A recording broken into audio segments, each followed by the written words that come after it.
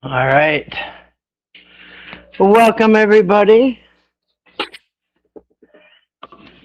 Good evening. Happy Saturday. Happy weekend.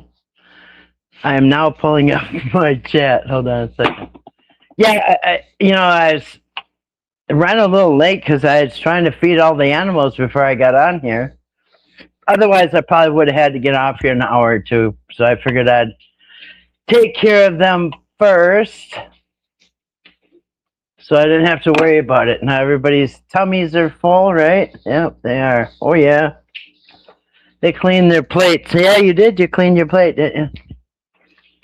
All right. So anyway, welcome, everybody.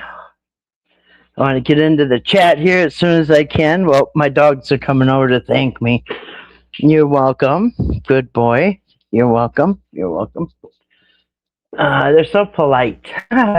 Dads want me to feel their tummy. Oh, yeah, nice tummy. Good job. All right, so yeah, we're going to try to get through part 2 of Eric's last live stream. No, I don't know when he's coming on again. He's got to figure out how he's going to, I don't know, whatever he's doing. So I'm going to go back up to the top and say hello to everybody. A second. All right, so welcome. I'm going to do the live chat instead of the all chat, huh? All right. So welcome, everybody. Let me try to get this taken care of here. All right, so yeah, we're going to say hi to good evening to Miss January. Good evening to, say it out loud, Daphne, Miss January, Susan says so much. Justin, good to see you. Justin, I hope your health is doing well, better, and I hope your family's doing well. I hope everybody on here, I hope you're all having a great weekend. Hope your life is going in an awesome way. Hope it's better than ever.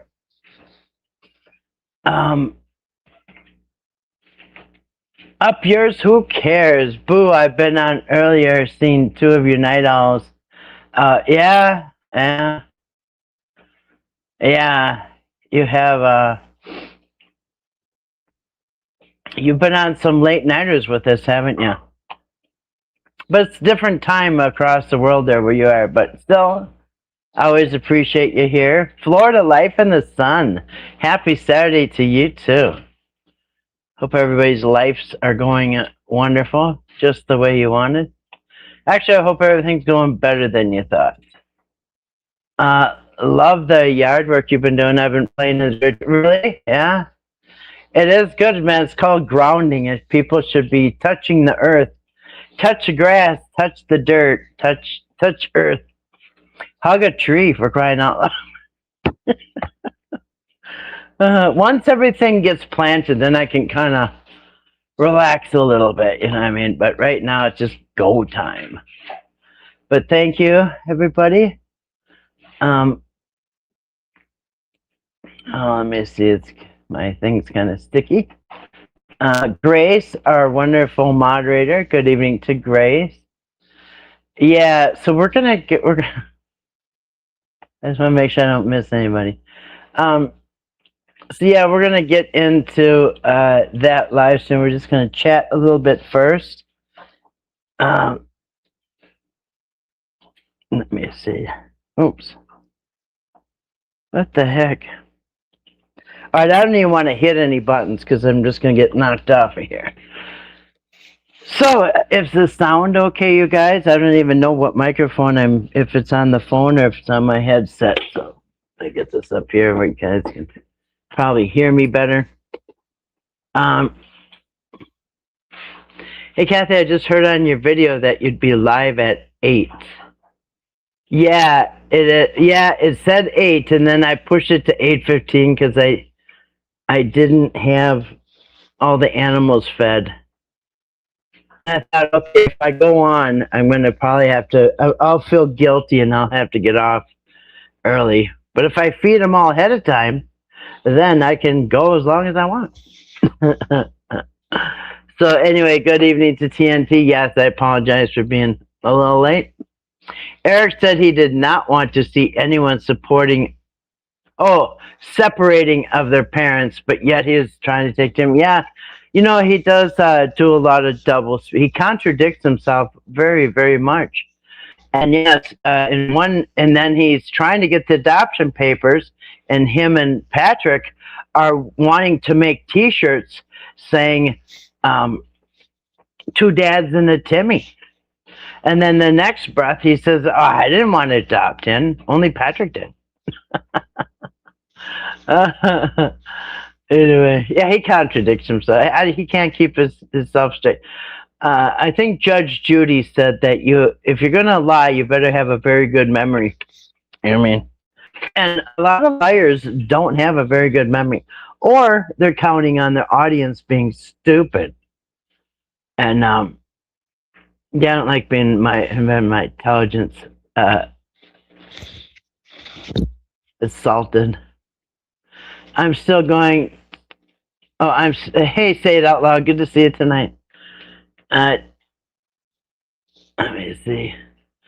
I'm still going to go to the information request, but I've not had the time the last couple of days. No problem. No problem. I'm patient. I have very, very large amount of patience. Well, hey, Joyce. Good to see you tonight. Welcome. Let's go. I'm off tomorrow. Where are we going? I'll warm up the car. Actually, me and my friend just went on a road trip. When was it? It was yesterday, but it feels like a couple days ago. I don't know why. It feels like a couple days ago. Was it yesterday? Yeah, we went out of town yesterday. I kind of screwed off yesterday, so now I gotta work double time here. Well, we had fun. We went on a road trip, and I had Wendy's for the first time in over 10 years, I think. Been a long time since I had Wendy's, and so we stopped and had Wendy's. And you guys, Wendy's is freaking good. When I used to work out in this one area, it was kind of isolated, but they had a Wendy's, and I used to leave work and go up to the Wendy's when I was doing like estate sales and stuff. And it was the closest thing, and I lived off of Wendy's for a long time. But I had not had Wendy's in probably 10 years, and we stopped there for lunch. That was good. French fries were freaking good. Everything was so fresh. 10 out of 10. Anyway, that was fun. So, what did I get? I got a Dave's, believe it or not, I got a Dave's double meal. And it was a lot of food. A lot. And it was messy, but it was good. Yeah, it was really good. I didn't think I would eat it all, but yeah, I didn't eat since the day before, and this was like so I'd gone almost 24 hours without eating, and I thought, man, I was really hungry, but it was kind of a lot of food. but it was really good. I almost got some chili, but my freezer is filled with my own homemade chili out of my garden, so I felt kind of wrong to buy chili. But I do like the chili. The meat is out of their hamburger patties. Sometimes you can still see the square corners in it. Snake oil salesman. Hey, Kathy, though there are those that the school system has failed with the No Child Left Behind. Yeah, yeah, not sure if that was so good. I think they wave everybody through now. Even if you can't even read or write, they just wave you through. I was supposed to go up to Georgia, but I lazied out. Yeah, I almost got lazy this morning. I thought I should do this stuff later. Nah, I thought, nope, get your butt out. Because it was hot. 80 degrees is hot for me. It feels like 100. It feels like I'm in an oven. When I got done unloading at the dump, my face looked like a tomato somebody drew eyes and a nose and a mouth on. I mean, my face was so red. Unbelievable. But glad I got it done now. I got the rest of the weekend. I can go haul loads of dirt back and forth with my trailer. But I almost this morning, I'm glad it didn't. Ready for a long live is what I meant. Oh, okay. You love Wendy's chili. Haven't had it in years. It's probably 10 years since I've had Wendy's. Like I said, I used to live off it when I worked out doing estate sales. Yeah. I love number 6. Wendy's with chili sauce for my fries. Yeah, so my friend got, she got this spicy chicken sandwich. And that's her very favorite. But she said my hamburger looked good. She might try it next time. So, but then I also had, at an earlier stop, I had gotten Leon Chin Chinese food to bring home. So I had the Leon Chin today, the Chinese food. The spicy chicken burger, yeah, that's what she had. She loves it. She said the reason she loves it is because the spiciness is built into the breading. Instead of just like putting sauce on it, she said that the breading has the spicy stuff in it. That's why she likes it. I had too much heat yesterday, and yeah, it was hot, wasn't it? Yeah.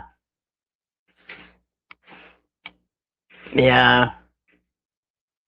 I'm sorry, you said chicken. Yeah. She had chicken, sandwich. Yeah, so anyway. Yeah, it was good. And they got good Frosties. They got good all that. Everything they have is good. But yeah, man.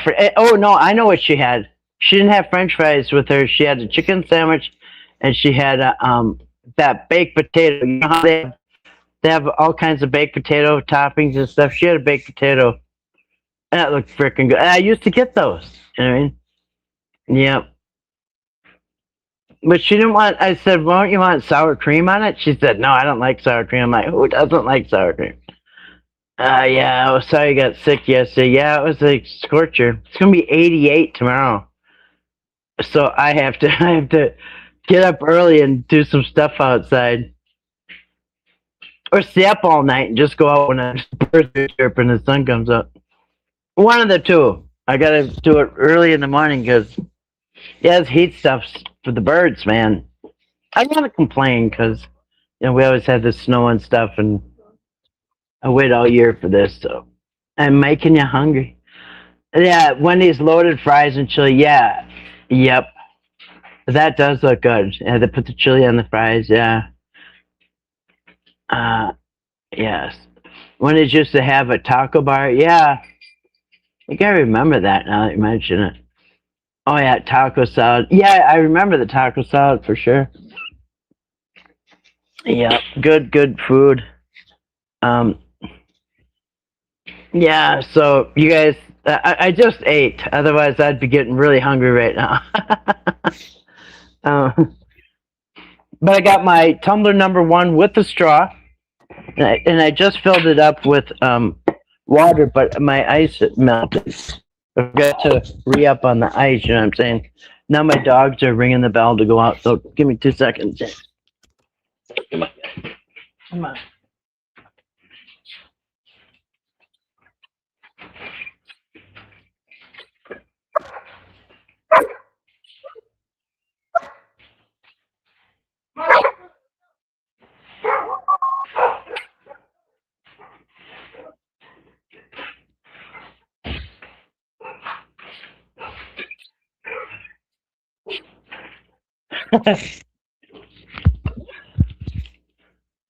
Somebody on ATV, they're going crazy yet.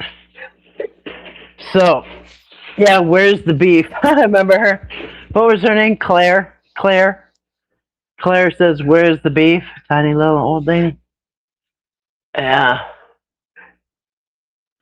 Yeah, the double was not like the picture. I'll say that, but it was so good. You know? Yeah. I had to put some ice in my water. Yes, my dog was ringing the bell to go out. I have a bell hanging on my door, sleigh bells. And when the dogs want to go out, they ring the bell. And somebody rang the bell. I didn't even know who it was, but yeah, they'll do it in the middle of the night, which is awesome. What in the heck are they doing? They're getting a little cray-cray out there. It's still light out here. Yeah, they ring the bell to go out. Yeah. Yeah. Yeah. All you have to do, if you want to train your dog, my dog actually trained me. My last dog I had. So about 15 years ago or something,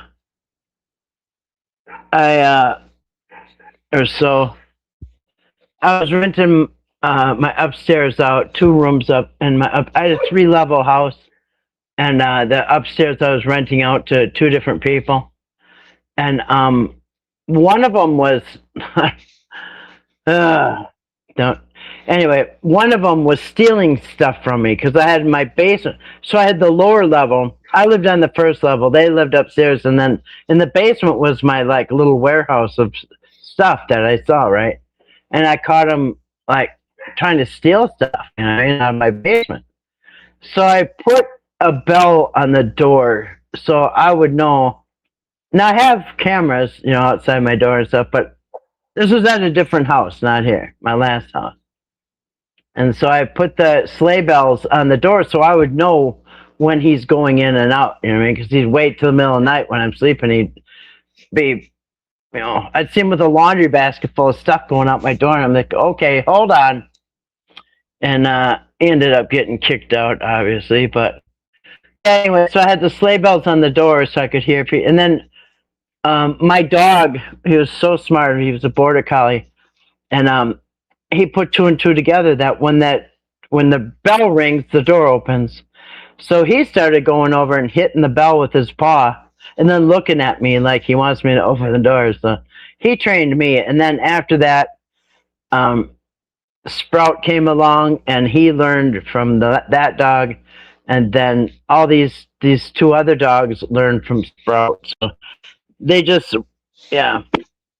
But yeah, just put some sleigh bells, you know what I mean, on your door, low enough to where they can hit it with their paw, and yeah, don't tell you when they need to go out. Yeah, your daughter lives in an apartment. An English bulldog will ring the bell. Yeah, yeah, yeah. That's funny. How's the spiders? Yeah, I saw the spider the other night, actually. I'm pretty sure it's him. Yes, the spider was on the camera. It looked like a freaking Japanese horror movie. And it's so weird because when the spider covers the cameras at night, you can see through them like an X-ray. You can see, sometimes, remember, you can see their heart beating, the spider's heart, and a little bit of a skeleton. But yeah, he's doing good. I think he's had a few thousand babies now. Our dogs are in sync, yeah. Maybe your dogs are hearing my bell, or your dog is hearing my bell. Good evening to Marshmallow. Good to see you this evening. Yeah, so we were having a good laugh. So me and a few people, me and a few of my friends, talk offline. Obviously, right? Everybody does that. So a few of my friends that watch the same channel as I do, we're having a good laugh recently because we're watching something that I have called. I called it, man. I called it.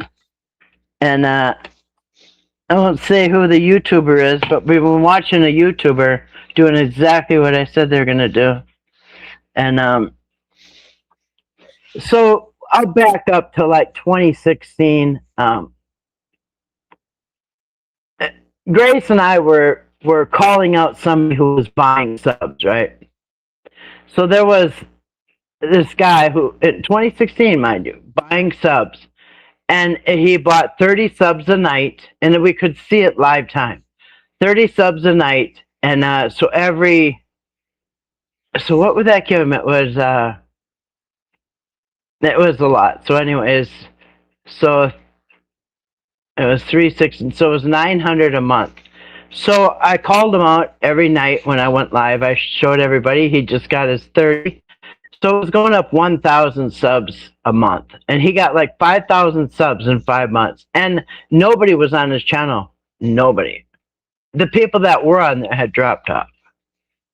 And we had even reported him to YouTube for doing this, for buying subs and shit. And YouTube doesn't care. They do not care. Listen, YouTube doesn't care if you buy subs. Unless you buy like 10,000, it's got to be egregious. You know what I mean? If it's like 10,000 at a time or something, or 50,000, okay? Otherwise, they really don't care. And they also have like YouTube does like this purge, this sweep, where they go through all the accounts and they will sweep out any bot accounts. So if you're buying subs, you have to keep buying them on a regular basis, and they're not much. We looked at it, what was the rates? It was like 20.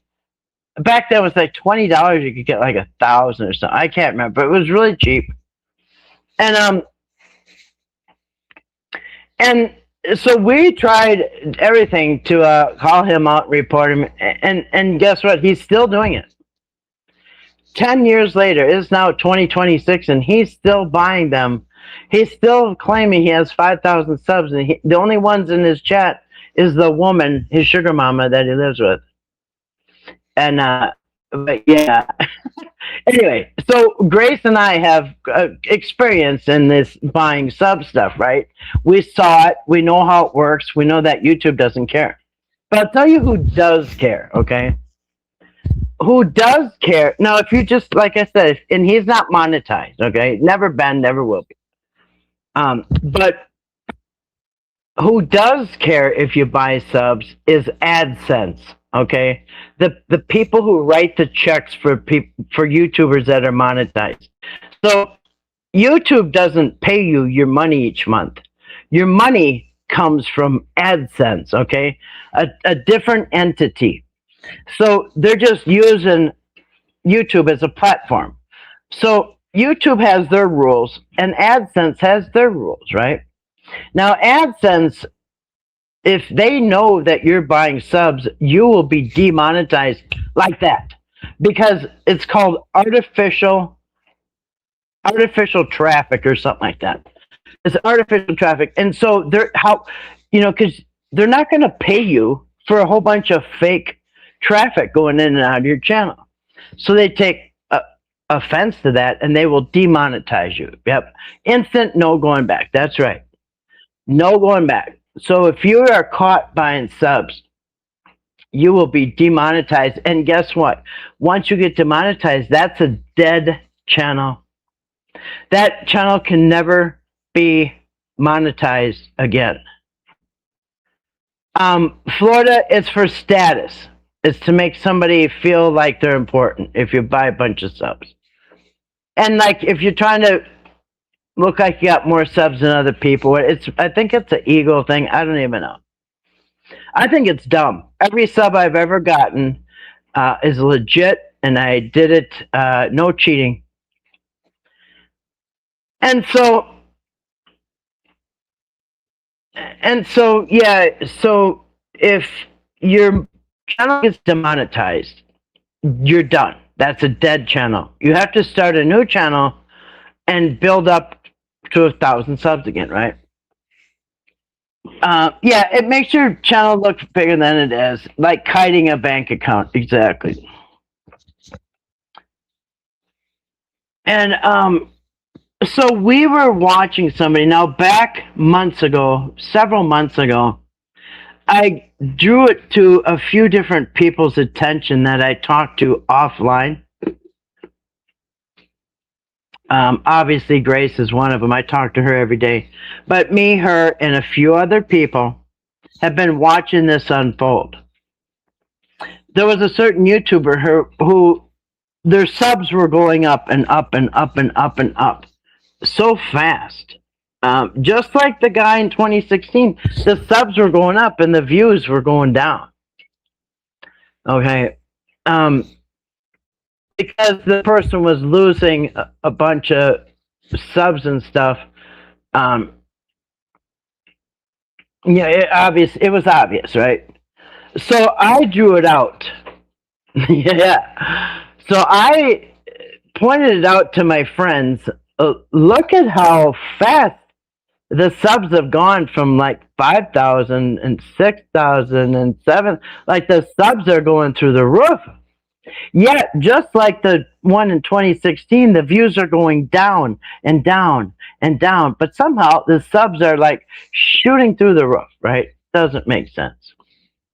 And I said, yeah, you did too. Okay, good. And so I noticed that somebody said that he has 5,000 subs, and he's got one person in the chat. Yeah, and it's his sugar mama, and she is the only one that's chatting in the chat too. Occasionally he'll have a visitor, but they're quickly repelled. So him and her are running this dumbass show that nobody's watching. Yeah, the sugar mama. And so, bananas of the riches.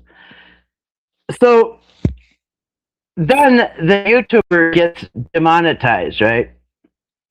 And I'm pretty sure it was for buying subs, because that will, YouTube, like I said, YouTube doesn't care, but AdSense will yank your paycheck. And so AdSense, if they find out you bought subs, they will demonetize you, and you'll never, that channel's dead now, okay?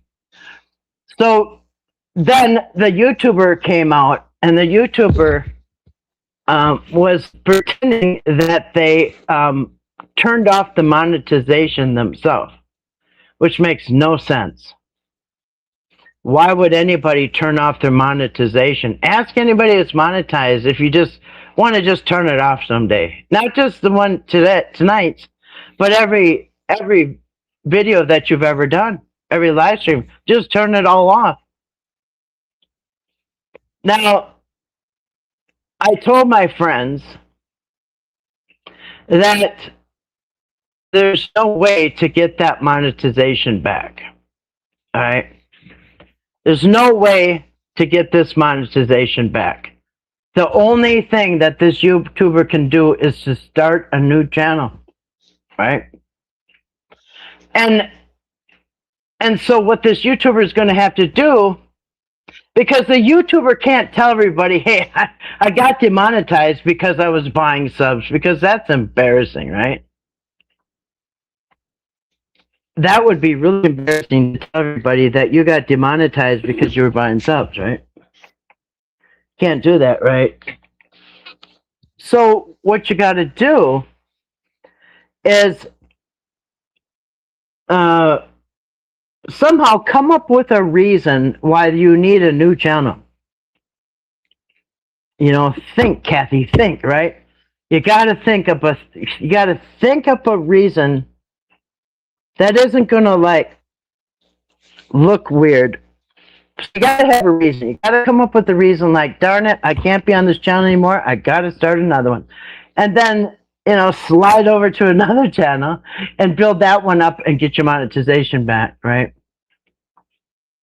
So anyway, we've been laughing because now the YouTuber is dropping little hints that they have to start up a new channel.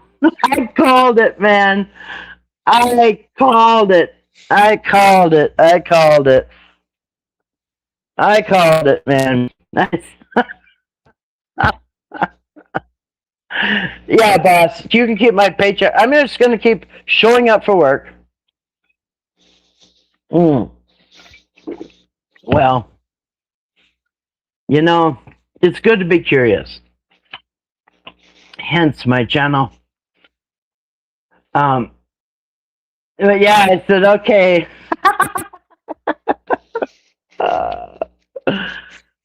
Which doesn't make any sense, all right? Because, you know, if you have a reason to, listen, if I said, you guys, I don't like this channel anymore, let's go to my other channel. I'm going to start a new one. Now I have backup channels. I probably have 8 channels right now. Most of them aren't, all of them I think aren't doing anything right now. They're just older channels. And some are newer. Yeah, fake, like on Seinfeld. And so, you know, I mean, sometimes it's just easier to be honest and just say, hey. But that's just me, okay? I find it a lot less stressful and time-consuming to just cop to the truth, you know what I mean? Yeah. So anyway, I gotta go back and look at your comments because I'm trying to do like 10 things at once here. So, all right, let's go back and check it. So anyway, I just thought that I'd share that funny story with you that me and my friends have been following. Hilarious. Yeah. Yeah. So what happens when they buy them? I know nothing about the bots. It just makes your channel look bigger, that's all.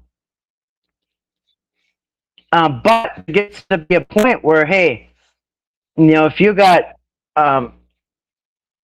like the one guy that I'm talking about, and we tried for, what, years, Grace, right? We reported him. YouTube doesn't care if you buy subs. It doesn't. Like I said, unless it's like egregious, where it's 10,000 every week or something. I mean, like building 100,000 like real quick.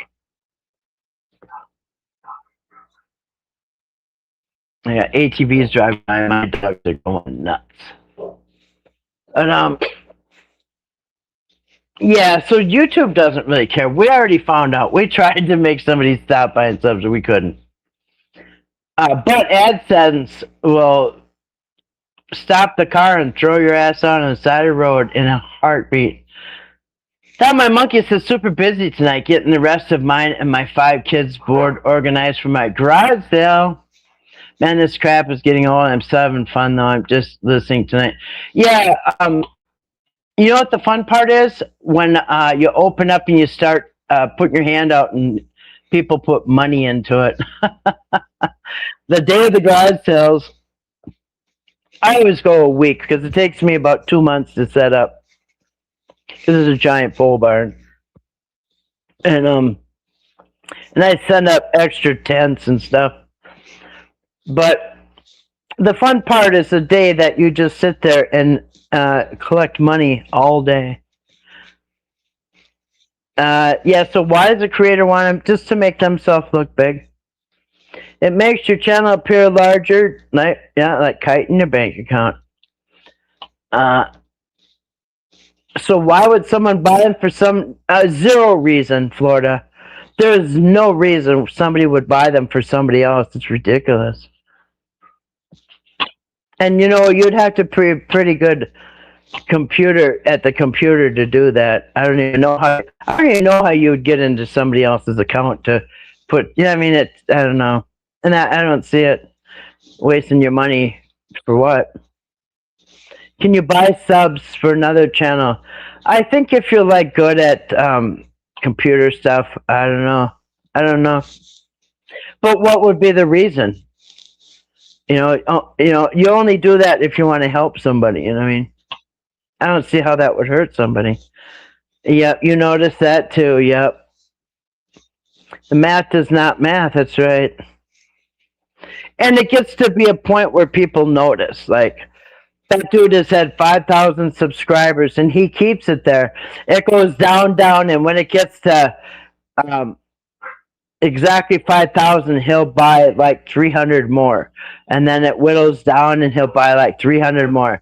5.3, wasn't it, Grace? He keeps at 5.4, 5.3. He's done it for 10 years, you guys. 10 years. And he might be putting bananas in his britches. I'm not sure what that means, but I can only imagine. You got more views in 2 hours. Yes. So I heard that you had a video up, but I haven't had a minute to go look at it. I did look at your post because it came up, and I like it. Thank you for bringing the truth to light. Because for some reason people don't like truth, you know what I'm saying? Some people love the lies and hate the truth. That's biblical, actually. That's straight out of the Bible. They said they love the lies and they hate the truth. Who is this? You want tickets? Yeah. Oh, and then, by the way, make somebody out to be the fall guy. That way you're a victim. You have to start a new channel because you're a victim. And listen, if somebody's going to harass this channel here, why would I go start another one? They're just going to go over there and ruin that one too.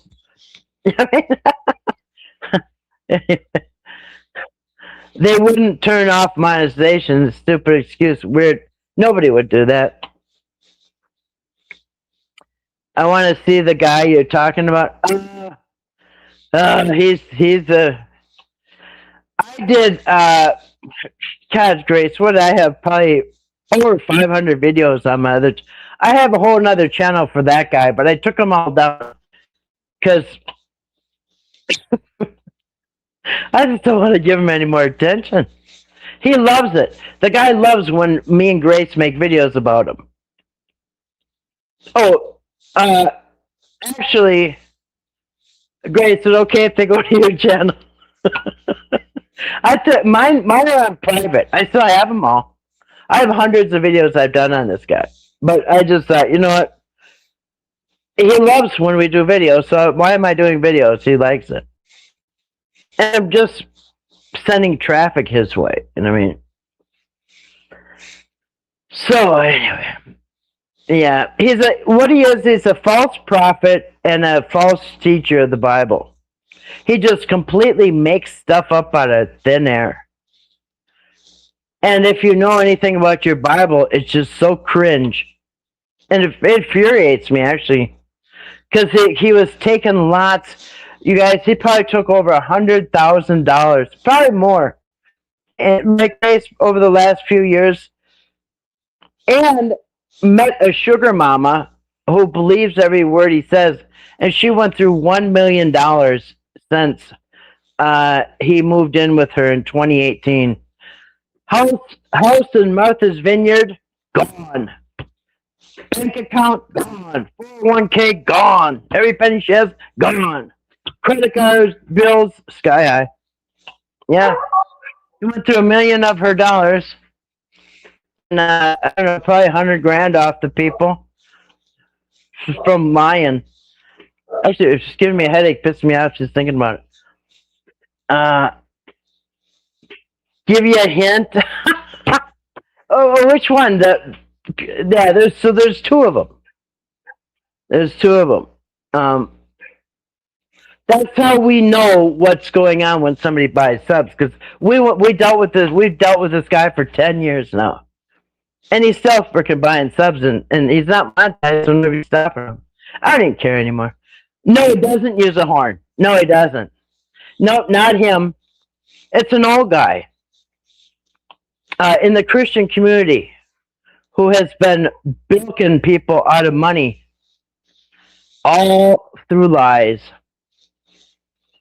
If Grace wants to tell you, she can, but yeah. I'm telling you, karma. I'm going to tell you, he's facing karma right now. The first guy that was buying subs, he's still buying subs. He's got his karma right now. It's caught up to him. We just had to be patient, huh, Grace? Sure sweetens the deal. Yeah, me too with the big garage and extras. Yeah, right. It's a lot of work, ain't it? Yeah. Only when you're monetized and buy subscribers is a surprise. Yep. Yep. Yep. I delete it because no, I'm not talking about you, Susan. I'm not discussing politics. Yeah, I've never in my life. I knew politics was a joke when I was a kid. I tried to vote for Ronald Reagan when I was 18 years old, and me and my husband waited in a line for like 2 hours at the elementary school. We got all the way up there and figured out you had to register first, and I thought, F that. And then I just saw how crooked the whole system was. So I tried to vote once, and after that, it kind of, I mean, it's, yeah. I don't do politics. Religion is also division. Politics is a division. It's just there to divide people. You know, right and left wing, and that's the same bird, you know, there to divide you. Yeah. The sub buyer, the recent one. Yeah, I'm discussing two different people. Grace and I have been following somebody, doing videos about him for about 10 years. Both of us have. Trying to warn people about this guy, and he's pretty much, I stopped it a while ago because everybody has figured it out that he's a fake. And so to me, it's not even worth, you know, my time. But now there's somebody else. So my point about the first guy is that we know what we're looking at when somebody buys subs. You know what I'm saying? Not surprised. Hi, girl. Yep. Yeah, I don't know. I'm doing it for a month now. Almost ready. Yeah. Yeah. And once you post that ad, there's no turning back. Once you pop that ad in the wherever you make sure that you advertise, I'm sure you know that. But yeah, once you put the date out there, it's a done deal. If you say it starts at 9, they'll be out there at 6:30, 6:45. I've been doing it for a month now. Yeah, take my advice. Never discuss. Yeah, I wouldn't touch that for nothing. You know what it even says on the live streaming thing? It says right up at the top, don't discuss. I think it's Afghanistan or some war. I can't remember. Ukraine, I don't even know. But it says right on the top, don't discuss this. Or something like that. It's a warning. So yeah, I wouldn't touch politics anyway. It's just nothing but a distraction. I mean, and a division. Yeah. Because I'm going to tell you, the only ones that are allowed to speak about those things are controlled by the higher ups. You know what I mean? Yeah, it's only the ones that are controlled can talk about that because there's a certain narrative that needs to go out. according to them. My sister's 70 years old in August, has never voted in life. Yeah, I never did either. She must realize that I have a toilet in my barn, so no pooping around back. Oh, okay. Good for you. Now you want to use your house? Yeah. Yeah, the last person I put my foot down. Plus, I almost ran over cats coming in my driveway, so it wasn't that hard. I was already mad, but yeah, no more. No more coming in my house. Yes, they'll be knocking at your door. You waking you up, yeah. Yeah. That's good. Would you, yeah, a little porta potty? Even talking about, yeah, it's probably, yeah, that's probably not a good idea. There's a lot of hot button topics that just aren't even worth getting into, and some of it I believe could be some of it I could probably could be a distraction, but it's definitely controlled. I think they put out what they want us to talk about. My niece just did yard sale and had problems with people stealing. Yeah, oh yeah, oh yeah, oh yeah. Yep, I've had a few things stolen. One thing, yeah, the one I bum out the most was a transmission. It was a big cart, you know what I mean? It was so heavy duty, you could put an engine on it and roll it around easy, and it was really expensive. And somebody threw it in the back of their truck. Didn't even see it.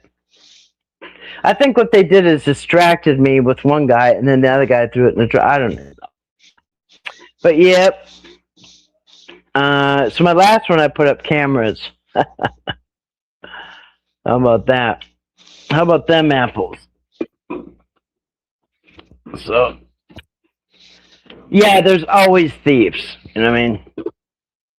I was doing a state sale for a cop one time, and we had somebody steal his GI Joes that he grew up with, and I just like, I see they'll even steal from a cop's house at a garage sale. You know what I mean?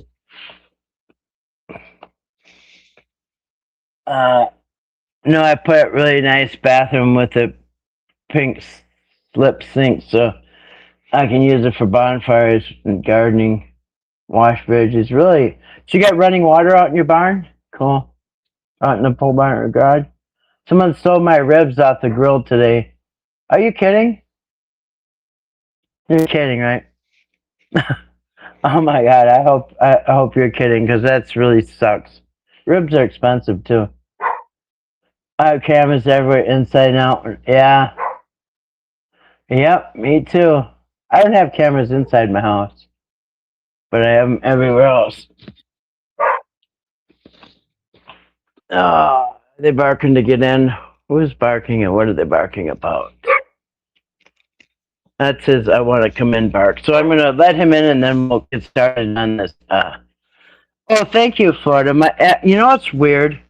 That cat is really old, and she had gotten attacked by that orange cat that comes around once in a while. And I think she was in shock or something. Anyway, she got to where she wasn't eating and she wasn't drinking, and that's usually about when they die, you know what I mean?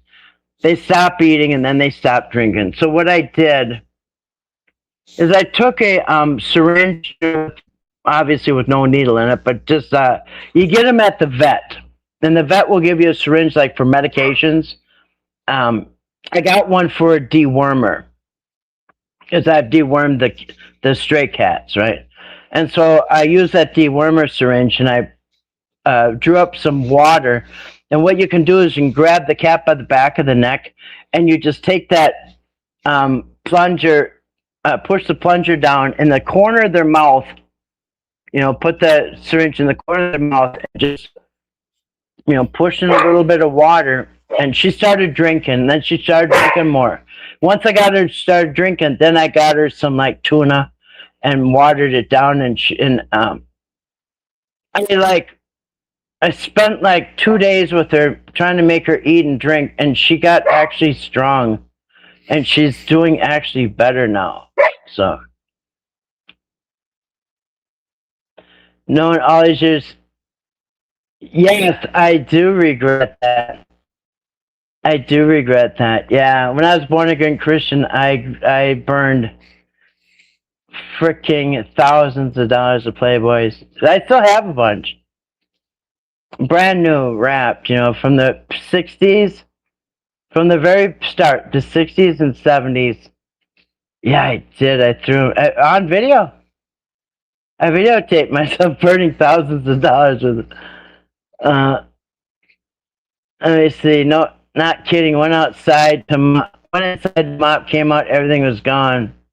You gotta be shitting me. That's really jacked up, man. Sorry to hear that. Hold on a second.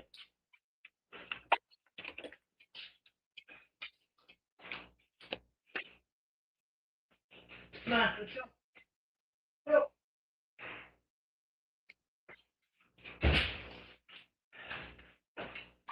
Did you have a fun time? Alright. Yeah, that's jacked up, man. Somebody smelt him and couldn't resist. That's really jacked up. Alright. Oh crap, hold on a second. There's a mosquito in here now.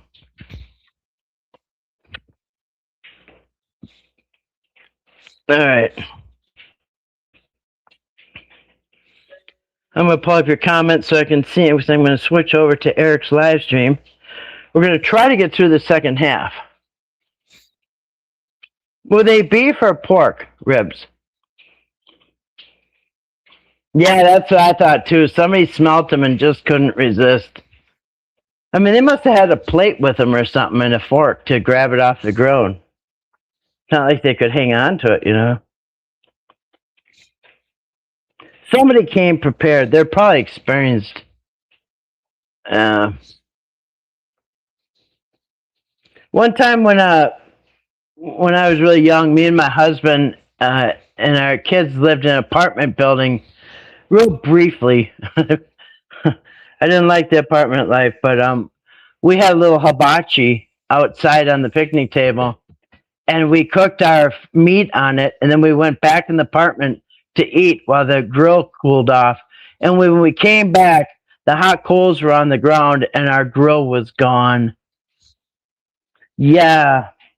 So, yeah, that was an apartment building. I couldn't believe somebody dumped the coals on the ground and took the hibachi. Like, you gotta be kidding me. I mean, it had to be hot, too, you know what I mean? All right. All right.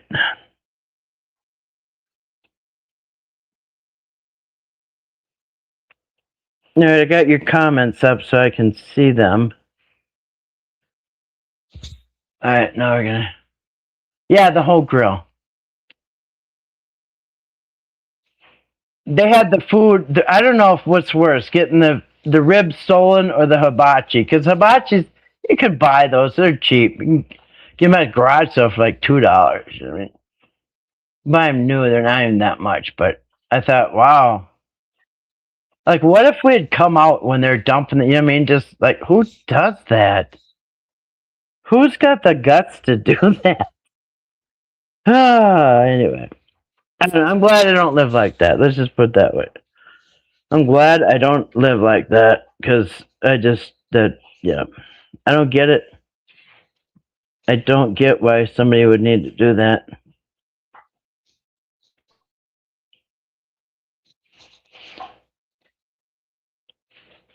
All right, I got live chat up. Yeah, new spin on DoorDash. Yeah, people do steal. Some people just steal because I knew somebody that was a kleptomaniac that wanted to steal no matter where they went. And they almost felt robbed when they didn't get to steal something. Like ripped off. I'm like, man, this person is sick in the freaking head. Like, it was a dude that we knew back in like the 80s or something. But every store he wanted to steal something, and if he didn't steal anything, he felt like cheated. Like, oh my god!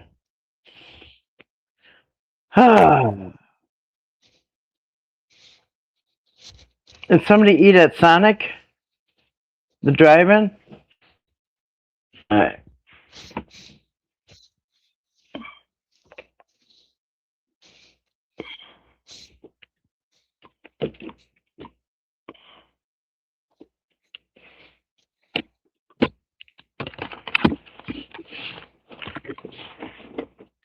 Try to get this out. All right. I don't know if you guys can see that. You probably don't even want to look at him anyway. Some people get mad when they look at Eric.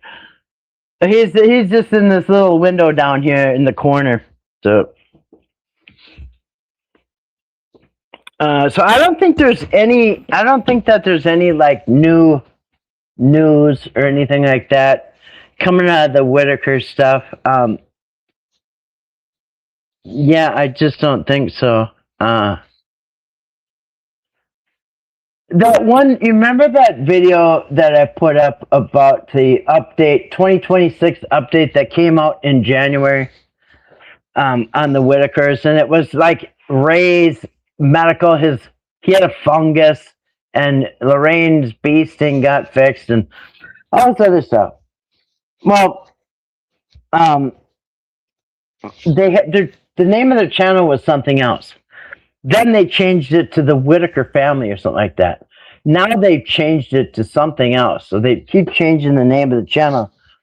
But man, some of them that channel, I swear we should go over it sometime, because I swear that it's, I don't know if it's Eric doing it, but it's like somebody who agrees with everything Eric said is making this channel.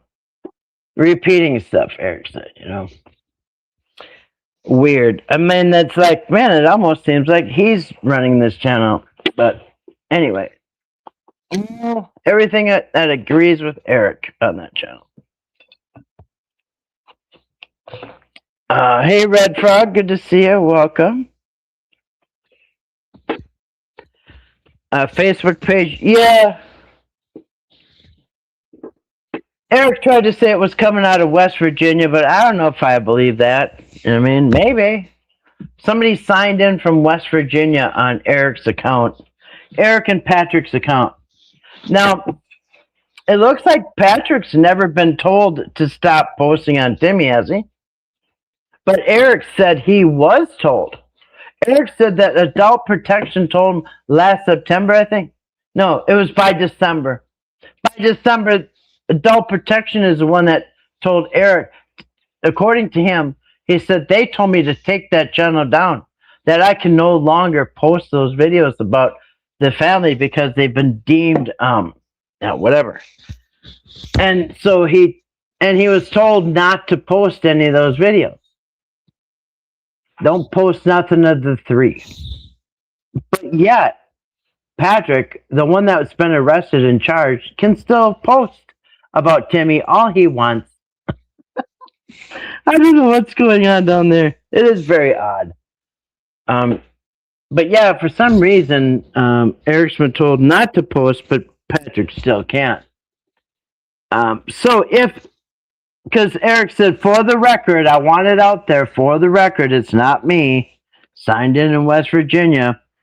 Well, for the record, I don't think Patrick's been told he can't. So, because he posts Timmy stuff all the time, so anyway, you have to try harder than that. Wait a second. I'm gonna mute my live stream so I don't.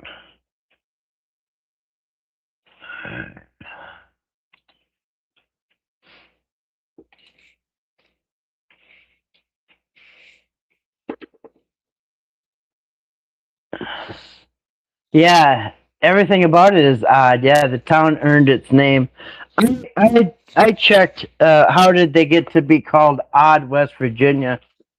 One story said, well, it was the only name left, or something. And then the other story said the townspeople named it Odd themselves. They named it. They named themselves Odd. I don't know. I don't know. But here we are at Eric's, and look over in the chat. We have in Eric's chat. We have Miss January.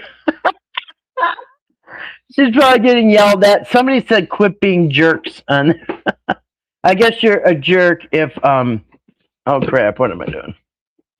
I guess you're a jerk if you're trying to ask simple questions. Yeah.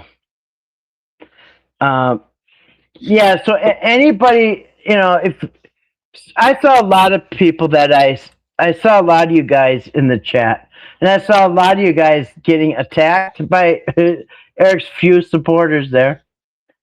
And yeah, so anyway, I commend you for going into that war zone. But yeah, this looks all really weird. No, that's doing that.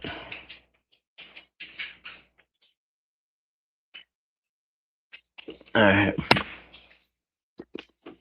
So we'll pick it up. We'll see how the sound is on here.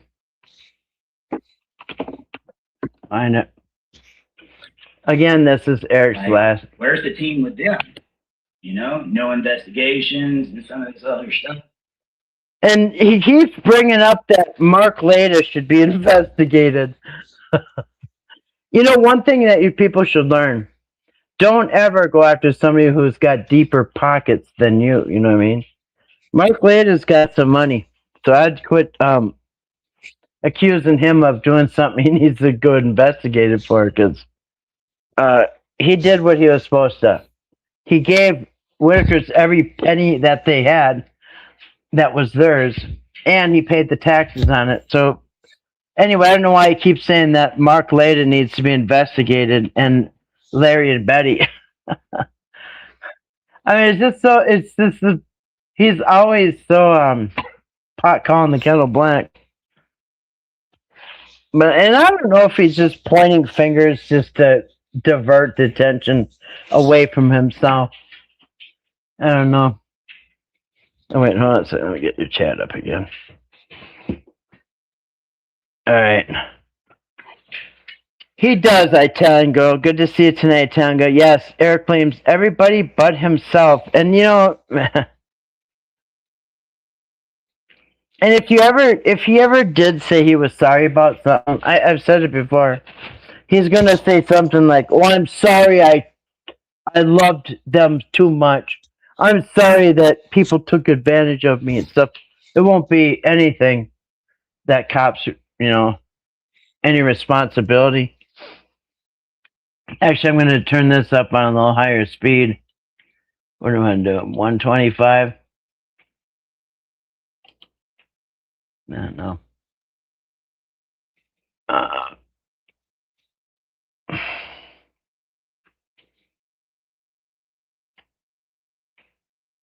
Let's see. Okay, so I'm gonna try to glance back into the chat, but right now I can't really see too much. So. Yep.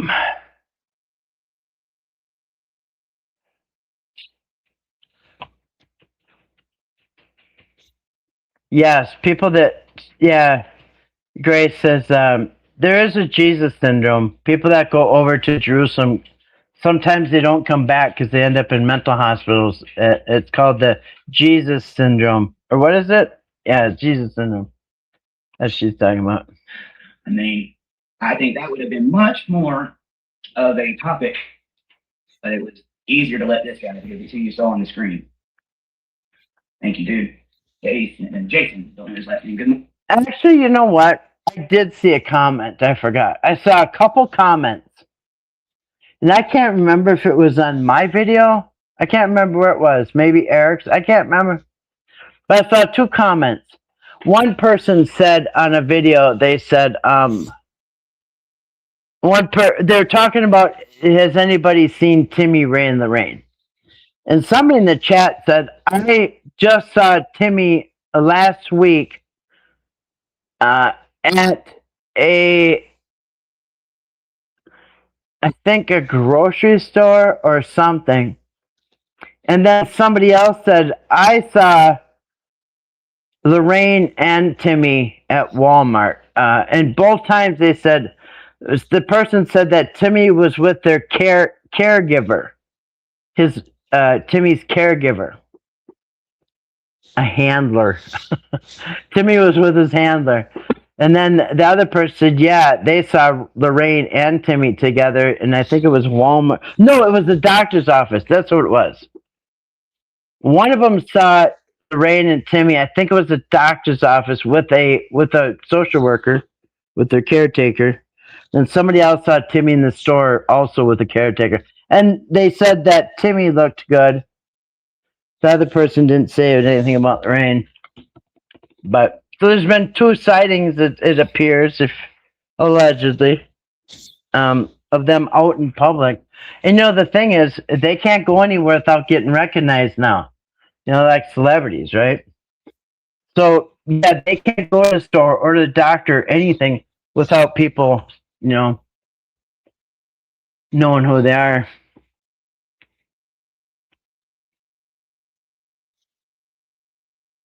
A second. My comments keep getting covered up. All right, let's see what he's got to say here.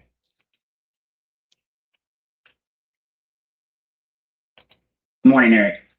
I don't have as much of a question as I have a couple of comments. Let me know if the sound is okay, if it's not. You and your crew have been through all of this. It is not always easy having a servant's heart, and so often devious individuals try to take advantage of that. I have a similar personality and a heart for those who can't speak for themselves. You have been an encouragement to me through all of this. I understand how the negative comments can fester and discourage you. Just know that you have a base of honest individuals who see that you have done right by the Whittakers. Your sacrifices of your time and your family are very apparent, and you are appreciated.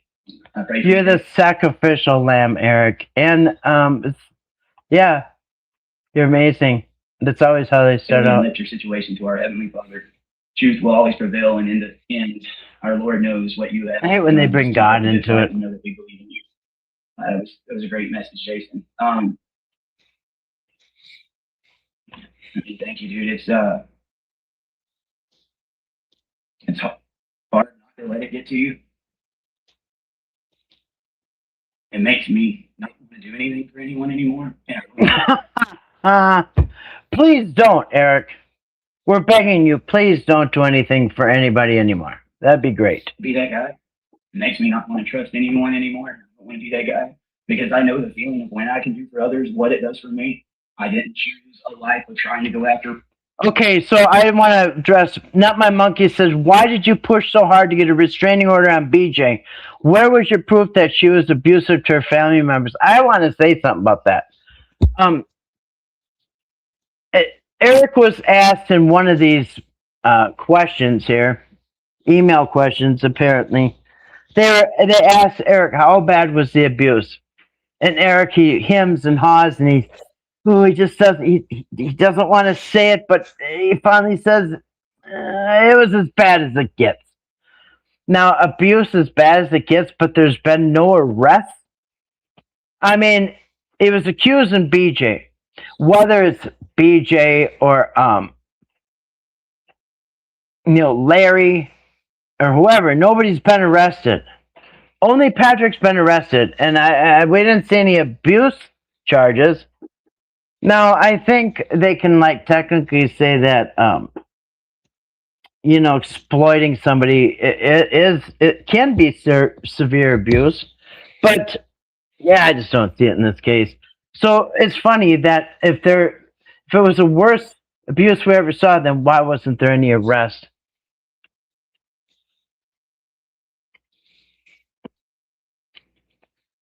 Has anyone figured out why? Yeah, because he knows now. Well, I don't know. But he recently found out, maybe a month or two ago, that or maybe a few months ago, that he's not taking Timmy right now. and he feels, I think he's basically telling us he feels ripped off. He feels used. He feels like a patsy, like they just used him, and they promised him he could take Timmy home, and he didn't get his way. And so I think now he made it sound like he was going to spill some real damaging, damning information on APS. We haven't heard it.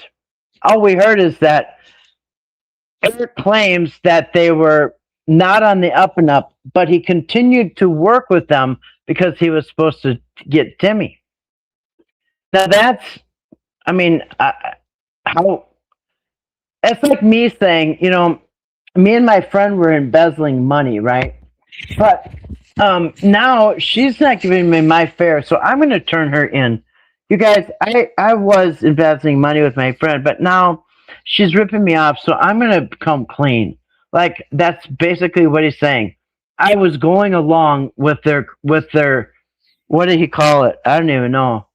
Criminal, whatever he said. They're bad practices. He was going along with them because he was supposed to get Timmy. But now that he's not getting Timmy, he's going to tell on him.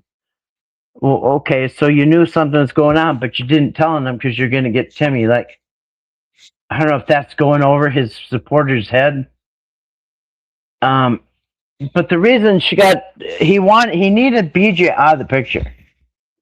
BJ had to be out of the picture because, they can, and if you only want Timmy, because I believe that was the goal. Nobody was talking about making T-shirts, 2 dads and a Lorraine, or 2 dads and a Ray. No, they wanted Timmy. They wanted 2 dads and a Timmy, not Ray and Lorraine. So the goal was to get Timmy, and in order to get Timmy, you got to get past BJ. It's easy to get past Larry. It's easy to get past Betty. Piece of cake, and they knew it. All they had to do was deal with them one time, and you can leave the Whittakers saying, oh yeah, this is going to be easy. I'll just, raise my voice, and like we've seen him do. He intimidated the hell out of the Whittakers. Eric did, you know what I mean? When he was on the porch there, I mean, imagine, Larry sat there, like, if somebody came on my porch when I was a kid and screamed at my dad would have stood up and just pounded that person into the ground like a nail. My dad would have never let somebody come up on our porch and start ripping on the whole family, including him. Hell no. But my dad was not a vulnerable adult, you know what I mean? Most of your dads or your moms wouldn't take this shit either.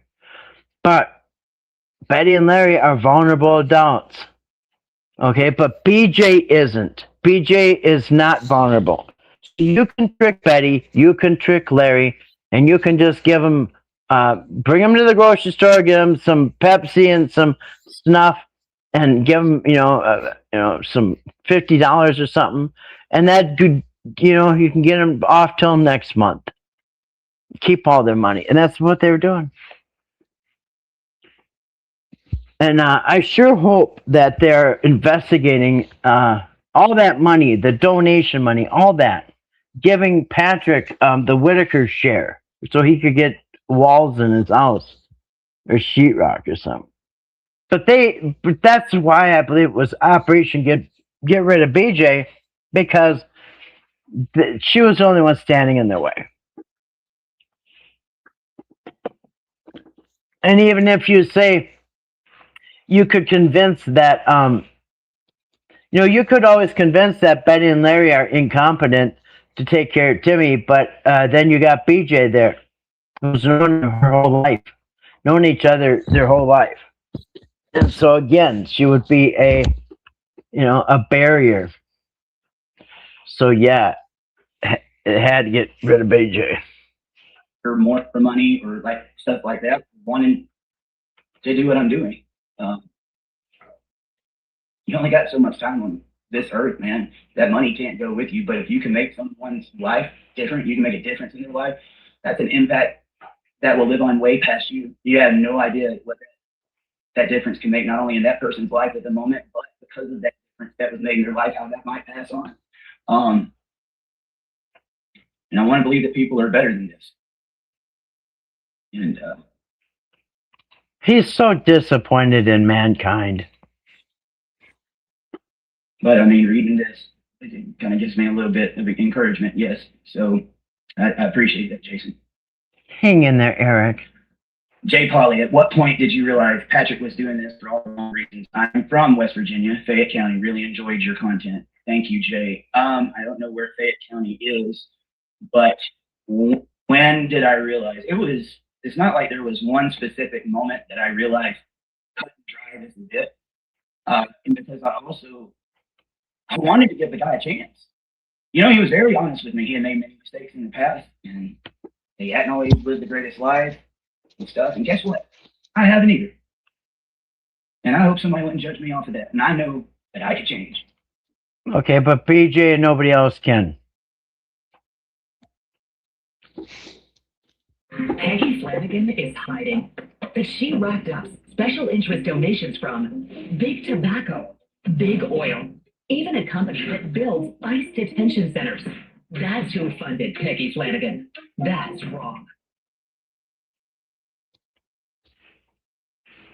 Oh my goodness, The Eric. Mediterranean diet is the world's healthiest diet, and Factor makes it easy to eat that way every day. A true Mediterranean meal should. I think the problem that we saw here is there was someone that desperately needed to change their life. They needed to go and earn and build their own home before saying they was going to build someone else's home or to be that in their life. And I mean, I don't want to, I don't want to say that the wrong way. I mean, everybody can do good for someone else, no matter what their situation is. But there was a lot of work that he needed to do on him. Yeah, it's hard to listen to a voice in that time. The air conditioner pissed me off. He put that off on me. Got me to buy this air conditioner after I just watched you spend $500 on 2 outfits. 2 outfits. You cannot make me look. Listen. And Eric, you spent $500 on a couple days at Airbnb, every few days at Airbnb. I mean, look at that. And this was interesting because he's complaining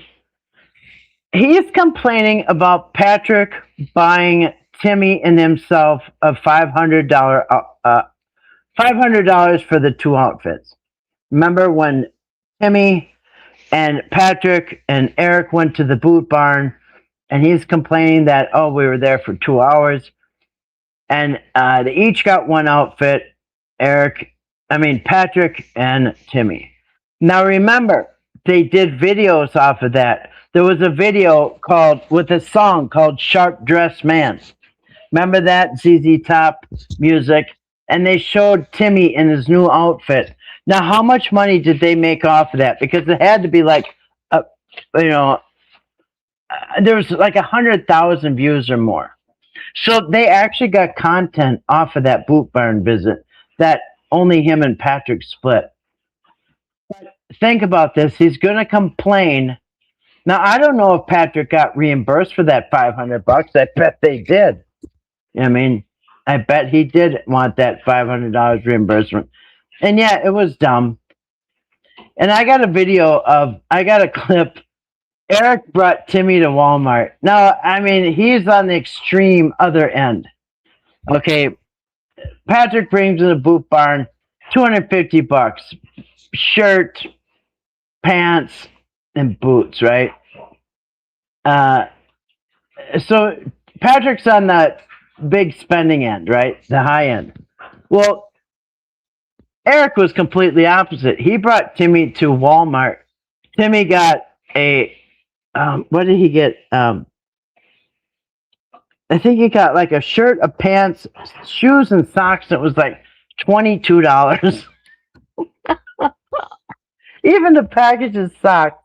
So yeah, they're on the extremes about spending money, but I don't know. Did Eric, did he reimburse Patrick for that $500? Probably out of the Whittaker's own money. Anyway, so he's pot calling the kettle black again. Here's the guy who spent all this money on Airbnbs for his buddies who had nothing to do with the Whittakers. He spent all that money on trips to Virginia to meet the Amish. That was totally unnecessary. So he's spending thousands and thousands of dollars on him and his friends while insulting Patrick for buying Timmy an outfit in himself. So anyway, but yeah, I bet they probably all got reimbursed. But anyway, again, very hypocritical talking about money. Talk about wasting money. One of the Whittakers would have ever wanted to pick out that type of clothes. Anytime that I went and got clothes for them, we went to Walmart. Yeah, I saw it. I'm going to tell you, I saw some photos the other day. And even with Walmart clothes, I feel very happy about it because some people I thought looked the best I'd ever seen them in Walmart clothes. It doesn't take a lot of money. Like, how many other outfits and things could you have done? But, you know, after And again, coming from the guy who pissed all that money away. About $500 on the 2 outfits, and I say something like, that's from selling my boat. And I later talk to friends and family. They're like, what boat? He didn't have a boat. Okay. That was their word. Man, I wish we could talk to Patrick about this. Patrick, did you tell him it was from... I mean, first of all, it's none of Eric's business where Patrick got the money. He wants to spend it on that and a bunch of cheeseburgers and not an air conditioner, whatever. But yeah, this is just... It's a pot calling the kettle black, but yeah.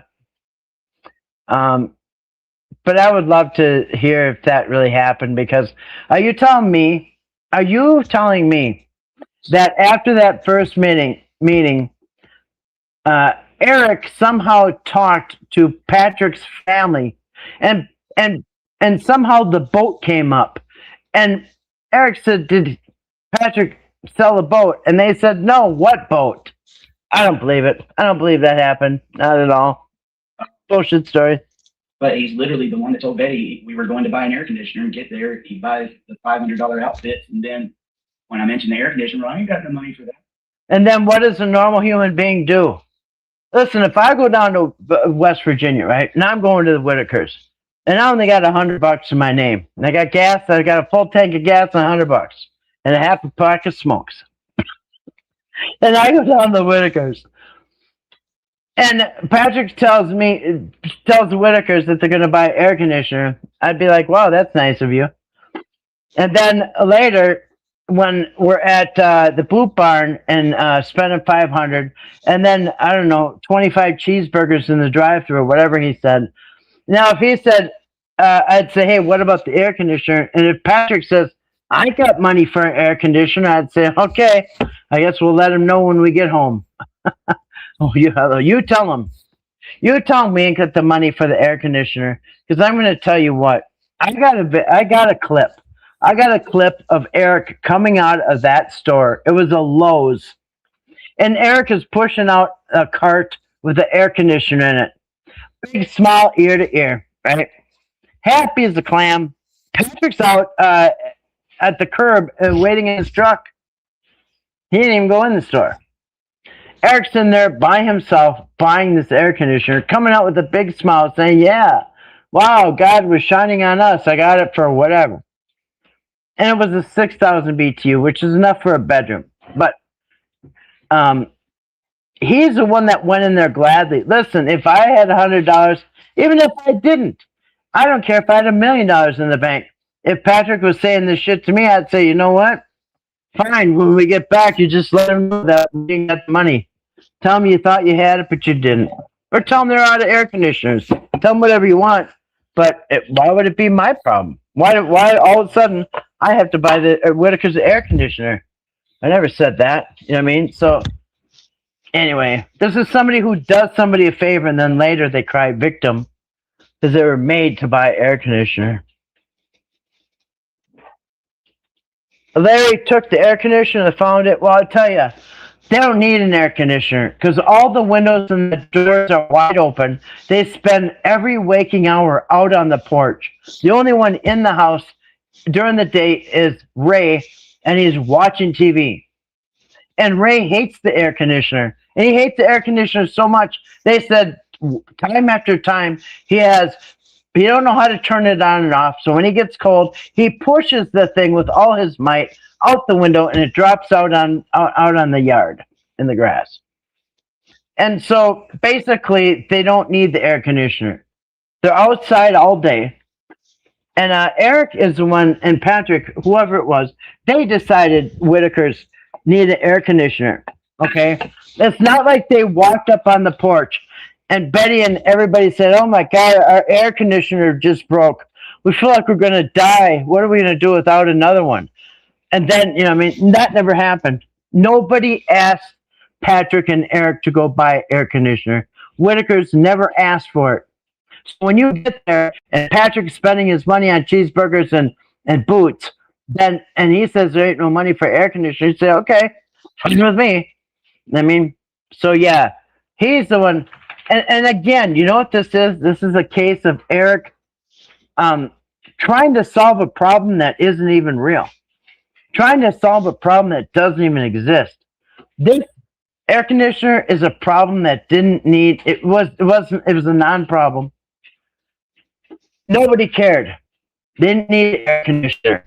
And then Tony showed on the Google Street image on July 27th, which was just 4 weeks later. There's a beat up air conditioner in the window that's not even sealed up. There's 6 inches on each side, and the doors are wide open. The windows are wide open. So they're the ones who decided Whittaker's needed an air conditioner. So yeah, that would have been easy to back out of. You know what I mean? It was a non-issue. It was, again, Eric solving problems that aren't even there. The platform lets your team book work travel in one place. Like every problem Eric solved was a problem that didn't even exist. It's not my first time meeting people like that. I was there for the Whittakers go. And I feel good about getting that air conditioner. It sucked at the time because none of that trip was prepared. It was all last minute. And by the time I get up there and I'm finding out red flags, I'm like, you're knee deep in this thing, man. I want to say this too. I don't think it was always that way, Jay. I don't want to give too much credit, but I'm not just going to crap on the guy because of everything he's done. I believe in the very beginning. He already did that the whole time. Yes, it was like he saw opportunity. I do believe for a very small portion in time, some of the fishing and some of the things might have been working on the heart and telling someone that had made mistakes and that just seemed to keep making those same mistakes and patterns. Like, people see me doing something good. This feels good. I've never had this. I want to do the right thing. I saw that, the last night, that first trip when he just throws a phone at me and I hear him, fussing about the fight with a guy on the phone. I wish I knew who that was. He's had to see this. And he informs me it's. Okay, so the very first time Eric meets Patrick, now, and I caught him. I caught him in a lie because this story has changed, and it's changed for a reason. He said that they were doing this live stream, and as soon as they got off the live stream, this was the first story he told. First, he said, so they did the live stream. When they got off that live stream, Eric sees Patrick on the phone right away. He's leaning over some balcony at the hotel or something. And he's fighting with the guy on the phone. All right. And then the guy says, "I just saw you on that live stream and he's a fake and a phony and blah, blah, blah." The problem with that story is it wasn't a live stream. It was pre-recorded. It was a premiere. It had been recorded earlier. So there's no way that guy would have been there right after that. Now, the guy might have been there after the recorded version went up, but that's not what he said. And then he changed the story later because I don't know if he forgot that it was not live, but later he said, he corrected it. But okay, so the first time you're up there, you're finding out that Patrick is very hated in town and all this stuff. Listen, you could have turned around and went back home. And I think in this video, he tells you why. It just makes you want to puke. Go ahead. stole the $1,200 worth of tools from his grandma. This guy was saying he was going to put out ads and let everybody know. He was like, "You're one of the biggest frauds I've ever met. You're on Facebook trying to make it look like you're this godsend to the Whittaker family." And then after I got on the phone and heard this from this guy who sounded much younger than Patrick, but when I asked Patrick about it, "Did you steal that from your grandmother?" He shook his head yes. He didn't lie to me. That was the moment I also wanted to run, but it was also, he said it was a long time ago. He didn't lie to me. He's told me he's had stuff in his past. Like, we had a really, really good talk. And I was like, look. Okay, then this is the point where you should have done the background check, if not earlier. Why didn't you do a background check? He's telling you these people are coming out of woodwork saying he's a thief and all this other stuff. It makes no sense. Yeah, if you tell the truth, you don't have to worry. You don't have to have a good memory. But man, I don't know what else went on. I was like, I'll be there for you, but you got to do the right thing. And he promised me he was wanting to change. This was all behind him. And you know what? I wonder if Patrick ever paid that guy with the tools. You know what I mean? This is such a big deal. And Eric said, yeah, we're going to make it right and blah, blah. Did that guy ever get paid for his tools? I believe in the beginning, there was a short time that he actually cared about someone. I'm not going to say Timmy. I don't think there was never wanted to be with the others. I think and why can't he mention their names? The relationship with Betty was just to make sure he had access. And that's why that was worked on so much. The rest never truly wanted anything with them, but that one, I believe there was a little sincerity, and then, I mean, it was already gone by the time I got up there. You know, using them to get pictures with girls and to get conversations with girls and to get people to send stuff. Eric's jealous.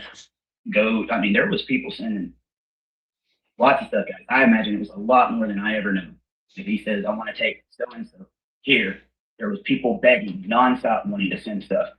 And I don't know. I really don't know the extent of it. I think it was, there. But I suspected it. That made no sense.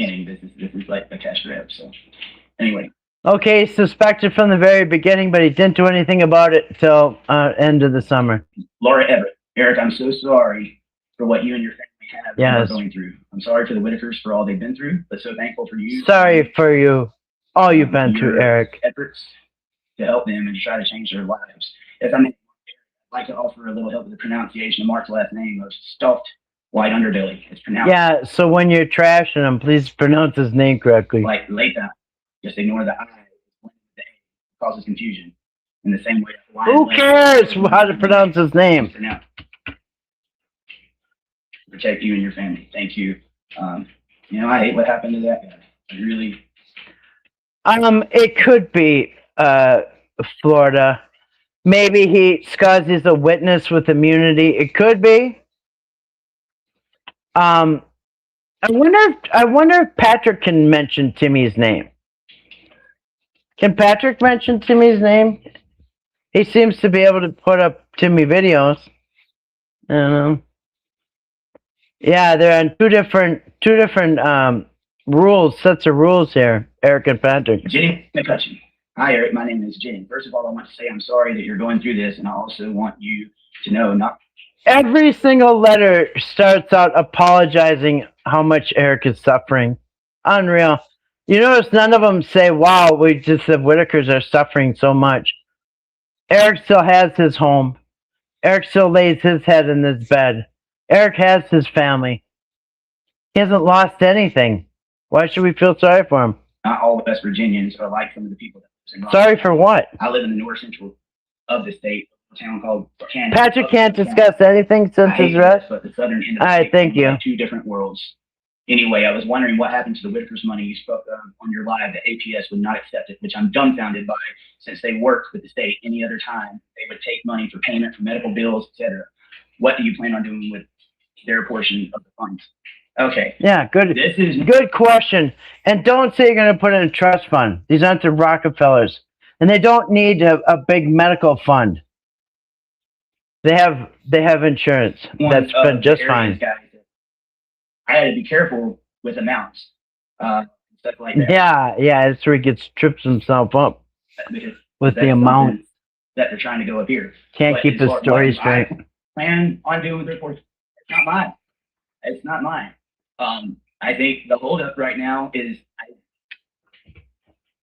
them finding out.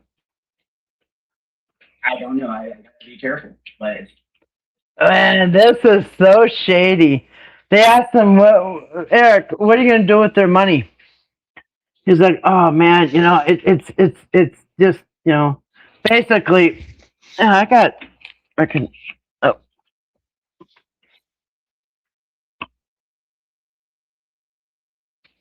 I think to have windows cracked open or something. There's mosquitoes coming in from outside. Yeah, so he said, look at there's mosquitoes coming in. Hold on a second.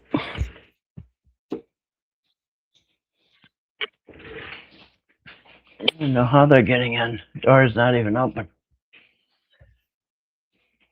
Okay,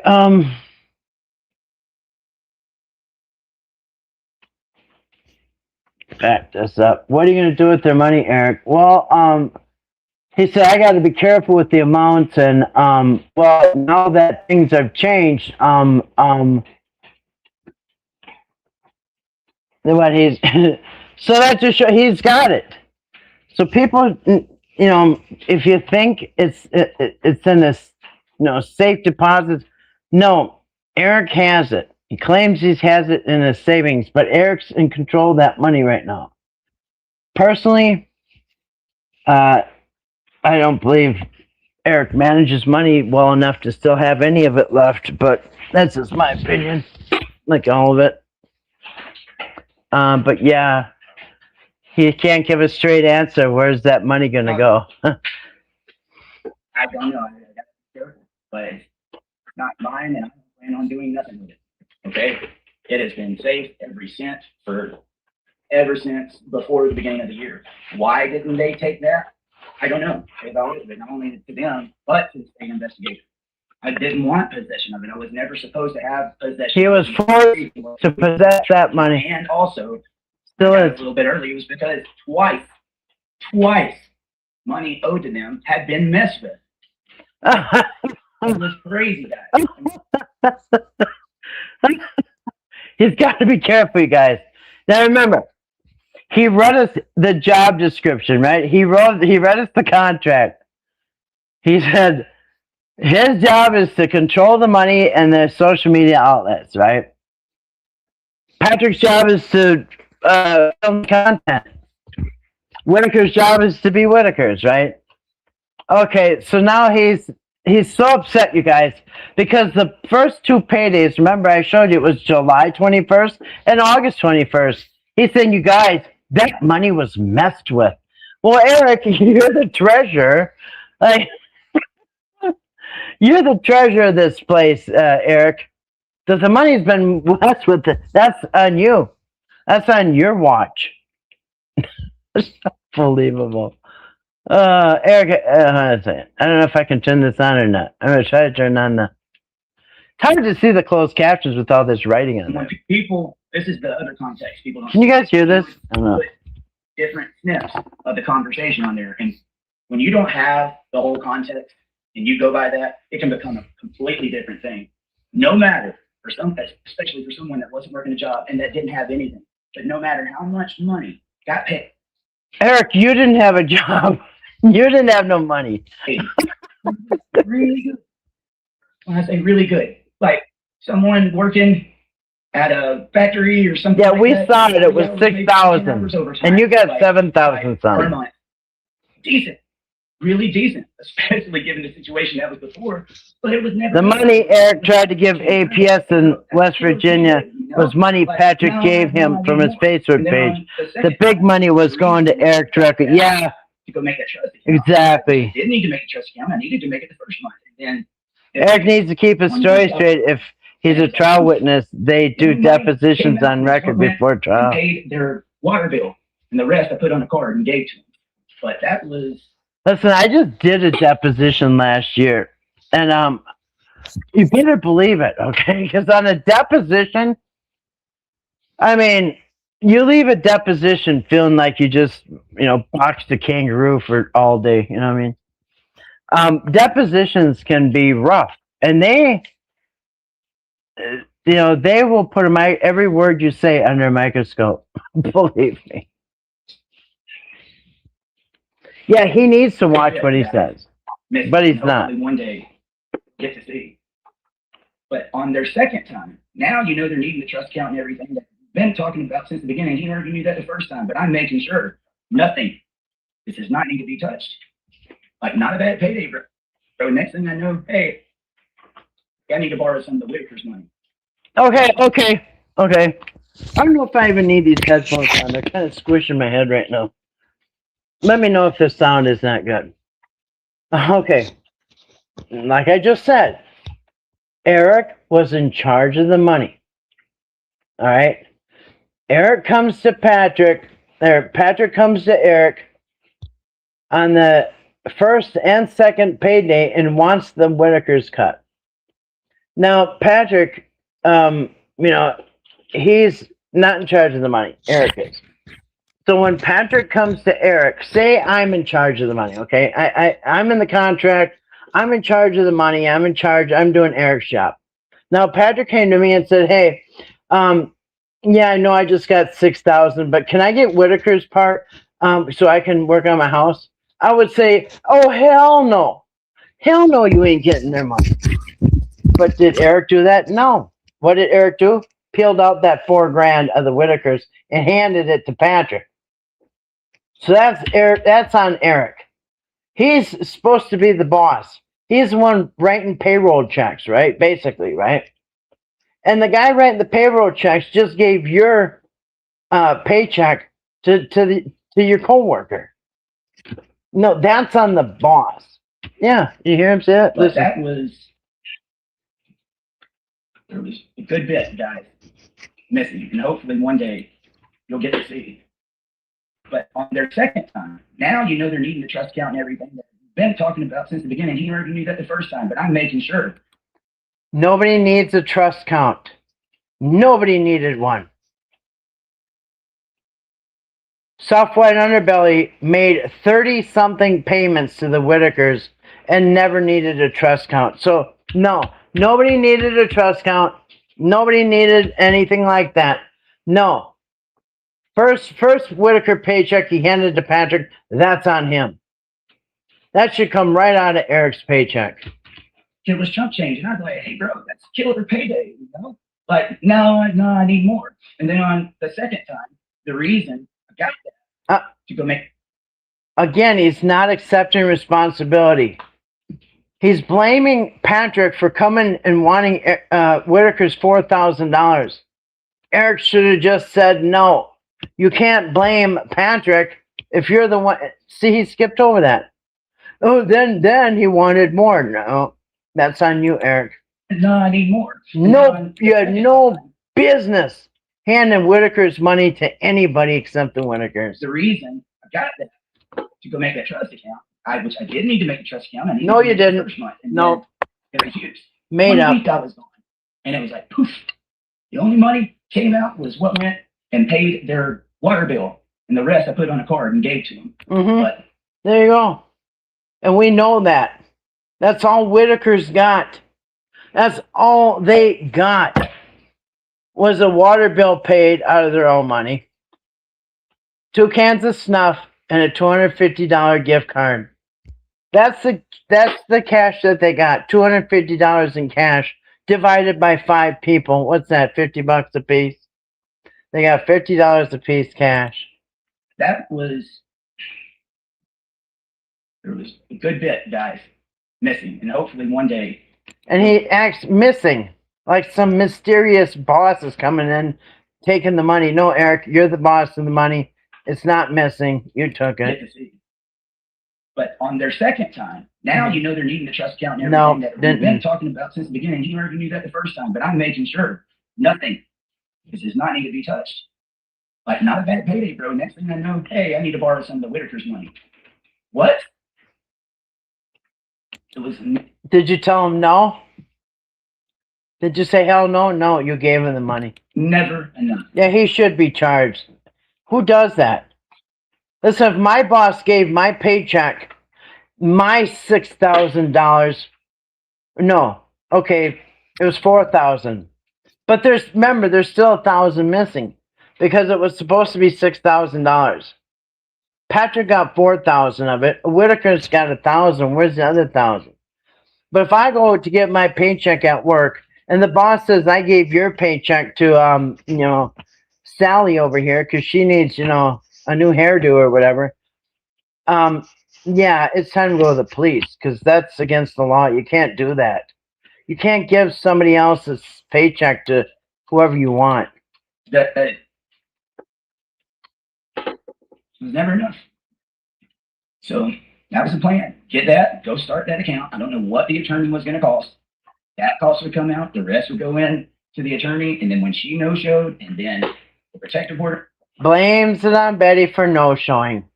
Well, guess what? If Betty no-showed on August, whatever the hell it was, my calendar's behind me. If Betty no-showed on the third week of August for the trust guy, Robert Dunlap in Beckley, then what you do is you reschedule that appointment for the next couple days. Did you reschedule it? Nope. He wanted her to fail that appointment, so now it's Betty's fault. Now, forever and ever and ever, it will always be Betty's fault that they didn't get paid. Order got dropped. Guess where that money was? It was with me. And I never wanted to have possession of that money, guys, and I can prove it in every single way, numerous times. Then why didn't you give it to the Whittakers? We need to be in the trust. Why? That's their problem. Give it to them. If they want to put it in a trust, they'll put it in a trust. I never wanted that money. I hated the money. Right, because it belongs to somebody else. Belongs to the Whittakers. No. And I never wanted to have possession of that money, guys, and I can prove it in every single way, numerous times. And then I told them, hey, I don't want to go home with this. It was never supposed to be in my possession. This is what I was going to do. I can turn it over to you until they know what's supposed to go on. It's like, hold on, let me see if we can, or we'll find out. Then I'll offer it to the state investigator. At no point in time did I want their money. And then when I went to leave West Virginia, I was verbatim. We will make sure that money is out of your possession before you leave West Virginia. We're talking to the judge. We're trying to find out where they're going to put it. Guys, never happened.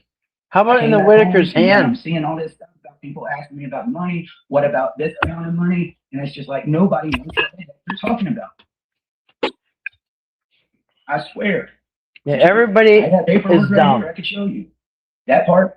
When it's in court with amounts, guys, there's privacy and personal stuff behind it. I'd be 100% okay with it, but I can't do that on their side. That's their privacy, and it's in the court right now. But that's it.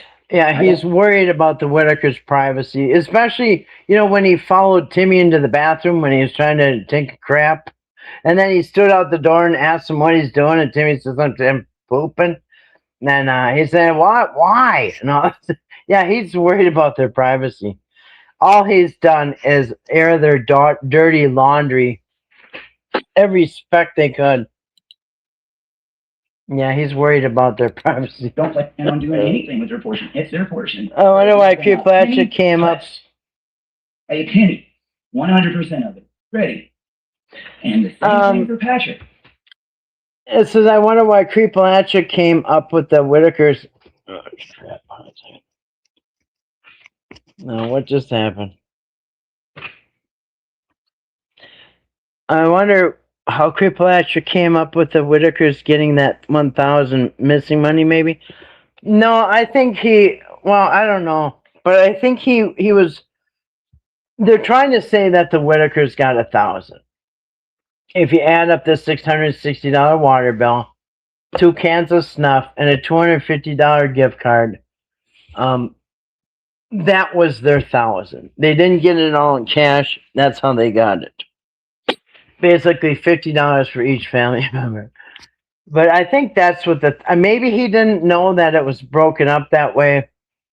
But they got a total value of $1,000 out of tens of thousands of dollars. $50 each. My end. Even though the guy has done what he's done. But there should be the same for everyone else on his side. And there's something that tells me we probably won't see that same behavior. So thank you for that, Jenny. I'm sorry I have to give it to you the way I have to give it to you right now. Okay, we're probably not going to see the same behavior, I guess, from Patrick, I guess he's referring to. He's alluding to Patrick because he says, I have kept all their money. It's safe. We're probably not going to see the same from him. Yeah, okay. Worry about yourself, Eric. I would. Jamie Fletcher. So will Patrick finally go to jail for a while? For what Hey, he did to Jenny. his family?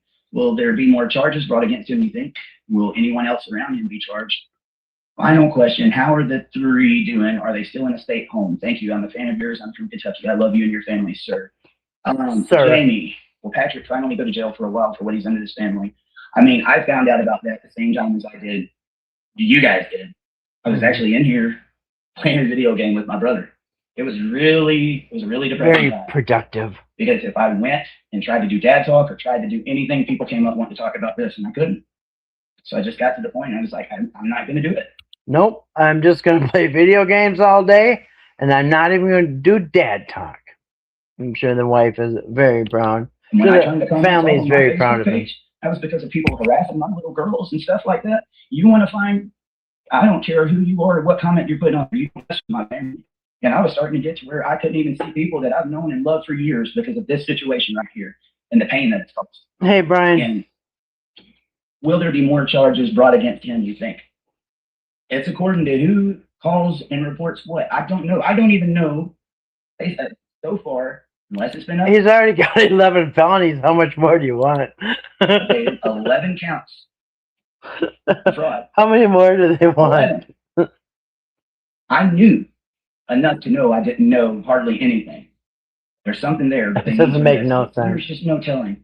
There's no telling. And I had He knew so many that he people knew reaching out with that some he of the didn't know anything. craziest stuff because it's about amounts and things that was going on. I was clueless about that. That was not supposed to be going on. And Total that's victim. not my job to find out what actually happened, if it's true, but it was Clueless. nuts. It wasn't one or two, it was all day long. So I hope every one of you said something. I guess if somebody comes up with more information, maybe, is he finally going to go to jail for a while for what he's done to his family? I don't know. I mean, I know, like I said, I saw where he got arrested that one time. And while I'm sitting here, I'm getting messages, all of those same content creators that I told you guys they didn't know what they was talking about out there saying that I'm in jail, and I'm sitting here. It's just like, you know what? I wanted to say, I'm gonna sit here. Let them do it. I'll come out a little bit later on. Playing It'll be video sweet, games.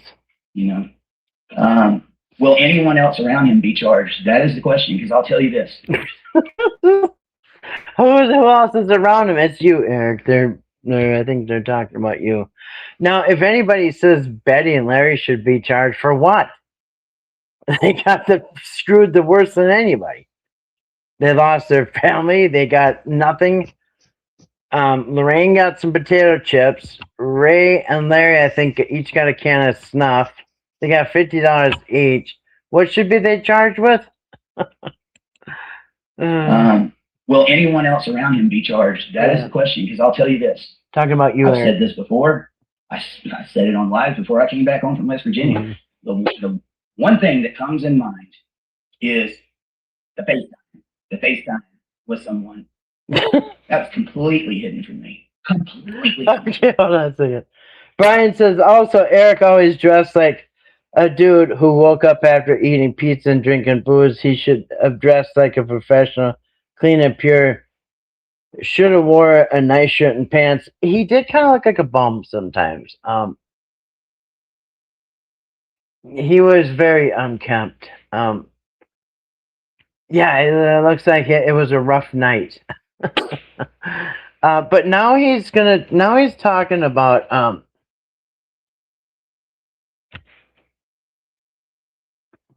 now he's talking One about thing that comes in mind is the FaceTime. What? Now FaceTime.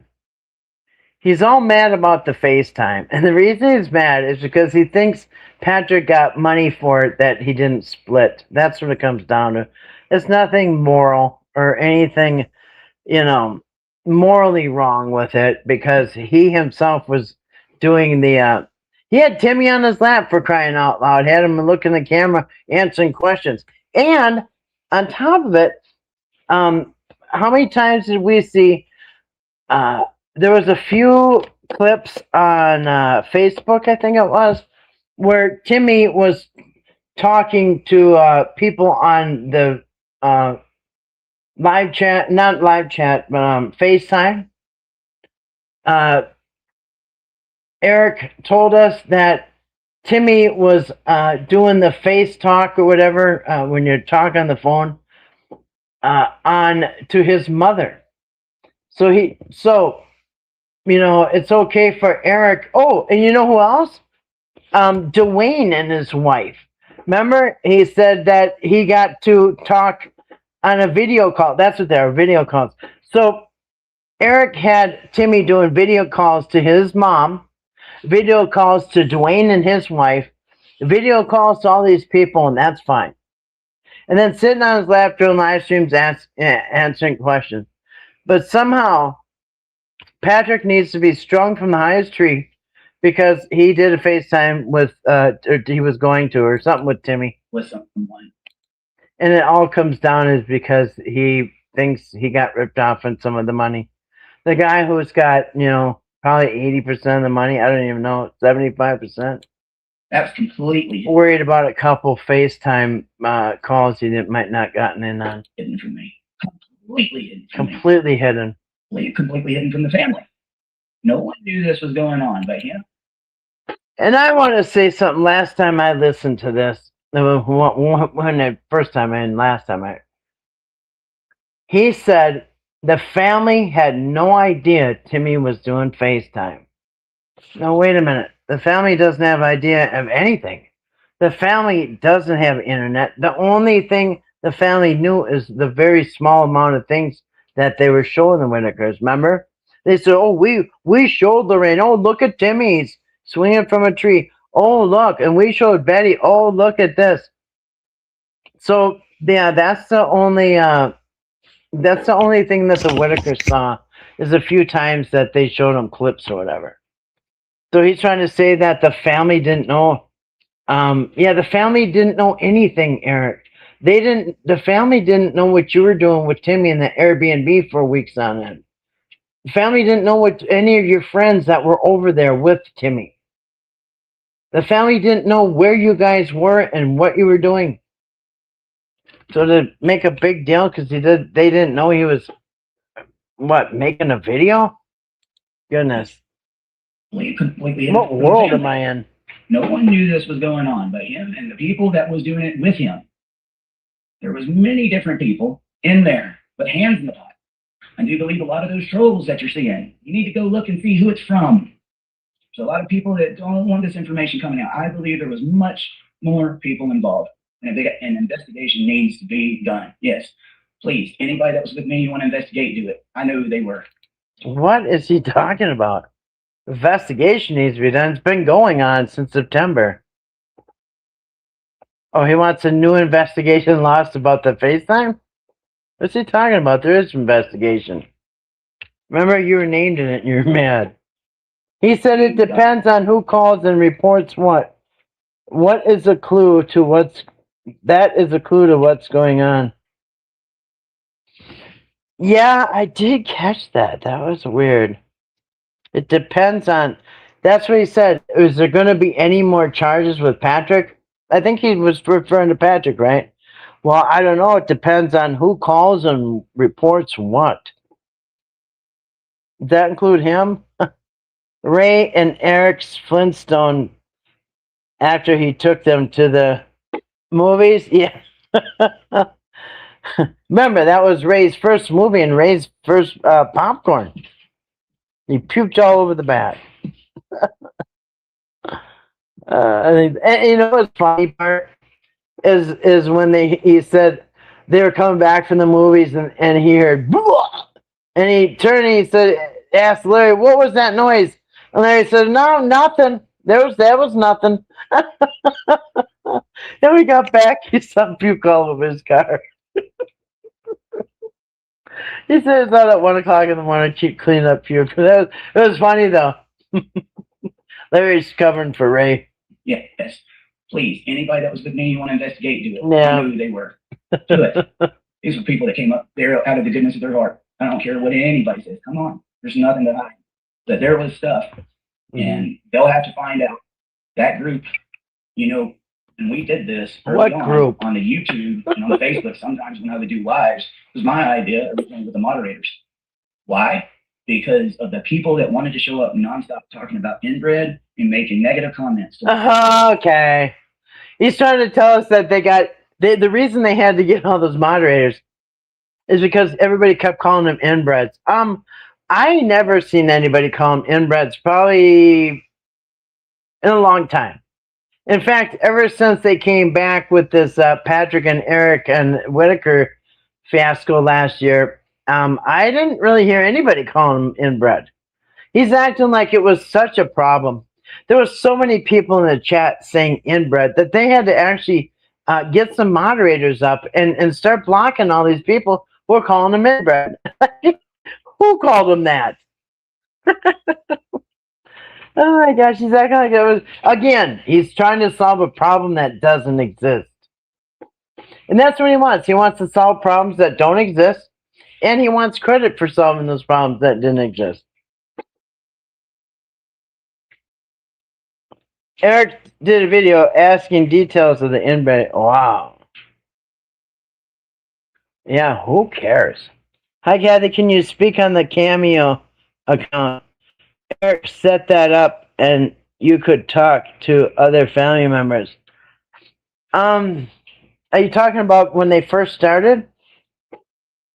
Yeah. Well, he had Timmy talking to his family members. And to Dwayne and his family. Yeah, there was no problem there. Yeah, the Cameo account, I don't know about that.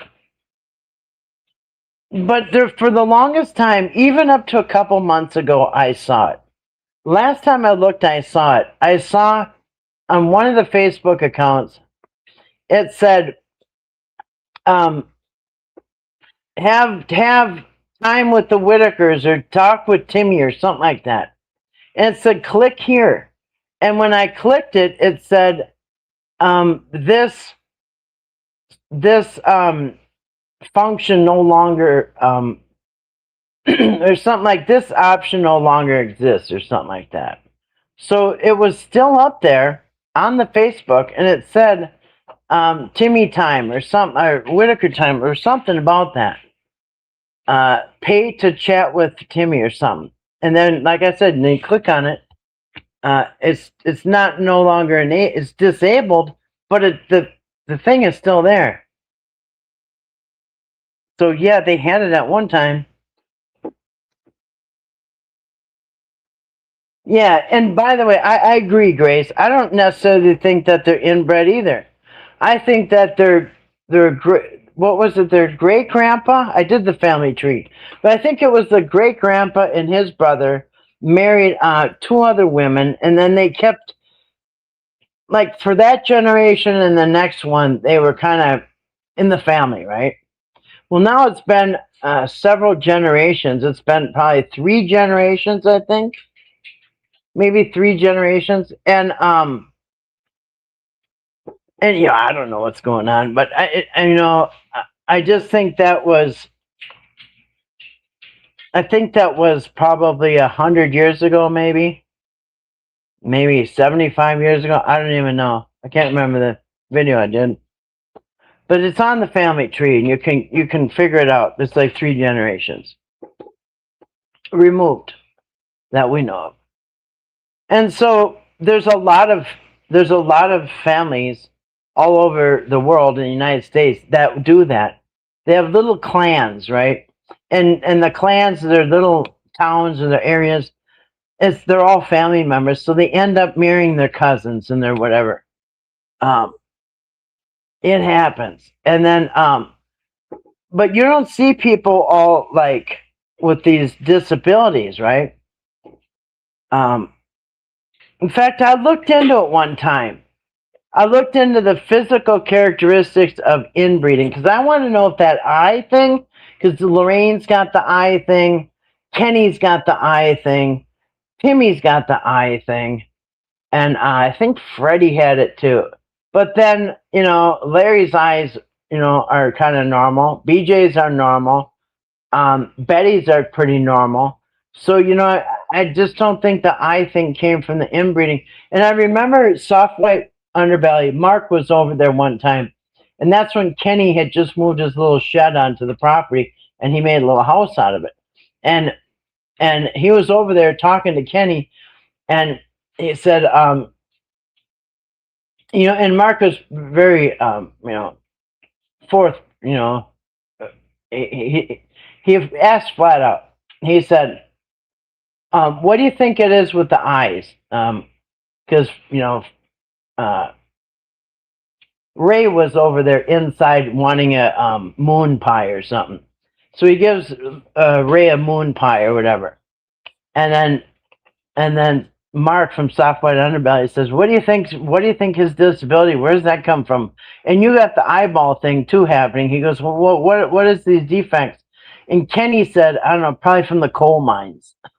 So Kenny blamed it on the coal mines. But if you look at inbreeding, it usually like the biggest thing of the inbreeding is the chin. The chin, the chin is offset, like it's back further. So people will have like an overbite. You can look it up. But none of the eyeball things were on the list. You know what I mean? So I don't know. I think it was just a genetic mutation that runs in the family. I mean, somebody had a mutated eye, and probably Gracie and what was the dad's name? Anyway, John and Gracie. One of them had a gene with the the eye problem, and it's just a mutation.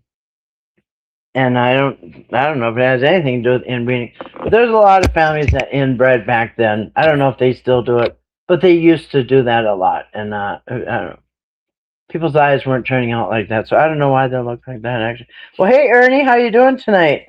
Might be easier to explain if you want to come up here, Ernie. Right.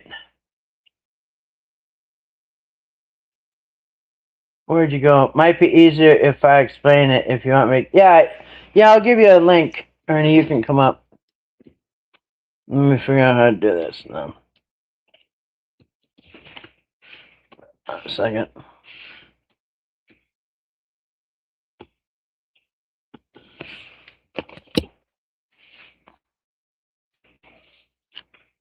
No, wait. All right. I'll put a link up, Ernie. Hold on a second.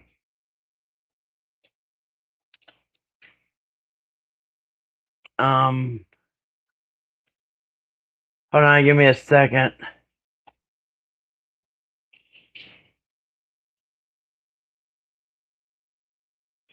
Destination setting.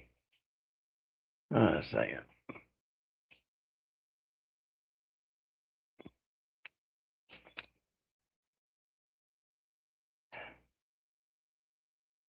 All right.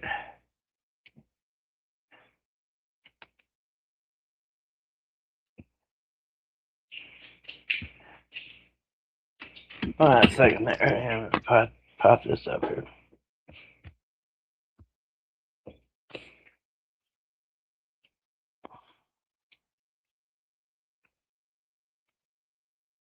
It didn't copy for me. Hold on a second, Ernie. I'll pull this up. Oh.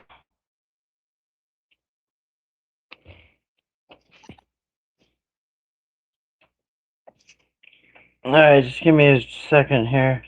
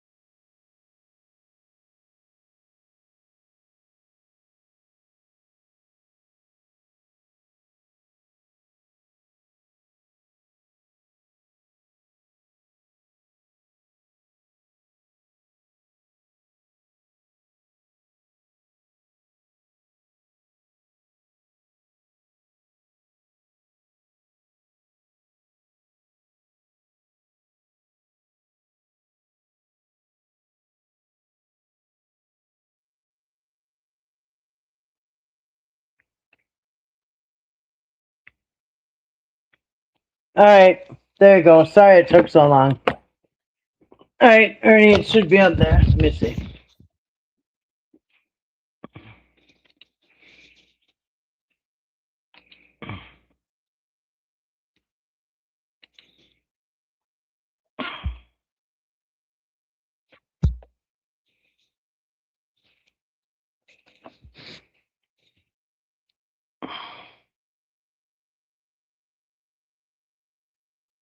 All right, finally. All right, sorry about that. There it is. Sorry it took a minute.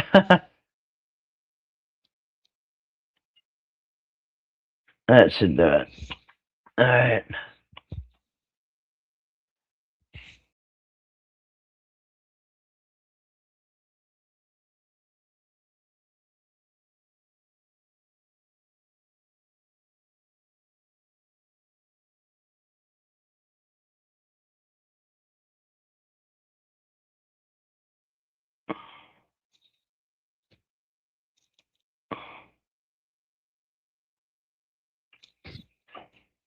I think I'm there. Hey, I think I'm there. hey, yeah. Sorry about that. Can you hear No me? problem. Yeah, I hear you fine. I hear you fine. All right, cool. All right, so how's it going? It's going good. Going good. This is my Cool. slow time of the year, so Yeah. I'm busy. I'm busy trying to catch up on things that I got behind on during our busy season. But we've got a show this Saturday with the Jersey Boys, so that's going to be awesome. And but then after that, I got a little time off. But I appreciate you having me on. I wanted to explain this Timmy Time thing. Sure. So there's two things. There were two platforms used. One was the Facebook platform where you could go FaceTime with Timmy, basically is what it was. And Patrick had it was an auto response thing that came on all the time. Everybody thought he was trying to sell it all the time. Even when he stopped doing it, it kept coming on. But every time he went live, it would pop up automatically saying that you could do Timmy Time on there. Because when I used his page, when I went live on his page, it popped up for me too, and people started giving me hell about it. I was like, I didn't even know it was there. And so I told Patrick, I said, what is this thing? And he said, oh man, I don't know how to get that off of there. So we had to figure out how to take it off of his page. But at the same time, there's a platform called Cameo. Cameo is the same thing, but what it is, it's an organized platform that you can go to and talk to celebrities. And the account's still there. If you go to cameo.com, type in the Whittakers, and it's still there. I mean, it doesn't work obviously, but the account is still there. Eric set that account up. So let me set the record straight for a minute here. And this is something that doesn't get talked about. And now I'm going to tell you what Patrick told me, okay? Because I didn't handle the accounting there, but I'm familiar with the platforms because I had the same questions. So I asked Patrick. So that's where I got the information from, and I believe him. He told me first of all, when everybody was giving him a hard time about the Timmy Time thing, that he had sold $300, and he told Eric that. Now, Eric says it was that he was clueless about it, had no idea it was on there. Well, everybody in the world knew it was on there because anytime Patrick signed on, that was the first thing that popped up. So if you go back and look at all of his lives, that's the first thing that pops up every single time. So unless Eric never watched any of the lives, then maybe he didn't know it was there. I don't know. But the rest of the world knew it was there from the first time he did it because he wanted everybody to call in. I mean, it wasn't a secret. I mean, he wasn't trying to hide it from anybody. He wanted the whole world to know so they would all call in and make a bunch of money. I mean, that's how that thing works. At the same time, what Eric was upset about was Eric set up Cameo and Patrick wasn't using Cameo. He thought Patrick was circumventing him and using FaceTime and keeping the money himself. So he's not telling the whole story here. So even if Patrick's not telling me the truth about $300, that doesn't mean anything. I don't care if it's $3,000, $30,000, or $3 or $0. There were two platforms. Eric set one up. Patrick set one up. I don't know who used the actual FaceTime. I guess the people probably did. It was very simple. But when I asked Patrick about Cameo, he says I wouldn't even know how to set that up. He said Eric set that up. So he said he didn't know how to set it up. Now, when you go to Cameo, though, when you go there, there is a one that was purchased. Somebody was having an anniversary, and it's Patrick and Timmy saying happy anniversary, or Patrick saying happy anniversary, and Timmy says I love you on there, and it's still on there. You can go to cameo.com and see it right now. But at the time, Patrick was the only one that was doing videos with Timmy. Eric wasn't doing them. And so he was the back office guy. And one of the things that Eric did tell the truth was he wasn't planning on being the guy on camera. And so I believe that was the case because it was always Patrick. And one of the things about Patrick, and people can hate me if they want to, but he was a funny dude, man. I mean, he had the one-liners like Jeff Foxworthy, and it's one of the things that attracted, whether people like him or not. It's what attracted him to watch the videos was his interaction with Timmy. It wasn't just getting Timmy out of his shell. Patrick had a whole different approach that was like, it wasn't a pity party. He was having fun with Timmy. He was doing things. He got a little far to the edge and a little daredevilish. I understand that. That's a sensitive area. But we don't think like young people. We're proper and prim and proper. Patrick thinks like a younger person, and I've described him more as like a Johnny Knoxville type person. Like if you watch Jackass, it's more daredevilish, and that's what younger people are into, and that worked for him. It did, right or wrong, it worked, and it attracted me, attracted thousands of people, and just asked the 15,000 people that were cussing me out when I was on the live. I can laugh about it now. I remember. I Holy remember. shit. Oh my God, man, I'll never forget it. But that's what attracted him was the interaction. So afterwards, everybody can nitpick all they want to, but going back to this cameo thing, I wanted to explain it because I've heard a lot of content creators talk about the FaceTime thing and the Timmy time, but there was so much more to it. And then when Eric starts saying that it was a secret, he had no idea. It was like he was hiding it. He wasn't hiding anything, man. I mean, that's the one thing about Patrick that I could tell you. He says what's on his mind, appropriate or inappropriate. He's not bashful. He doesn't hide stuff because that ain't his style. He just doesn't do it, and sometimes it gets him in trouble, and he'll say things that you or I, it would be out of place for us to say. Right. But he just says it. So when you were playing that with Eric and then showing and talking about the Timmy time thing, I had to come on and explain it. I mean, did you know that? Or, I mean, I don't know if the listeners knew or were aware that there was two things. Yeah, I don't think a lot of people knew. They're just thinking that, because some people don't even realize it's about the money. I mean, they don't even realize that much. That's all it was about. To Eric, it was about the money. It wasn't anything about morality or anything like that. But I mean, eventually, all the money went into Eric's hand, except for the Facebook, I think, or something. Yeah. But yeah. So I think it's nitpicking, and in the greater realm of things. I mean, he's the one that ended up with the boatloads of money, his and other people's. And as far as him not wanting to be on camera, wow, it took one time and you couldn't get him off. You know what I mean? Yeah, exactly. And so it really is. I don't know. I mean, I'm glad to see people are a little more neutral now about things. And before it was like you got to pick a side. It was like down here, Florida State versus, Florida Gators versus the Seminoles. It was like college football, and you had to pick Eric or Patrick. Right. I think enough time's gone by and enough information's out there now. People can use their heads. So I'm a little surprised that Eric's still telling half of the story and doing that kind of, I don't know, but it doesn't matter. I mean, everything, the one thing that you can count on is that every answer you need is probably on video somewhere or on the internet or on Facebook or on some platform. Every answer to every question and lie that's been told, they've got their own proof. I don't know if you've seen Fire Festival before. There was my business is obviously music festivals, but there was a giant music festival that was put together by the guy named Billy. I can't remember what it is. Anyway, there's a Netflix movie.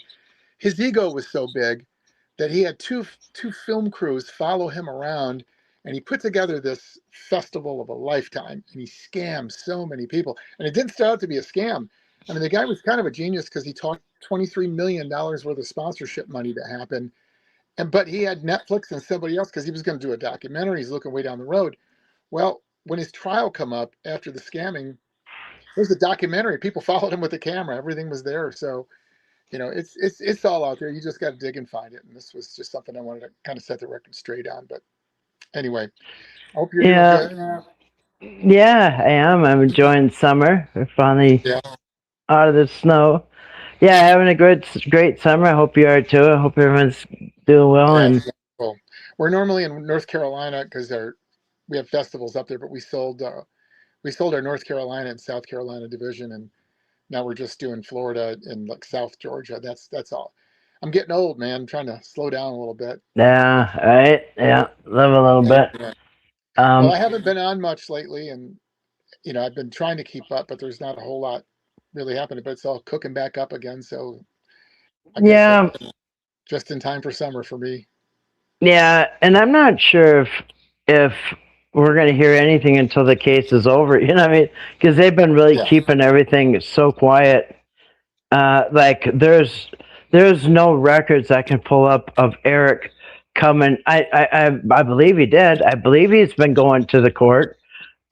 Because in fact, Yeah, Larry yeah. said he knew he was in the court.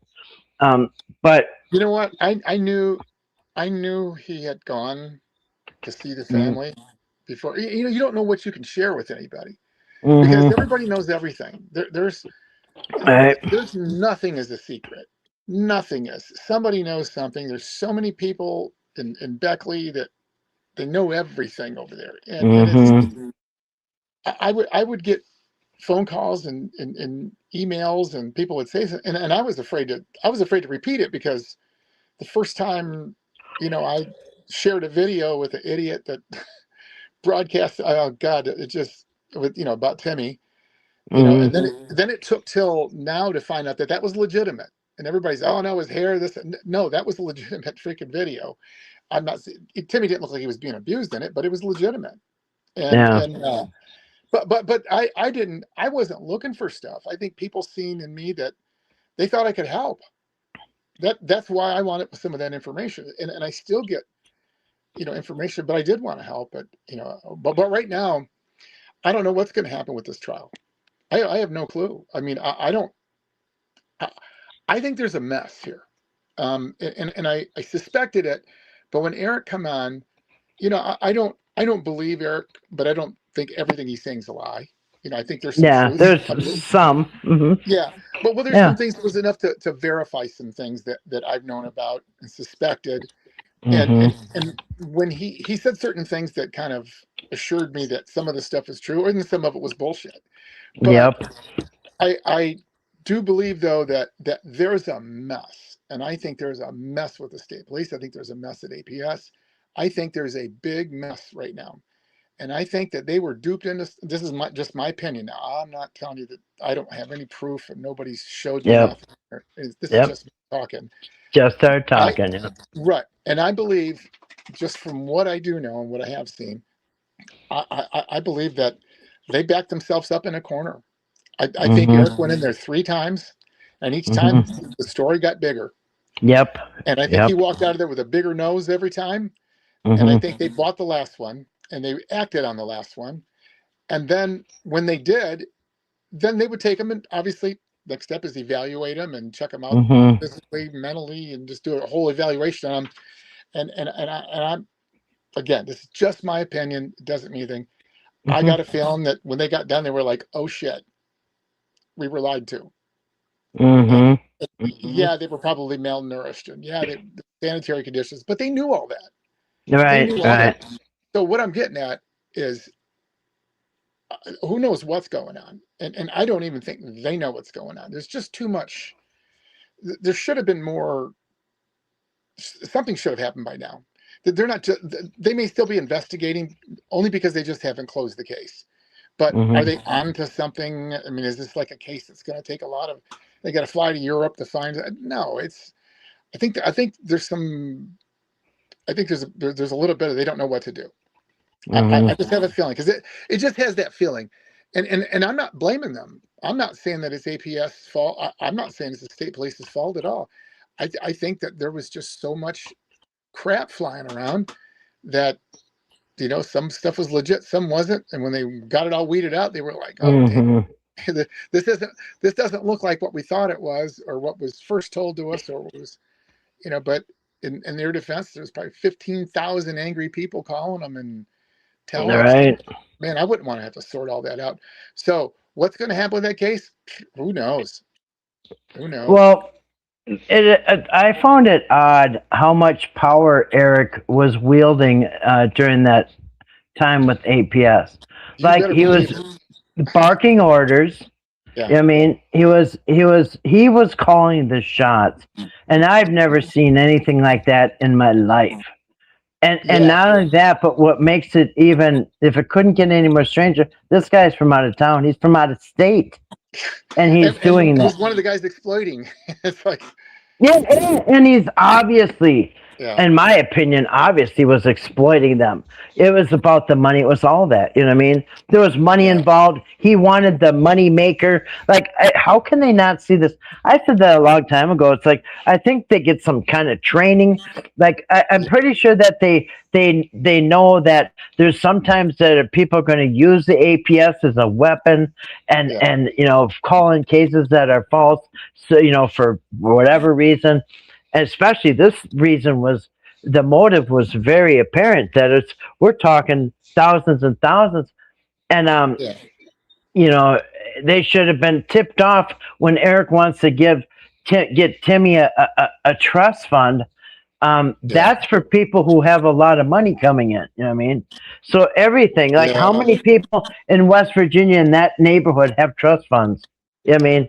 No. Yeah. And then what happens with the money that's left? It was Mhm. just like that. They were going to kick BJ out of the house she was going to wind up with. It's there was just too many things going on there. And when I found out that Eric was going and visiting them, when I found out that he was with them, I didn't believe it. And I'm thinking, nah, man, this can't be true. Right, This cannot right. be true. Why in the world would they do that? That was a Yeah. But now I think about it, it's like he fed them such a line, because he had to keep building. He says, again, it's on the video. It took me 3 times to go down there and tell him, and Yeah. Yeah. he didn't show them where the sky fell, but he was telling them that, and they were like, yeah, right. And that's And just yeah. a normal day at the Whittaker family's house. And so who knows? I don't even know what he told them, because we'll never see those reports. But Mhm. I don't think they believe him today, and at least not all of it. And I'll tell. I told the investigator myself. I told him that we had a great chat. In fact, I talked to him a couple times, and I told him, I said, I'm sorry, I don't see anything, and I still to this day can say I can chalk this up to, and people don't get mad at me, but that a lot of this was just really bad accounting. I don't think anybody set out to do with the way things wound up, and they got a different result. I think money was mishandled, but I don't think you were working with 2 Wall Street type people to Right. begin with, and including Eric in that too. He just talked a big game. He wouldn't have had a pad with a bunch of stuff scribbled on it, because Right. the CPA would have been embarrassed to show something like that on a video. But he didn't think much of the people he was talking to, and he just thought they believed everything else he said. So why not just flash it in front of them, and like a fake police badge, but I just, it's still, I miss the videos. Yeah. I've loved seeing Timmy jet skiing and zip lining. Yeah. And I don't have to tell you that I loved seeing him standing in front of that stage watching a bluegrass band that I'd hooked him up with, that they could go see. That was I just seen that video recently. oh my God, it's in his DNA, it's in his bones. I mean, he loves it. And I'll go ahead and say right now online that I've been trying to get the guitar over to him. I've gone up pretty high. I've gone and they won't let me bring it. And I don't have to give it to him, but I need to damn sure make sure he gets it, and that there's a qualified person to show him how to use it. And I look at this thing every day. And I mean, even last week I was on the phone. I won't mention the names on here, but offline I will, of who I talked to. And it's like, I mean, I'm going over the Beckley office. Mhm. I just want him to have the guitar. And so that's another thing that just kind of leads me to believe that they just don't know what to do at this point. And he loves music. There was a controversy about Timmy, whether you like bluegrass or Ozzy Osbourne, and it was Eric competing with Patrick, and it was like, and I even seen it in some chat rooms. Oh no, he likes Ozzy Osbourne. It's like, oh my god, okay, Yeah. he likes anything you tell him he's supposed to like. Right. So he could be a parrot, but when you put a bluegrass record on, you don't have to say a word. Just watch him. He starts moving. He loves a banjo, and he just does. And I fell in love with that. I mean, I really did. But anyway, I'm rambling and going sideways. I'm sorry I hijacked your show, but No, okay. no, I love when I have a guest on because Yeah. I like to, I like the input. You know what I mean? I like other people's Yeah. input. So, but yeah, so I don't know when you found out, but Eric told us, recently that on his latest live streams that the Monday that they were taken, he keeps saying he wasn't involved, yet he was waiting at the adult protection for that Yeah. to happen, and then they said they got him. They're bringing him to the hospital, and Eric drove down there with his friend Mark. Now, Mark met them one time, you know what I mean? And so here, out of the whole, Eric says, out of everybody in the world, only me and him could see him. And I thought, what kind of place is this that lets two people that barely know this family be the only ones in there? And then he said that Timmy was supposed to go home with him that night, that Monday, when he's screaming. Yeah. Well, He was supposed to, but he mhm. didn't. And I don't know if Patrick said it or not, but he did not want to. And he told Betty Timmy, that. Yeah, Timmy told yeah, Betty that. He didn't want to go. And now he can say whatever he wants to, but that did yep, happen where he didn't yep, want to. He'll yep. smile and make Eric feel warm and fuzzy, and Mhm. he didn't hate Eric, but he did not want to go. Right, and then, but when the adult protection, that was on Sunday. He Yeah, said, don't let Eric take me." He told Betty that, yeah, he did. and the very next day, APS came and took everybody. And then Eric was waiting for the call. And they said, "Yep, we got the family. We got the three. We're going to go down to the hospital." So then they all go down to the emergency room, and Eric and Mark go down there too. Yeah, And they told Eric that that Monday that he was ripped out, screaming out of Patrick's house, yeah, strapped down and hauled away. That was the day that Eric said that adult protection said he could go home that Monday. As soon as they're extracted, they're going to check him out, and then Eric can take him home. Can you imagine that? And Eric's got these Universal Studio tickets or some shit that, can you yeah. imagine how traumatized Timmy was? And if he thought for Oh, one yeah. second that it would be okay to put him in his truck and take him out of state, No, there's no way, man. with a man There's who no way. his own family had spent the last several days planning on how they're going to get away from Eric. I mean, Did you Eric hear? was, hmm? Yeah. Did you hear Timmy when they were taking him away? What he was saying? He was yelling for his mom. Yeah, it was. Yeah, Yeah, he he wasn't going wasn't. to leave her. He wasn't going to leave her in some strange place and go. He was freaked out, man. It was traumatized. Yeah, I listened yep, to the police scanners. I listened to the police scanner when they were going to get Ray. really, Yeah, it's online. You can hear it.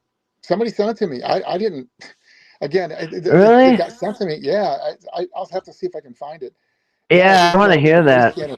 Yeah, they're telling the police to that they're going to pick somebody up and they're suspecting he's going to be uncooperative. And yeah, I mean it was somebody emailed it to me. I mean it's people I didn't Wow. even know. They just did. And I'm not a content creator, so I hung on to some of those things. But then now I do know that they were going to let Eric have them at one time. Yeah, APS was. They yeah, were going to. That is true. And yeah. in fact, there's some videos where they're talking about it, but I do know on the back end there was more consideration for that. But something happened somewhere along the line, and I think it's after this evaluation that they found out Uh-huh. that the abuse did not take place that he said. I'm not a witness. Again, that's just my opinion. Some other content creators might take what I'm saying right now and tear it apart. They can do it if they want to. I just know what I know. And I'm not eyewitness. Yeah, it was secondhand to me, but it was pretty credible. And Yeah. they didn't lie about the other stuff and I didn't know it at the time, but Eric verified it. So they were right about that. And the same person Yeah. told me that. And it is funny. Like there's things that I suspect, and Yeah.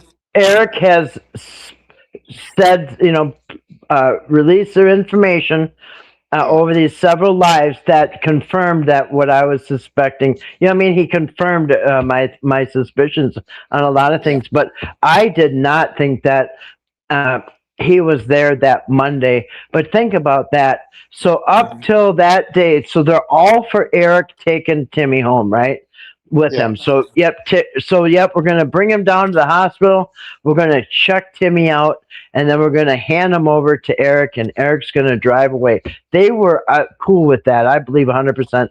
That was the Now plan. some of that I don't know if it's true because I didn't find out till like 2 weeks later about Eric being there and those things that happened. And I actually I didn't argue with the person, but I was like, man, I don't believe that. There's no way. There's no, because he would have took him home, and they're like, I'm telling you, it's in progress right now. I mean, it's being processed, but then it stopped, and he was cut off. But now again, there could have just been a delayed thing to me, but it was like 2 weeks later, so I don't know. Yeah, but it seemed like it was a go. Yeah, You know what I mean? it was planned. Monday. And as soon as Timmy got down to that hospital, they're like saying, Eric, according to Eric said, they told me, this was it's bigger than we thought. The internet's going crazy. It's just, let's wait till tomorrow. Today's not a good day. And then the next day they were a little bit more resistant. They actually had to get through a barrier, but they did. And then Wednesday, the third day, they pretty much like, you're not seeing him anymore. And I don't think they were going to let him take anybody until they evaluated him, though. I think they needed to do a complete checkup and evaluate him. They weren't going to just let him take Timmy and have Timmy have some kind of disease or something and let him take it across state lines. Or Timmy was the subject of abuse. I mean, like the main one. Well, I think that was the whole thing, right? See if he's all abused and stuff. What I think would happen, I think during that evaluation, they could have just flat out asked, because Timmy says yes and no, right? He shakes his head yes or no. You can always ask me yes or no question. Timmy, do you want to go home with Eric? You know what I mean? So that could have happened. That could have happened. And they thought, well, maybe he's just traumatized today. Let's ask him again tomorrow. Next day, when he's calmed down a little bit, Timmy, you want to go home with Eric? And they start, So I don't think Eric knew that, though. I don't think he knew that Timmy didn't want to go, because that was the only ones that were there were Patrick and Betty and him and Timmy when he told her that. I mean, Lorraine was probably there too, but I know that Patrick was with Betty when he was saying it, because I was on the phone with him. It's just, I wasn't on the phone with him all the time. There was a couple of times that I was on the phone talking to Patrick, and we talked a lot, and that was one of the times. But there was so much that going around, and I had people coming after me and all this other crap, and I was afraid to repeat anything to anyone. And when somebody would tell me something that should have been confidential, there was no damn way I was going to repeat that. I mean, it was like, right. I already screwed up one time. I'm not going to do that again. And do you think that Patrick knew Eric was down there with the three? No, nope. I don't. Eric, do you think Patrick was in the dark? He found out pretty quick, but he did not know that was going on. He didn't know. But Eric led Patrick on for some things too, about like he was on his side while he was stabbing him in the back, and because he had been doing things to Patrick, and way before that actually happened. I mean, there were things going on like, like Oh Patrick yeah. did that meet and greet with the family, and he asked for $5,000, and Eric told him no, you can't have it, and so there were things going on that leading up to that Eric was, I don't want to say he was setting Patrick up, but there was already some Well, dishonesty going on, it, or they were hiding it, stuff from each other, I guess. they're hiding stuff from each other, but I also believe that once it got really close to like, the crap hitting the fan, like Eric's, meeting with this Amish house. Once Eric's friends flew in, they Yeah, really aced out Patrick. they did. Patrick That is did, true they, because they I didn't was even talking to them. introduce, yeah, they didn't even introduce Patrick to their friends. And this was originally Patrick's project, right? And Eric comes in, takes over, and doesn't even let Patrick introduce him to his friends who are supposed to Yeah, be working for the Whittakers. You know what I mean? yeah, he talked him out of the finances and everything. When the house thing started happening, I was setting my trip up to go up there, and I'm watching. All of a sudden, Eric comes in the picture, and Patrick told me he had a partner, and I never met Eric. Still to this day, I've never met him, so I can't tell you that what kind of person he is, in face to face. But he told me In that I was asking in about this house. July, Uh, in you said July, July? Yes. And, yeah. and so the first time I seen Eric was on when he started come over there after Patrick broke his leg. Hmm. And so, but he was talking about the house, and there was things he was saying. I'm like, Patrick, that doesn't make sense what he's saying over there. You sure he's got permits? And I said, something's just not adding up. And Patrick goes, I don't know. He goes, he ain't telling me nothing about. I mean, again, say what you will about Patrick, he's not. He doesn't have time to lie to people. I'm not saying he doesn't ever lie. He says what's on his mind. He's not bashful. He's not afraid to hurt somebody's feelings. He's not afraid to say what he's thinking, and he does. And he very descriptively, in Patrick's way of saying things, that Eric left him out of the whole house thing. He didn't Hmm. include him in it. He won't discuss it with him. And I don't know if Patrick would know all the details about building that there is. I mean, I'm not a custom home builder, but Yeah, but I've been in the trade for a still, long time, man. And he should at least yeah, introduce the people. I mean, because that was weird to not even it was a red introduce the flag. people. Yeah. Yeah, that Oh, was the red flag. definitely. And Patrick was he's no dummy. I mean, he knew something was up.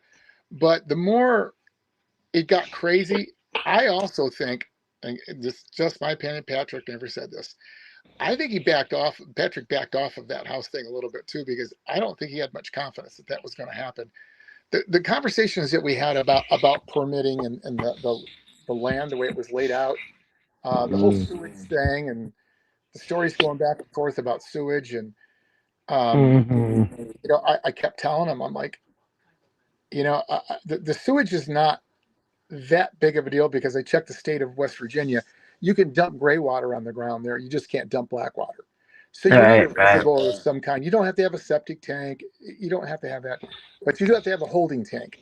And Mm-hmm. you can get a big plastic holding tank, and they can come and pump it out. And all you have to do is Yep. put black water in there, gray water on the ground, because you can do it at a campground up there. Yep. So it doesn't matter about gray water. But there were bigger issues. It was, I mean, just the fact of trying to get utilities run to the back of that property, and deal with. I'm like, man, none of this is adding up, man. I mean, it just doesn't Right. sound right. And so Patrick was like, I don't know. It's almost like he didn't want anything to do with it, because I think he didn't have a Well, whole lot of confidence in that. I never really heard Patrick talk about the house at all. He didn't. He He didn't. That's why never I kept even asking him. chimed in. He Yeah, never chimed in the conversation even. yeah, I kept asking him. I'm saying, dude, do you realize what this guy just said? I don't think that's true, man. He's like, I don't know. That's blah blah blah. I mean, he was upset with him at that point because he wasn't involved in him. But I think Patrick used to do construction. As a matter of fact, I think he used to do either remodeling or framing or something like that. But that doesn't mean he's, can do site preparation and that kind of thing. But I think he knows enough that wasn't going to happen. Now, whether they had conversations or whatever, but Eric might have meant to build a house. He might have meant to do that. But when he brought who he's calling experts in, and none of them knew about how to obtain a permit, or Right. that you're not going to get one, and they're flying in on the Whittaker's nickel. I'm Right. like, what? And looking at land that they don't own. Hmm. Yeah, that was Yeah. something that was like very easy to find out. Yeah. But Yeah. anyway, that I don't think he was. I really don't think Patrick had confidence that house was going to happen. I Yeah. never really heard him use it as a weapon, or I know. don't you like that house? I mean, doesn't that sound good? Doesn't it? I mean, it was Right. constant Yeah. like debate. Eric dangled it as a carrot. He used it Oh, as the whole leverage. time. Patrick didn't want to Yeah. talk about it. And I really never heard him. And the difference in the personalities between Patrick and Eric, when Eric doesn't want to pay you, he will give you a run around and he'll stall you and he'll spin you in circles and he'll double talk you until your eyes are crossed.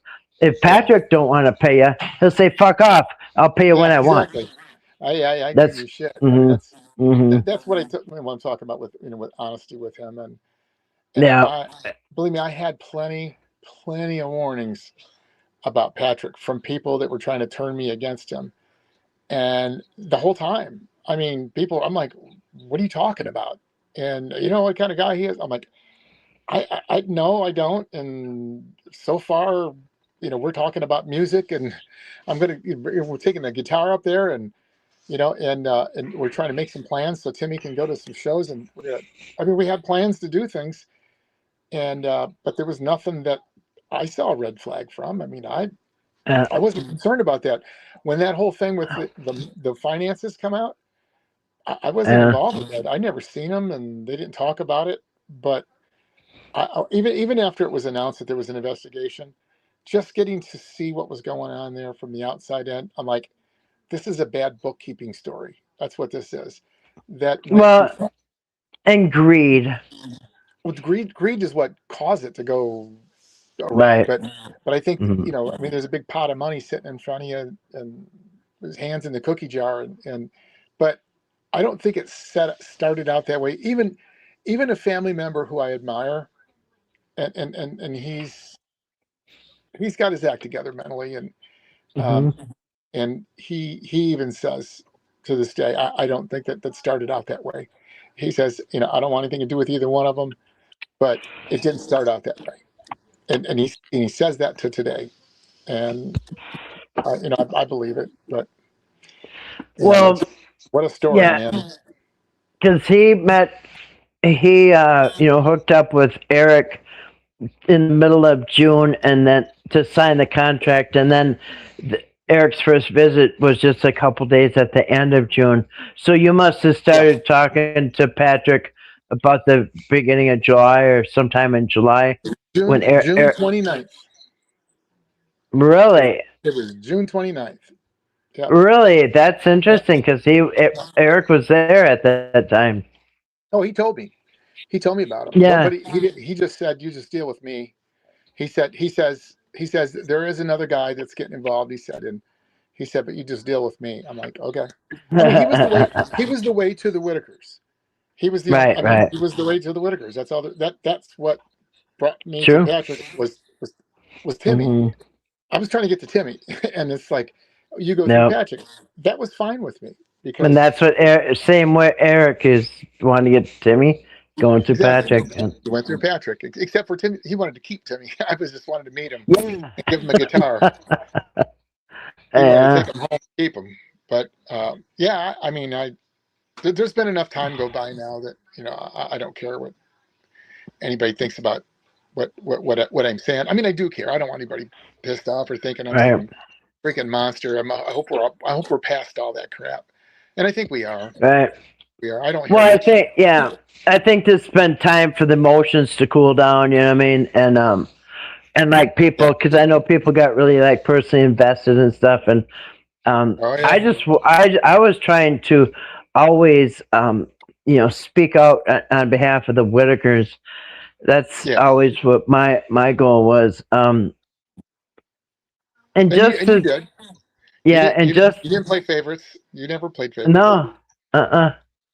It No, was, but yeah, I just feel bad for the family because yeah, and I was thinking about this today, like I said, there's somebody that's putting out videos, and I swear it sounds like it's coming straight out of Eric's mouth, but it's Mhm. one of them AI generated ones, so you don't know the yeah, voice. And right. yeah, very, very like, very much with like the narrative Eric spins. But today or yesterday, whatever, they put out a video saying how Larry failed as the protector of the family, and he should have protected. But think Yeah. about this. They, for one thing, they're not, they're not used to dealing with city slickers that are fast talking, Right. waving money, and all this other shit. And the only experience that they've had was with Mark, who anytime he took the family, he brought them back. They always got very well reimbursed, and they're always given money. It always worked out with Mark, even when they were at wronged Mark. Mark still did them right. So no matter what happened, Mark always did right to them. And so, He I showed a think more that, compassionate side for sure. I mean, he was way more yeah, compassionate. but I think that gave the Whittakers, Betty and Larry, a false sense of security for outsiders, right? Because Yeah. they were dealing with Mark for 5 years, and every time, even when things went a little awry, Mark was still fair. He was still generous, and so I think they just thought, it's going to be like that again. If we let Timmy go with Eric, it'll be, So I think that they were um, maybe put at a false sense of security with Mark being so good to them. Yeah, I mean, so Yeah. I just they never saw it coming. And I think that was part of the reason. Yeah. We talked to Mark when after they took the family and Eric walked and all that went on, and he didn't want anything to do with anything because it was like, I think at the time, the only, let me just say this: the only thing I see wrong with Mark, what Mark did, the only thing I see wrong, because Mark is really what was the first step into this direction and getting him Hmm. interested in it. But when he talks about he paid the taxes for the family, he paid the Well, taxes for not him. He didn't pay him for the family because he has to. You can't write somebody a check for $50,000 or $20,000. right, There's a right. difference in a gift and a donation. There's a big difference in those things. One, Hmm. you have to pay the taxes. The gifter does, or the donator does, has to pay the taxes, and it's different in different states. But in the state of West Virginia, Mark has to pay the taxes for what he gave them, not the Whittakers. That was Right. not the tax to pay. But now they've got other issues about taking that as a gift or a donation. It's income, and so if they were drawing anything from the federal government, that's a whole nother story. But that's the only thing I noticed that I don't believe Mark is being truthful about. But it was still a good thing because he paid it. Well, So it's yeah, they got what was coming to them. So and right. literally what he's doing is telling, I took it off the top, and that's what he's And doing. he did. He did. It wasn't And he out of his should. pocket. He Right. And didn't he pay it should out of do his it. pocket, but he Right. said, it was 100,000, and he kept 38,000 because it's 38% on a GoFundMe. That's, Yeah. I mean, that's getting close to half. 38% they want taxes back out of Yeah. that GoFundMe, and so he said it was $38,000, and he said, and I kept that money in there to pay the taxes. Otherwise, I think we would have had a problem with the IRS. That's what he said. And so He he would said have. we. Yeah, he would He have. would Yeah. have. Yeah. Yeah. He would Yeah. have had a big problem with So them. yeah, he said But I think we would have had a problem with the IRS. So yeah, but they got what was that coming to them though. They got the money that was coming to them. So yeah, every penny. Hmm. I'll tell you that was legitimate for him, and I Yeah. do think he had a more compassionate side. I do just personally feel that people ask me why I got involved with this. I didn't. I wasn't getting. I wasn't. that wasn't part of any plan. I wasn't trying to get involved with anything. I was delivering a damn guitar. That's all I was doing. And I was going to Yeah. do some things in the future. We had something planned for that following January. Now, this is like August, and this is going to go on Right. in January. That was the next time I was going to see the family. And when all this stuff fell apart, I mean, I'm talking, we're making last minute preparations to getting everything together. And all of a sudden, they come and take the family. I'm going, what? And Betty's crying. I mean, it's just horrible. I'm watching her. She was devastated. And Patrick's like, man, can you help us? I'm like, what am I going to say? Am I going to say no? Did, yeah. He Did, didn't even have to ask me. I mean, any one of us would have said, yeah. I got people, you stuck your nose in. I'm like, what? I stuck my nose in it. Yeah, I sure did. My whole face, I mean, it is what it is, but I couldn't walk away from that, man. And I mean, I was trying to help him get a lawyer and a house and everything. And when it got what I would consider dangerous, people threatening my family and threatening me, I was like, yeah. I'm sorry. There's uncle, Did you say that you called Mark? Did you call Mark later? Yeah. You did? Yeah, me and Patrick both did, yeah. You guys called Mark later? When? Yeah. In September? This was right after the family was taken. Right after the family was taken, you and Patrick called Mark later. How'd you get his phone number?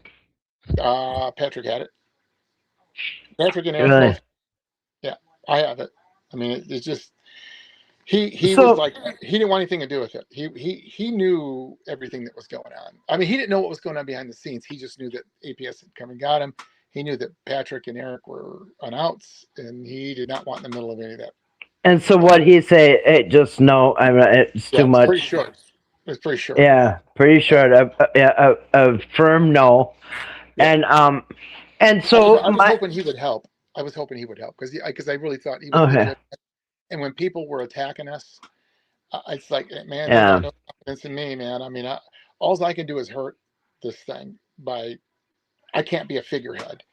And we just thought if we got Mark involved, that maybe we could really help this family. And that's right. really what that was about. And it's not that he didn't want to help them. It was just the circumstances. He wasn't going to get involved with the circumstances. Right. Now I heard one.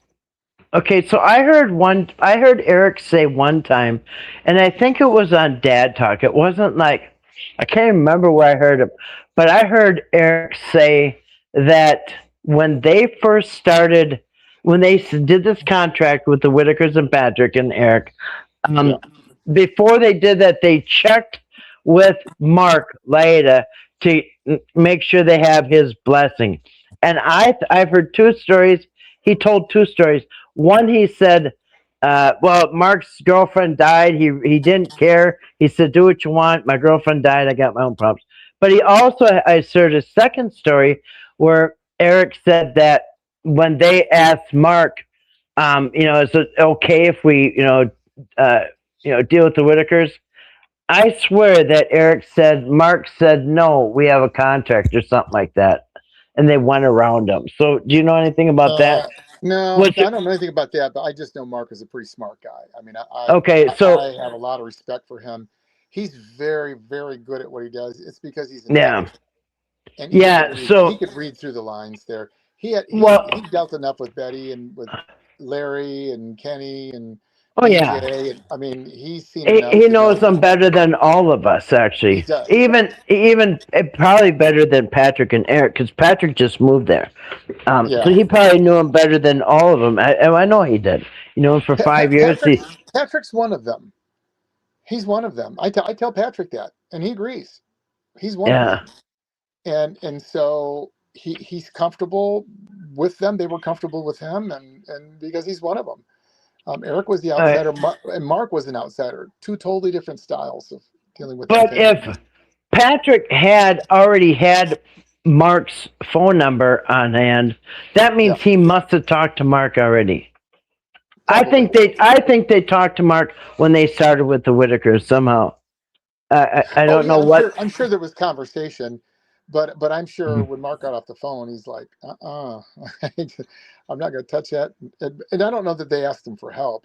It just could have been just No, telling they him were what they're asking if going to it's do. yeah. At first they were asking if there was any type of agreement or a reason that they can't, The sign with the non-compete. Whittaker. Yeah. That could have been. Let's see if there was a non-compete, non-disclosure or something, but I don't know. That it should have been.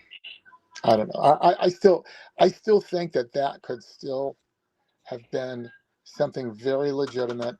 I'm not one that buys the exploitation thing as far as right now there's an argument about exploitation because one's accusing the other about exploitation.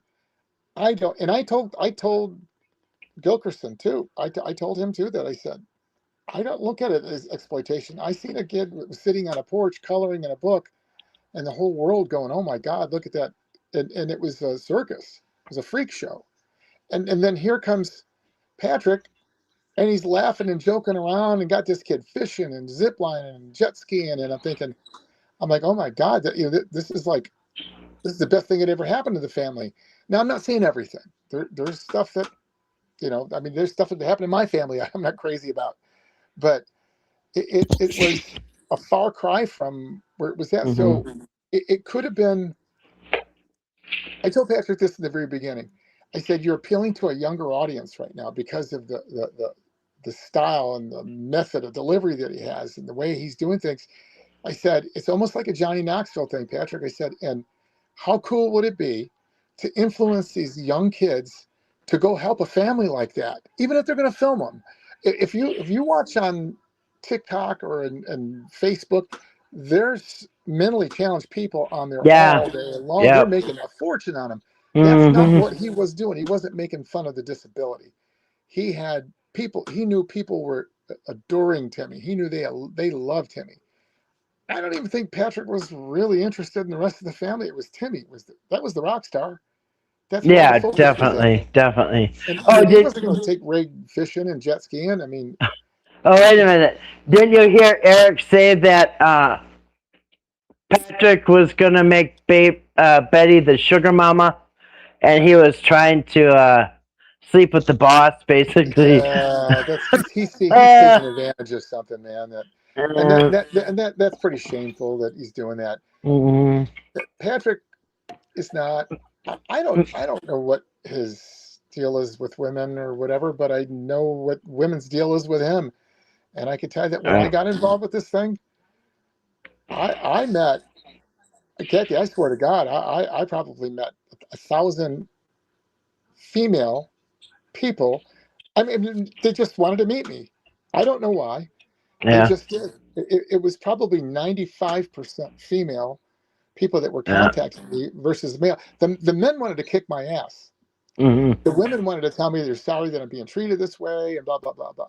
I mean, not all the men, but there was, that was a general consensus that the men didn't like me. But Patrick probably had hundreds of thousands. So I don't think he needed to go hit on Betty Whittaker. Let's just put it that way. Well, he was trying to say because if he can hook up with Betty, Betty's in control of Timmy. It's like you got to get through Betty to get Timmy. Well, Eric, you're trying to get through Lorraine to get to Timmy, right? With the potato chips, right? Patrick was in control of Timmy, and I'm going to tell you, he was because they trusted him. They believed Patrick. He was in control of Timmy, and people can say what they want to. He was in total control of Timmy. They liked the fact that he called me at 7 a.m. and Timmy was there.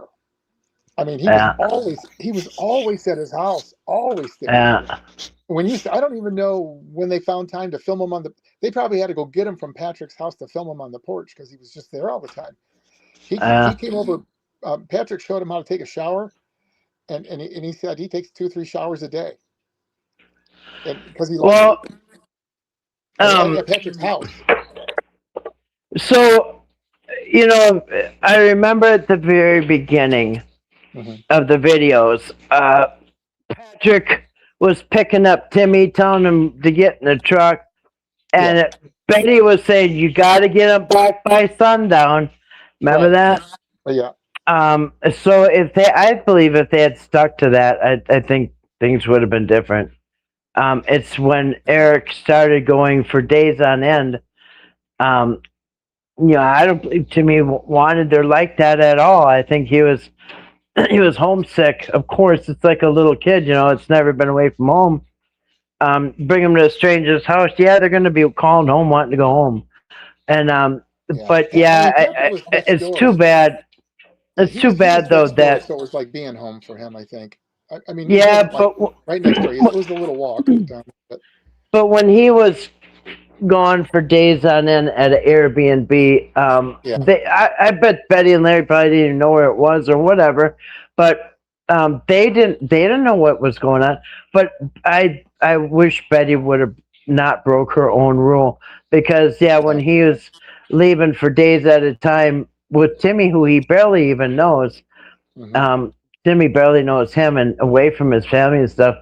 Yeah, that's where I believe it went off the rails. Because if they could film Timmy or be up at Patrick's, basically across the road. Or if Eric took him and had to bring him right back after the movie or the haircut or whatever, I think it would have been fine. It's just it's taken Timmy away into a different home, and being alone with him for days on end is when you can start manipulating the situation. Did you see the video of Timmy crying and somebody's outside filming through the window like a movie? like a freaking movie. It's like, wait a minute, somebody just happened to be sitting outside with a camcorder and you can see the view in the window. It's like, what the hell is this, man? Are you talking about when him and Eric were on the couch and he was telling we're gonna get is it through the window? I didn't know where it was. I thought he set the camera up on a table. I didn't even know. But very unnatural, awkward, very set up. Yeah, there's a couple. The one I'm talking about was somebody was outside filming through the window and they're sitting there. I'm thinking, man, was this a movie set? What the hell is this? Yeah. Trying to convince Timmy that he's got a horrible life and he doesn't want to go home. You know what I mean? He looked pretty happy. I never saw these sad faces. I never saw Ray with the worst, saddest face on Ray ever. Was when they're in that Airbnb on Labor Day and they pushed out that TV to him. There was a still shot of him. And he looked so depressed. Never saw that horrible look on his face like that. He always had a big smile. Kid, man. Big smile. He come walking out of that house. I miss that so much. And him coming out smiling. And, I was really wanting to see him. And, we were going to have a conversation, I guess. But I did want to meet him and see him. And it's just that, he just had that smile when Mark would come over or people would come over, he'd smile and he was happy to have company. I saw a Mark Lyda video the other day. It came up in my feed, and it was more like a clip. It was probably a minute long. It was a clip, and I know exactly what video it was. It was one of his videos where he came over, and everybody shows this one little spot, a spot where Ray's on the porch. And then he gets up and he runs into the house and he has completely shit his pants. Remember, we all saw that. And that's where they're saying, oh, he needs to go to a nursing home and all this. Well, if you see the whole thing, he goes into the house. Betty's like, oh, no, this is crazy. And then BJ follows him in there. And she needs the lotion for his knee, looking for the lotion for his knee. And within 5 minutes, Ray comes out with a new pair of pants on. Ray, there's a video of Ray going to the bathroom. Kenny taking him to the bathroom because they're in a store. It's a gas station or store of some kind.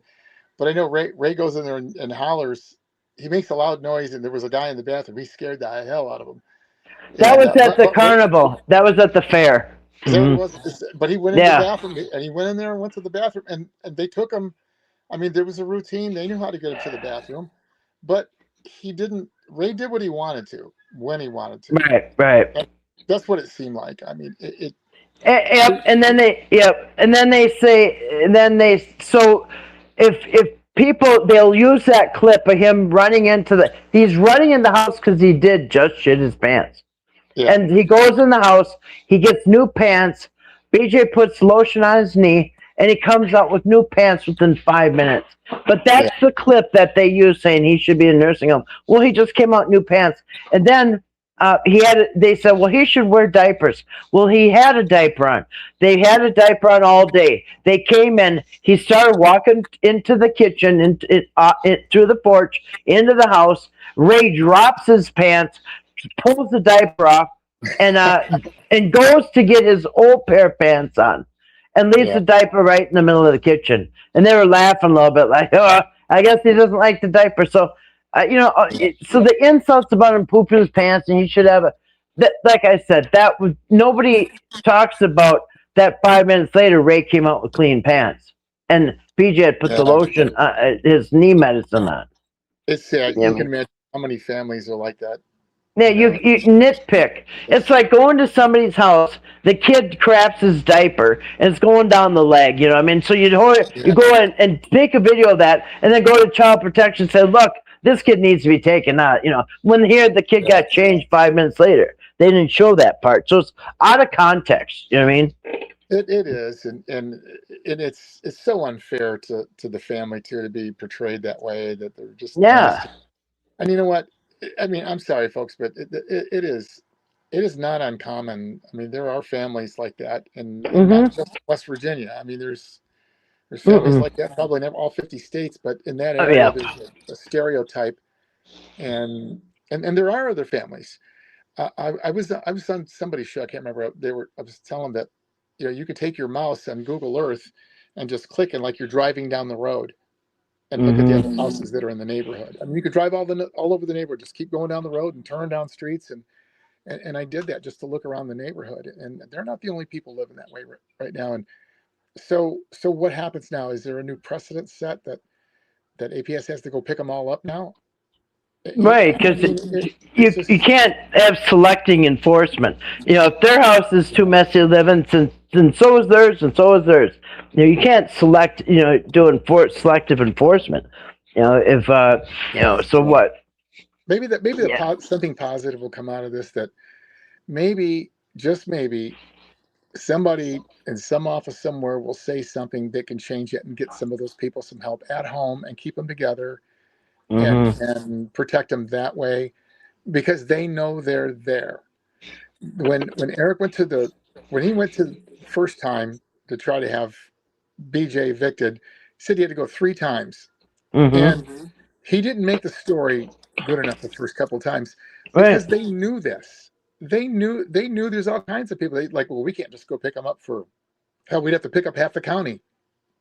We can't do it for that. And until he got in the Exactly. story that he convinced him in, which we don't know what that is, but there's just a lot of people living that way, and it's really sad, man.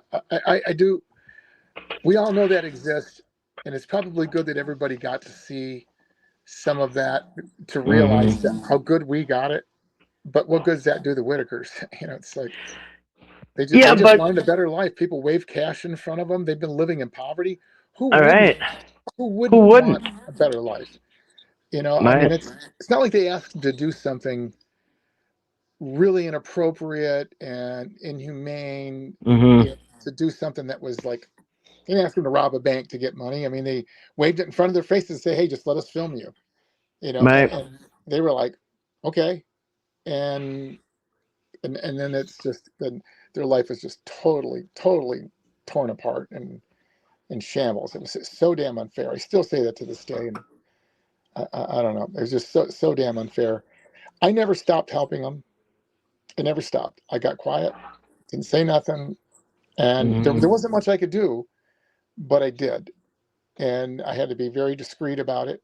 I had to go through other people to do it, but I did, and I didn't do near enough. I wish I could have done more. but there are people that were part of what we did. We did try to help them, but we couldn't get the family back. I mean, that was just way too much. And we did try. We all did. I know you did too. Right.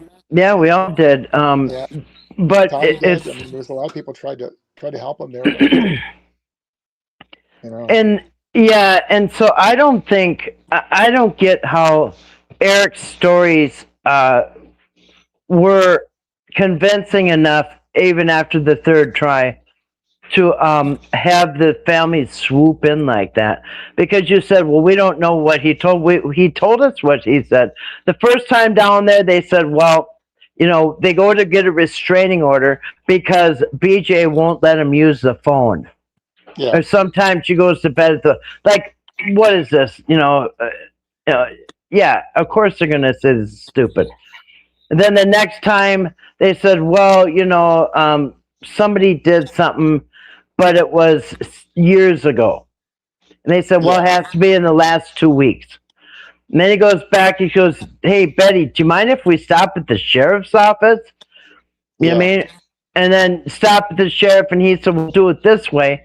And so gives them some pointers. And then he goes the third time. The third time they should have said, wait, what the hell's going on here? yeah. But why is he back? Yeah, why does he keep coming back? This is all nonsense. Oh, well, he said if I don't steal gas, she's going to accuse me of molesting her or something. Like, I mean, they should have said, these are family squabbles. You guys need a family therapist or something. This is not the place for you. But they entertained him on the third time after the visit to the sheriff. Now, and then adult protection should, so there was no clear stories. He said at one point, he was getting very dramatic. Remember, Eric was out on the deck and he was all sweaty, and he's saying that, they had him ground and pound. BJ's old boyfriends were pounding Ray to death, and they were beating up Timmy, and they just took his word. And BJ's been with her boyfriend for like almost 20 years now. And so there are no ex-boyfriends beating up anybody. I mean, it would take it would take, a phone call to figure out that there ain't no ex-boyfriends. Nobody's beating anybody. And that family just got it rough, Kathy. They had it rough. It's never been. People have to stop comparing it to their own life, and unless you live there and have gone through that, and you're in that same predicament, imagine. And there's things that are unacceptable for us. There are things that happen there that we would probably consider abuse, and out of character for ourselves. And I'm not making excuses for BJ either. But I mean, all of us in poverty too, and and she does. But whose family can't come up with the story about years ago when your uncle beat up your, but there's always a fist fight in a family when you're, growing up. Yeah, anybody can. Only known him for months, and all of a sudden he's got a story from prying and digging and digging and. Yeah. You could find some skeletons in my closet, I guess, if you ask the right person. But that some things I may not be real proud of, but. Nothing like that, but it reminds me of watching old Cheech and Chong movie when the first time I seen Pee Wee Herman. Paul Rubens is in a hotel and he's a desk clerk, and he keeps calling the police on them because he's trying to get. Then the police don't want to hear from him because he calls all the time, and then he calls them one last time. He goes, "I think they're Iranians," and all of a sudden the cops come over and they're storming the place. I can't remember which episode it was, but it was a Cheech and Chong movie, and he finally says that, then all the cops come storming in, that's like Eric. He had to come up with something that he knows they're gonna come swooping down on. He's got patience, I guess, and time to work all that stuff out. But and don't forget, he's got that Alienation Academy on his own channel, and his own channel is dedicated in trying to. I don't think right to the father. I think the whole point of the channel is trying to get another family member, into your possession, basically. How to, step by step. So he's like almost like so schooled in trying to get custody of somebody or whatever that he's actually got an alienation academy where he charges and he hands out certificates when you're done listening. Yeah, So you know, it's if somebody you takes know this, if someone takes this content from your show and wants to twist it around, because I know there's a lot of people out there that will disagree, and they can disagree if they mhm. want to. I don't know There's how always they somebody could. disagreeing. Yeah, Hmm. but I don't know how they could. I mean, it's nobody's said anything that didn't happen, and that Eric hasn't verified himself. And but I just hope people will look at this thing a little more objectively, take off the Florida Gators jersey and the this isn't college football. There's real people that got hurt here, and their family has been torn apart. And there's a lot that went on. And anybody that wants to just blame one person, I'm saying look again. That's all. Yeah. If you want to just alienate, or I don't know, if you want to just demonize one person and make them just a monster, that's all their fault. You're not being rational. Period. Well, and to be fair, Eric couldn't have done it without Patrick, and Patrick couldn't have done it without Eric. Right. And it's because Florida makes a good point. It's crazy with the gas can because listen, Yeah. so what? So what? Larry came and got a half a gallon of gas Yeah. because Patrick was in the house. He used that against his own neighbor. I mean, I can't imagine blackmailed Larry with that gas to appease Eric's plan. You know what I mean? Yeah. And so Larry's not the Pope. I mean, Larry's Larry. I mean, it's if that startles somebody that he did something like that, uh, I mean, there's a lot worse that could happen right, I mean, in rich but it's neighborhood. literally $3 worth of gas. I mean, Yeah. $3 worth of gas. He said it was a half a gallon of gas and it was mixed. So imagine putting that in your vehicle. A half a gallon isn't even going to do anything. It's a drop. And Yeah. and so yeah, $3 worth of gas, and then to turn around. These are supposed to be business partners, and they had not gotten their 6,000.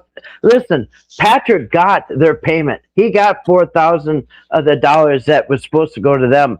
So then they go to get $3 worth of gas from Patrick, and he flips on him and hands them.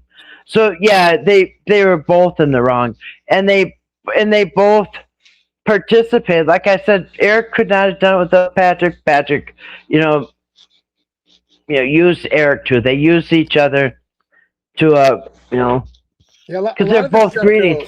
A Hmm. lot of this stuff is not illegal, maybe unethical, but it's Hmm. not like everything is illegal. And I'm not saying it's good, because I believe me, I would not.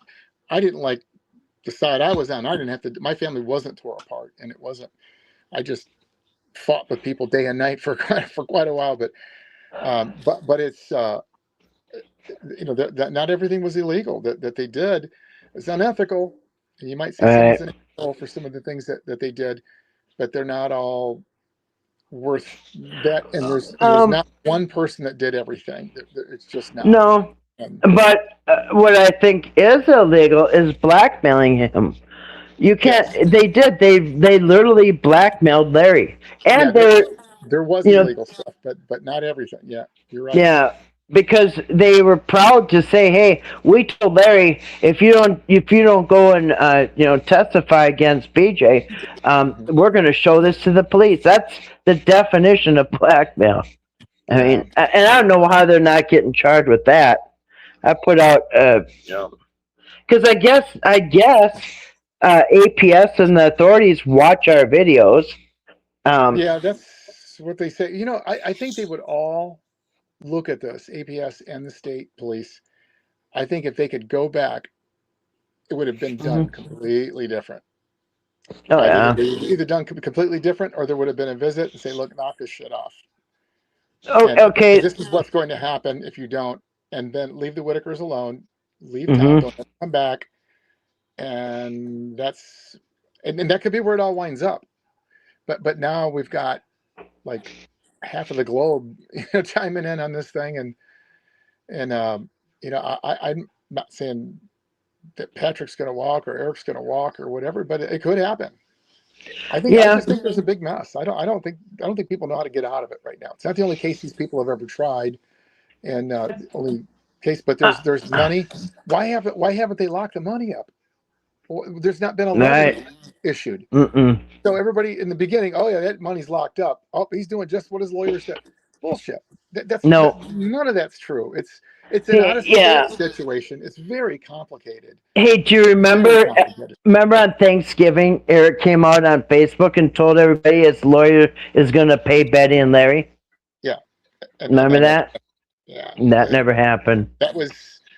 that didn't even come close to even be. It wasn't even discussed with them like that. It was. No. That's a whole different. That's why I'm saying it. And I just don't think. I don't think anybody knows what to do. There's got to be a huge embarrassment over this whole thing, and I'm talking about everybody involved, from state entities to family to everybody. It's just got to be embarrassing. I mean, God, think about Eric's coming on saying that I tried to give the money to the state police, they wouldn't take it. I tried to give it to. Oh, you try to. I can't give somebody your paycheck. I mean, it's like No. there was a contractual Yeah. agreement. There's another court that handles that. You could take someone to Right. court. You could file a judgment. I mean, there's some things, but the Whittakers aren't going to file a judgment. They didn't even have a lawyer. They did like 3 retainage type meetings. I mean, or consultations, and they kept doing consultations. Now I don't know. They may have a lawyer now. I don't know, but I know at the time they kept doing consultations, and I don't know why, but they wouldn't hire one. But it's all like, I mean, the whole thing is just such a mess. There should have been some closure by now. There really should have been. And and so why didn't they say, hey, why don't you just give that money to the Whitakers who you owe it to? Why didn't they say If I that? was his lawyer, that's what I would have said. That's not your money. You can't keep. You're going to have a judgment put on your house. You've Right. got to give them that money, whether you like it or not. You can fight about that later. And I was Right. vocal about that. There's videos of me too going on there and calling Eric and Patrick out, saying, make the Whitakers whole and fight about it later. I mean, I've said that, Hmm. but that's because I knew you can't. I mean, I'm a business owner, and when you have a partner involved, you don't own that company no more. I mean, Right. you have accountability. And Hmm. you're spending that person's money too, and you're dealing with that person's assets. Those are not yours. Right. And there's some things that most people will sign what's called an operation agreement, so they know who's doing what and where and how Right. responsibility is distributed. That piece of paper, that freaking contract is like that's shit. I don't know who wrote it, but there was a red flag right there. But they didn't know Supposedly who they Eric, were but dealing with. Well, it's one-sided. It's one-sided, and it's not much of a contract, because it doesn't spell no. anything out. But here you have clearly a third, and a third, and then the donations 100% goes to the Whitakers. So technically, they're the majority owner because they're getting the majority of the revenue. I mean, they're not listed as majority owner, but they're equal partners. Well, none of them have the right to do that. Patrick can't hold Eric's money. Whitakers Right. can't hold Patrick's money, and vice versa. When that money comes Right. in, it's to be divided. Now, if they got to pay expenses first and pay for all those Airbnbs, Well, that's if another thing. that's The what it is, then so expenses. be it. Now, the expenses, if I had a business partner, we would probably be discussing, like, hey, I'm going to need to take a trip, so I'm going to need hotels. I'm going to be spending this. And I would have, Yes. and they would approve, yeah, you're right. Yeah. And then we would go over how much we spend on our trips. And, anyway, we'd always be aware of each other's finances and, approve or not approve. Well, I mean, nobody yeah, got to see Eric's expenses. I mean, he it was just a rogue situation. And right from I the mean, beginning. even Debbie and I, my wife and I, we have an LLC, and we have to have an operations agreement. I mean, I just do what she says anyway, but it's still, you have to have an operation agreement, which Hmm. when there's a partner, that that can keep you in business and keep a good relation, because everybody has the expectation for what the role is. and they didn't have that, so it was whatever they wanted to do. And so then, but when push come to shove, when all of a sudden there's an investigation, oh, he did that, and he did that, he wasn't supposed to. It's like, okay, show me where he was supposed to or not supposed to. You don't have a freedom of operations agreement, so don't. There's nothing there. That doesn't mean somebody didn't do something unethical, but it was like, but one thing you're supposed to do for sure that it did spell out was split that money into thirds. Well, Right. I don't care if you think I don't care if you think Patrick was doing Timmy time. That you fight about that another Right. way. You owe that man money. You don't have the right to deduct money or to hold all of his money. You don't have the right. You can do it if you want, and he clearly did it. But Patrick has the right to file a judgment. He's on house arrest right now. So he can't go to Georgia, and he has to go to Georgia to file it. And see, Eric knows all this stuff. I'm sure his lawyer told him he's got to come to Georgia to file a judgment. He can do it through West Virginia, but it's very, very costly and complicated. And I mean, I've looked into all that stuff, and Right. he has to jump through a lot of hoops to do it. But he could go to Georgia and file a judgment, and he also has to win. So, but what's that take? Did he pay him? No. Did he still got the money? Yep. Then he wins. Now they can fight. He can go there. Yeah, but Your Honor, Patrick had Timmy time. He's like, what's that? You know. Right. Okay. What did that earn? Then you guys, that's an accounting issue. You guys got to do, or you owe Eric a third of that $300. Take $100 off the top. I mean, they're not going to get into that. But they wouldn't even take that. Nobody would even take that case. They would say, "Are you crazy?" Right. Yeah. You're going to get interest, a judgment. They could take your house. You know. Oh yeah. Well, yeah. Once you get a judgment, you can put a lien on all their assets, anything. Absolutely. House, vehicles, everything. They could do class action and do it together. I mean, I've never done it before, but I did research it, and that they can. And then I mean, anybody can. And then for the longest time, we've heard. So somebody on Facebook came out. I forgot the guy's name, McClellan or something. With the copy of the contract, and people were saying that that contract, Betty, Larry, and Patrick signed it, but Eric never signed it, so it's no good. He just no, that's not true. I don't believe that. No, I don't believe that at all. Yeah. Because even if you tried pulling some funny stuff, you still have an oral agreement. You know what I mean? And people underestimate oral agreements, but they are legal binding.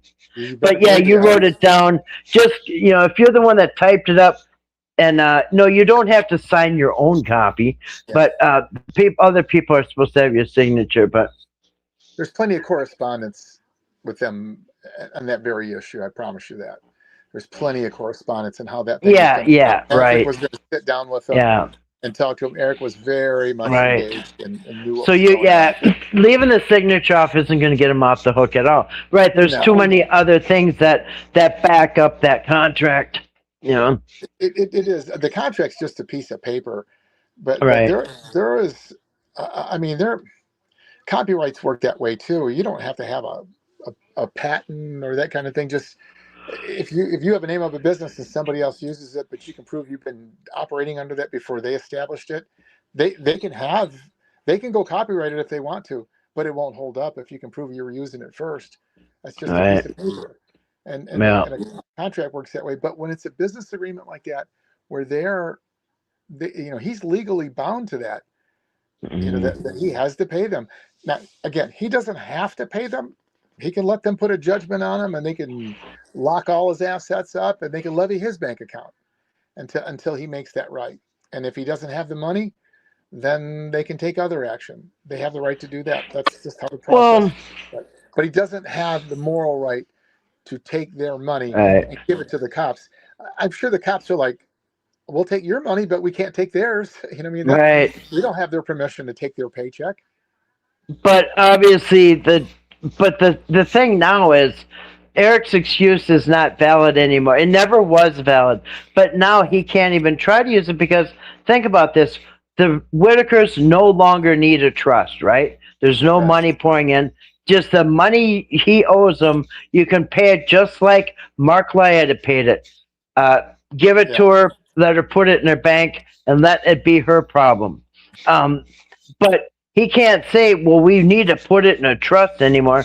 That's bullshit. It always was, but now Yeah. there's no more, it's no longer coming in.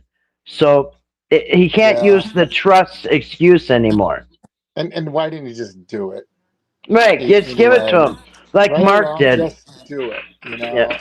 Oh, heck, he wanted to set up their health insurance and even burial plots, trying to convince people that they don't have burial plots when they have their own damn cemetery out in Parisburg, you know what I mean, Yeah. Virginia.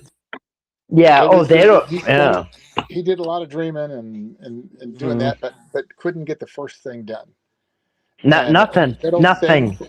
paralysis by analysis, and I mean, Mm-hmm. it just was like, I don't know. That's why when I first met him, he was doing that. I mean, it's a pattern with him. I first met Yeah. him, or I didn't meet him. I was listening to him on the video, and it's like, Patrick, is this guy for real, man? This isn't right. I mean, what he's saying is not true. And he's like, I don't know, that guy, blah blah blah, and I'm like, okay. But so it's nothing new for him. I mean, but listen, I've burned up your time here. I'm gonna run. What time is it? It's 12:55.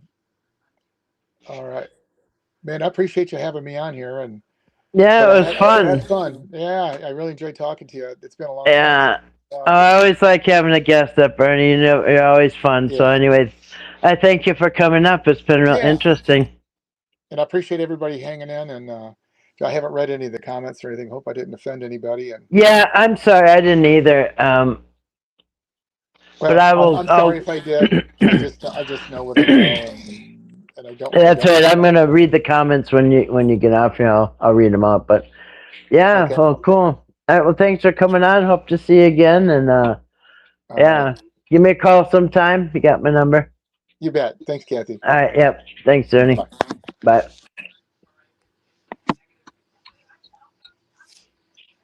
Okay. So.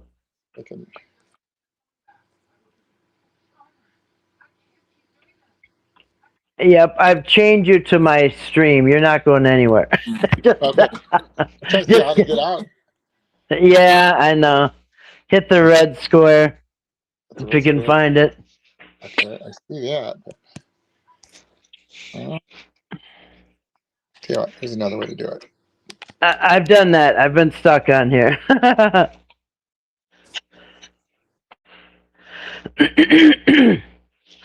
Excuse me. Excuse me. All right. Well, part of them's gone. This is name is here. Yeah. Peace out to Ernie. Yeah. Sorry, I missed your comments, guys. I'm gonna get back into the chat here. Yeah, it was entertaining. Not my monkey. Florida says a goodbye to Ernie. Grace says goodbye. Tupac says every hundreds of dollars Eric spent, it was a bag of chips for the family and nothing for Patrick. How much did Eric get to eat out and Patrick never ate out? Eric is a scammer partner. Eric was definitely spending the money. Now, and it's funny because he complained. Eric, oh, I'm sorry. What? I bumped the dog. He's so touchy. He's under my desk. He does not like getting bumped.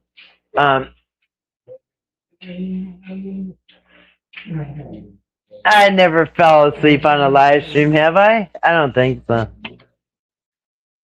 No, I'll outlast all you guys. Hey, chill out, man. I accidentally bumped him. I disturbed him. But yeah, he can cut the act about the trust. There's no trust. Never was going to be. So just pay the Whittakers, man. Yeah, thanks for coming on, Ernie. Yeah. I had a very important phone call. Come on. I'm still here, but I'm way far behind. So, all right, cool. Yeah, it was fun talking to Ernie. I didn't know. That's good to know. You know what? Probably one of the most interesting things I learned is that Ernie and Patrick called Mark Leda after the family was taken. You see, I'm glad I heard that because I always thought, hey, somebody should call Mark Leda and ask if he'll help. You know, he's got a lot of money. He's smart. He probably has lawyers. You know, please come help the Whittakers, please. And I thought nobody asked him, but it's good to know he was asked. Patrick and Ernie asked him on the phone, and he said no. A very quick no. It was too messy. Too messy. And yeah, I don't blame him. I mean, the whole story had cooties by that time, as he put it. Yeah, so that was interesting to hear that. Ernie had some a good conversation. I love having guests on because I already know what I know. I want to hear. I want to know what other people know. Yeah, yeah, out of mine, yeah, out of my pocket. Remember, Eric said, "See, my wallet is full of receipts." Yeah, yeah, he held. You know, and those receipts. You know, when you have a receipt, that's when you put what you spent it on. Say you went to Hardee's, right? And you spent $20 on, you know, three of you, right? So Hardee's or whatever, I don't even know what it was. And that way you'd know what it was and how much you spent. But he didn't. He just had a wallet full of receipts. Somebody said it looked like a wad of toilet paper as well. But it was yeah, a stack, like I said, like the size of a Big Mac. Business expenses require actual receipts. Yes, not chicken scratch. Yeah. I'm gonna go back as far as I can and watch it, read you guys' comments. So sorry about missing your comments. It's hard to talk to him and read comments, otherwise I forget what I'm talking about. You'll see it a lot on live streams. Somebody's talking, and then they go to look in the chat and they totally forget what they're talking about. Yeah, it's hard to look at the chat and talk at the same time.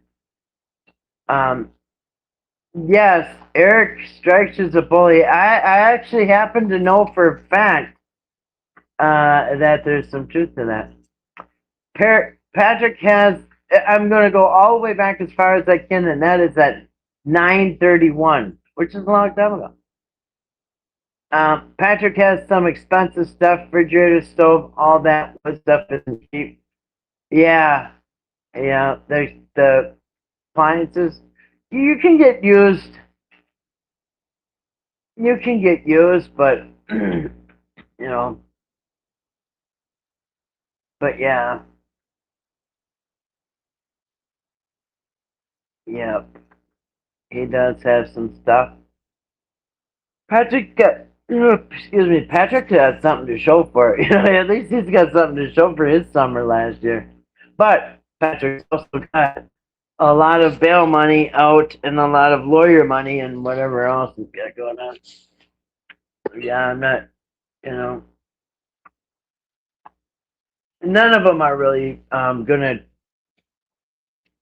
you know, none of it's gonna be financially a boost for them for the rest of their life. Like, hey, get a little crazy behind me here.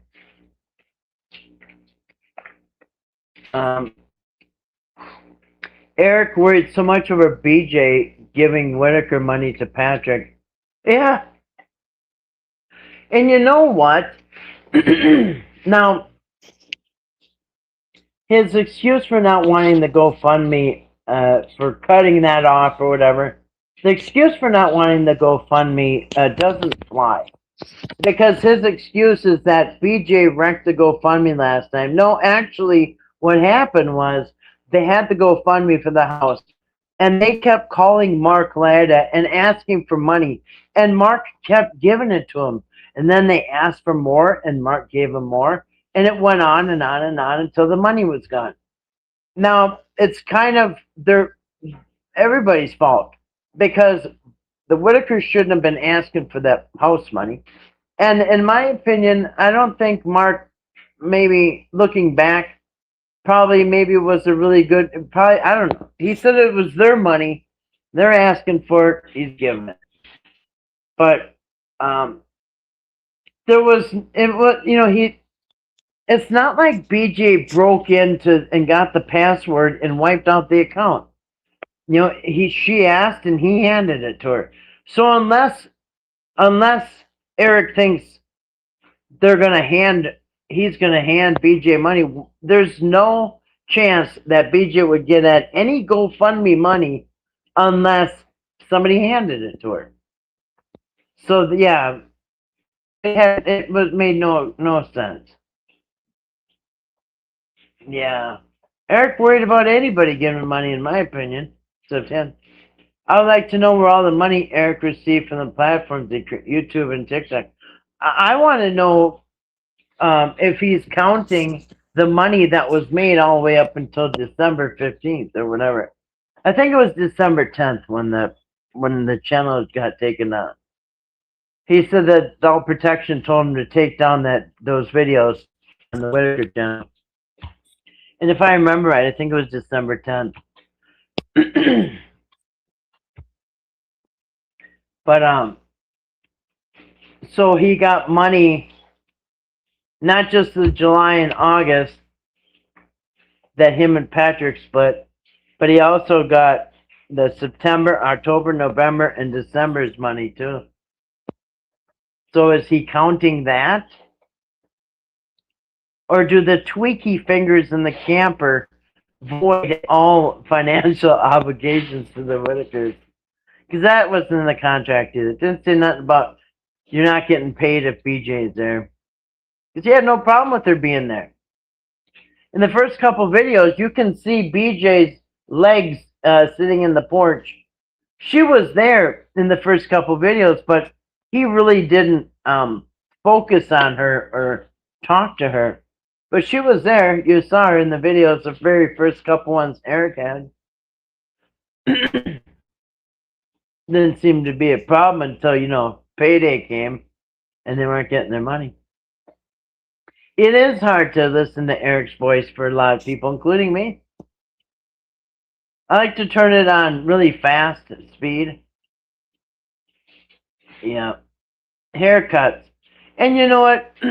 Nothing that the Whittakers got was anything of value or anything lasting. It didn't change their life.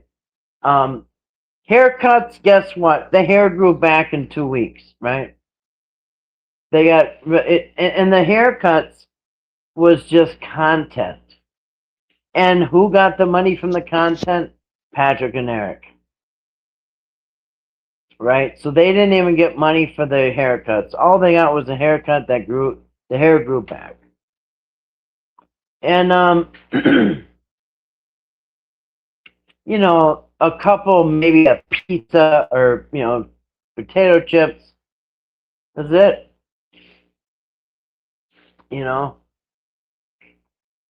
It is 12:08 a.m. here. A little after midnight. I know, a bunch of night owls. I like it. Who thought there'd be so many night owls? Grace and I are night owls, right? Because this is how we are. Can't help it. No, I don't think I ever fell asleep on a live show. I just don't think I would. I think I'd say, you guys, I can't stay awake. I gotta go to bed. But yeah, they got nothing. They didn't even get their house fixed up. Nothing.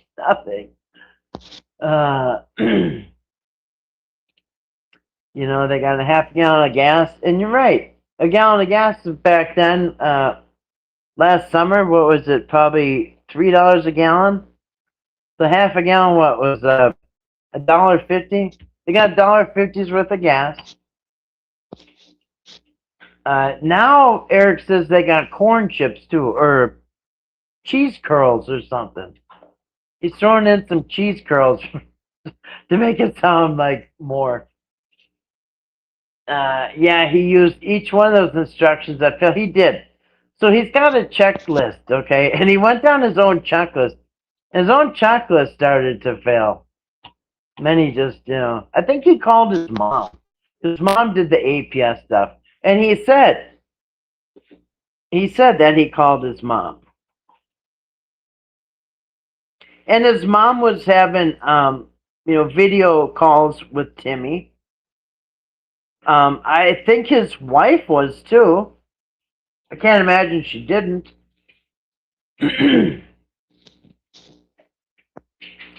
Yeah. Well, good night, Susan. It is late for some people. Yep, going to bed late. Yep, it is. Crazy with the gas is stupid. Yeah. Patrick claimed like their family. Yeah. So if that was if the Whittakers were like family, you wouldn't be blackmailing and ripping Larry a new one for taking $1.50's worth of gas when you yourself owe them over $4,000. And I think it's odd that they're going to split the money 3 ways. So Whittaker's got 5,000,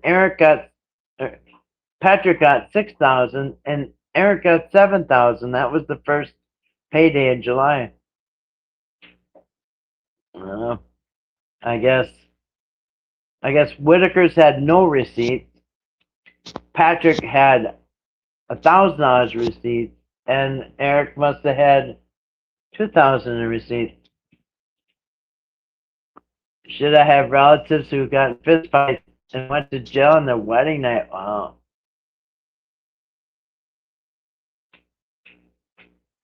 Did you guys hear that guy that won the lottery, him and his wife? And they got in some kind of trouble, like within a week or whatever. They went on a trip, and he ended up in jail. Just won the lottery, he's in jail. Yeah, it's crazy. Crazy families. Everybody's got something crazy in their family. Who doesn't? You can't come up with a story at some point in your life where somebody got drunk and punched somebody. I mean, duh. Everybody's got some story that you could run to APS 25 years later and want to get the family taken away. Oh man. Yeah, his wallet. And it's so weird how Timmy was trying to grab his wallet. Because you know what? What did I say? I said, Timmy knows. Listen, Timmy's listening to BJ, listening to Larry, listening to Betty. And they're all saying that Eric's got our money. Eric's not paying us our money. Eric owes us money. So when Timmy's over there, yeah, he's going to grab Eric's wallet. You owe his family some money. Got to tell you something. Eric's the one that's supposed to know how to communicate with the Whittakers. Just figure that out. Yeah. Yeah. Lost my whole. They should all have T-shirts. I lost my whole family, and all I got was this bag of chips. June 1st. Oh, wait a second. I just lost them. Hurricane season? That's one thing we don't have here is hurricanes. Makes up for the snow a little bit. Yeah. Yeah, those would be rough. Yeah, it was good seeing Ernie here tonight.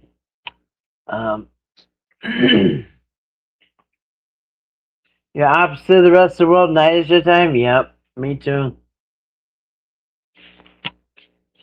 I was born at night, so my mom never really switched it around for me. Babies have their days and nights mixed up. Yeah, mine never got straightened out. Yeah, hurricane season, huh? That, yeah, I do want to get a winter place to go to in the south sometime. But yeah, I don't want to go anywhere near the water that inland enough where I don't have to experience a hurricane. Is you fellow Floridian? Yes, Ernie is from Florida too. Great chat, Ernie. Come do it again sometime too. Yep. Not sure about that, Kathy. I'm kind of wired and in my groove right now, and it's 1 a.m. Are ya? All right. I think there's some good vibes. I think that it's positive, happy vibes in here. Some of us are in our midnight groove. Yeah, I like it at night. But I don't like to be gone. I like to be at home. I don't want to be at. I like to be at home. I don't like to be out late. But yeah, as long as I'm home, heck yeah.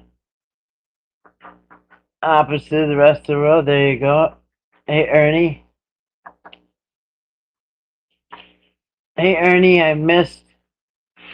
See you at the Clay Fair and Palatka too. Maybe next time. Is that the area you guys are from?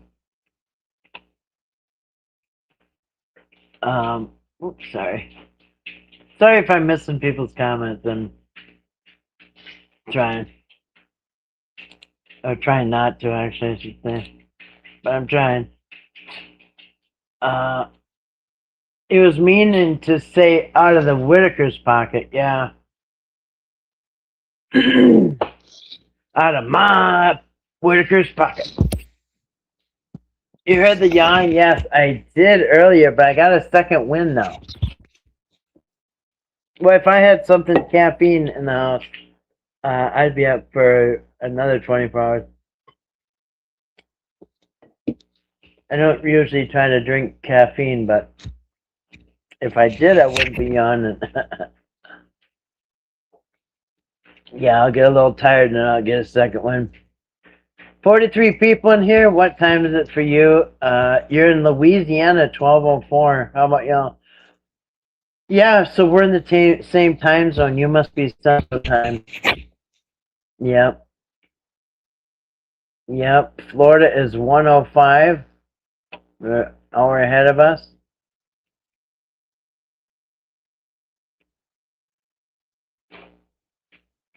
Oh, dang, I just lost my spot again.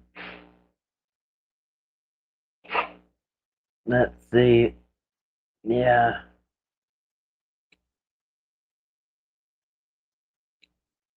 My neighbor, well, pretty close. Cross his fingers. We see no storms this season. Good. I hope you don't. No hurricanes yet. It's the season right around the corner. And what the heck was the phone calls to BJ? Are you talking about Eric in the third week of August?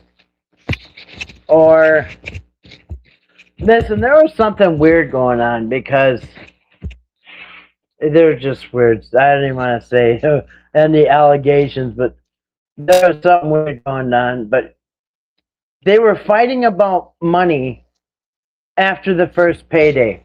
July 21st, Whittaker's didn't get anything. And they got their bill paid, and they got the snuff and the $250, and Patrick got the other $4,000 that they got owed. $4,000. So they were walking around with no money, to the point where they had to go up to Patrick's and get half a gallon of gas. That wouldn't even, I don't even know how long my lawnmower would last with a half a gallon. My riding lawnmower wouldn't even go very far on that. Imagine a truck. It wouldn't even know you put it in there. My truck wouldn't. Yeah, so the phone calls to BJ was probably, my guess, BJ was asking, where the hell is our money? July 21st. You know what I mean? You can fool Betty and Larry, but you ain't gonna fool her. I try not to speak on the storms for the most part. Don't want to speak one into being. Yeah. Yep. Yep. You can do opposite of that. You can say, well, I'm glad there's no storms this year. Yep. But yeah, I hear you. I hear you.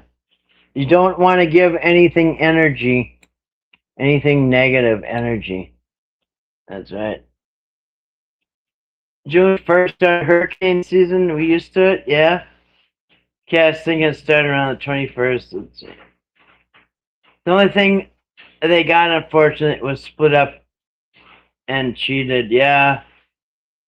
Like I said, it would have been bad enough if they would have gotten money, but they didn't even get nothing.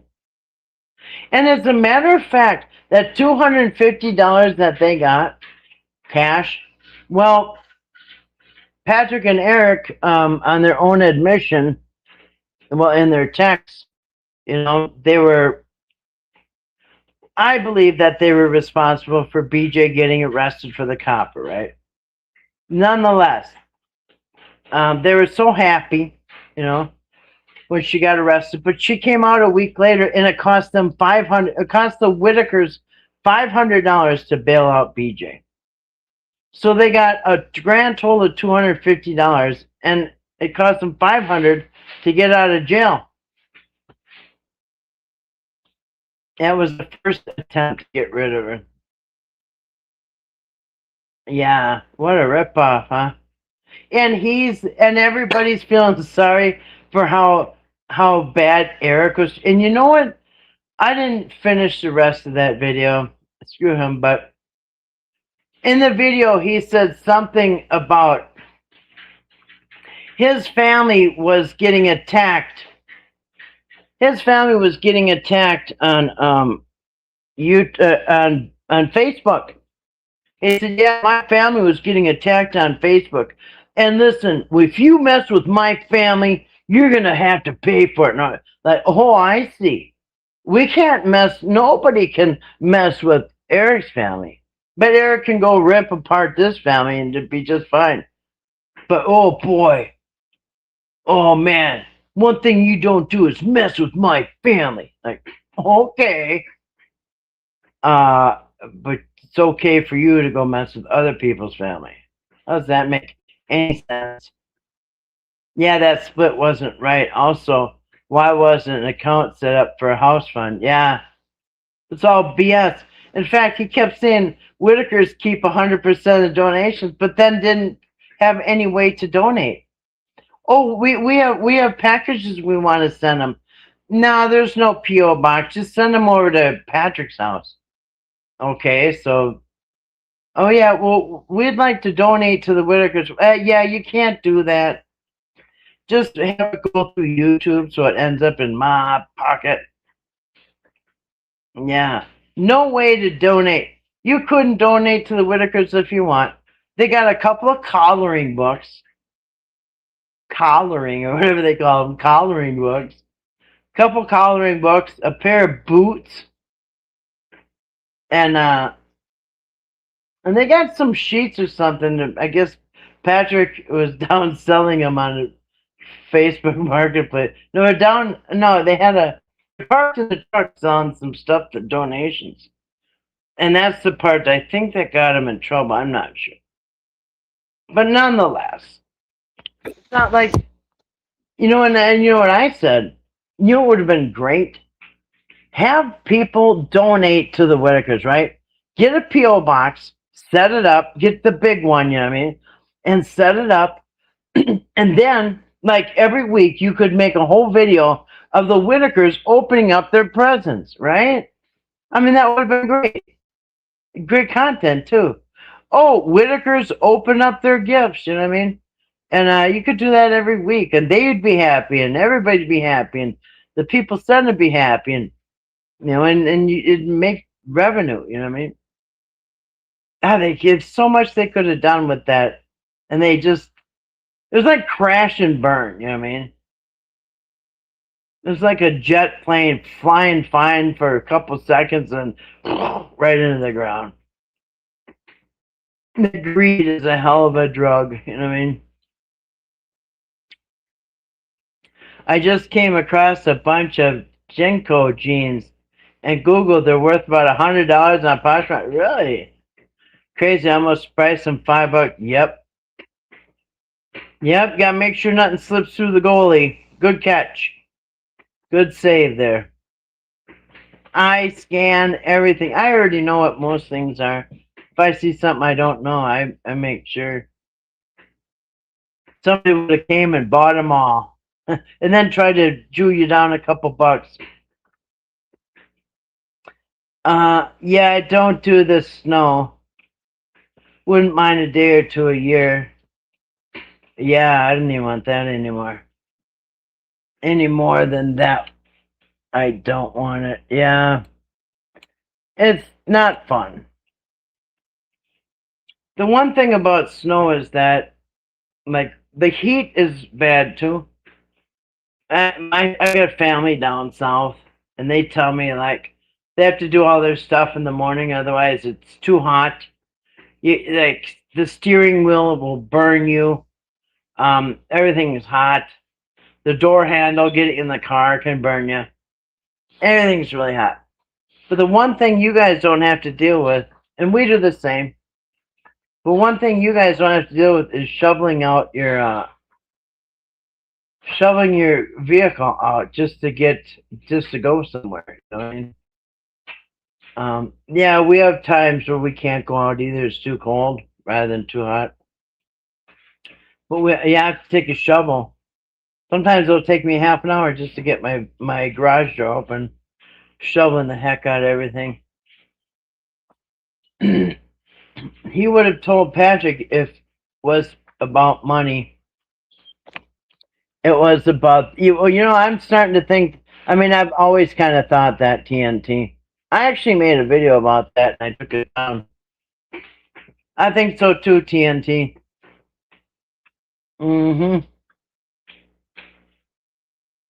Because I mean, look at him. I mean, obviously, to me, my personal opinion, something's going on. Something was going on with Eric. Okay. And yeah, and I mean, it might just be a coincidence, but coincidentally, BJ and her son are on Suboxone, I think, or the other one of those medications. And when Eric got home after being gone all summer, he was looking crazy. He looked spun out of his mind, and he made that video saying that his wife doesn't want him home anymore until he gets off the Suboxone.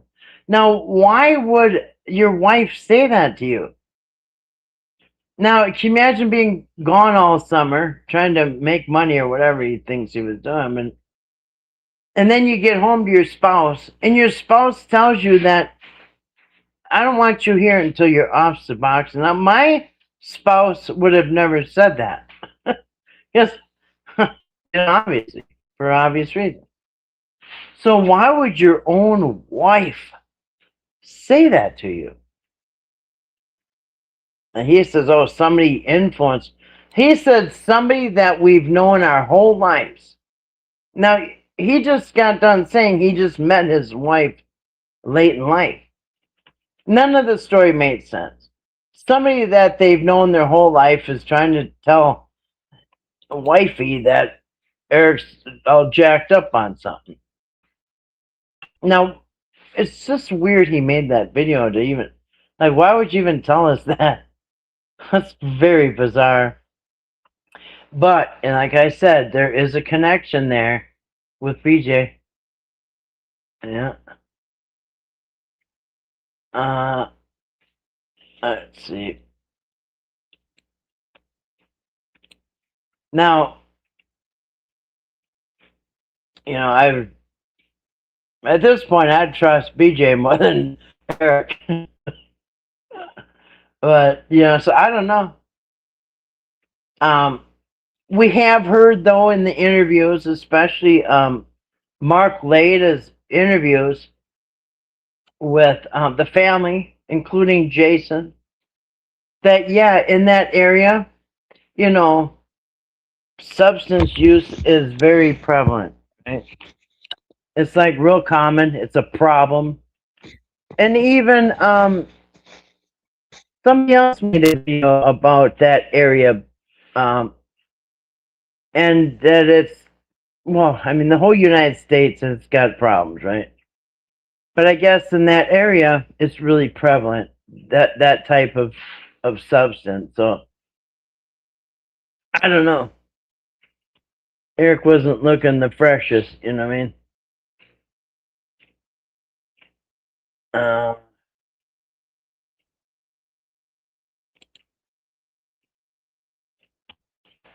Remember those jeans, the gerbos? People were wearing gerbos. There's a lot of fads have come and gone. But yeah, some of those are worth some money. But yeah, I'm getting sick of this now.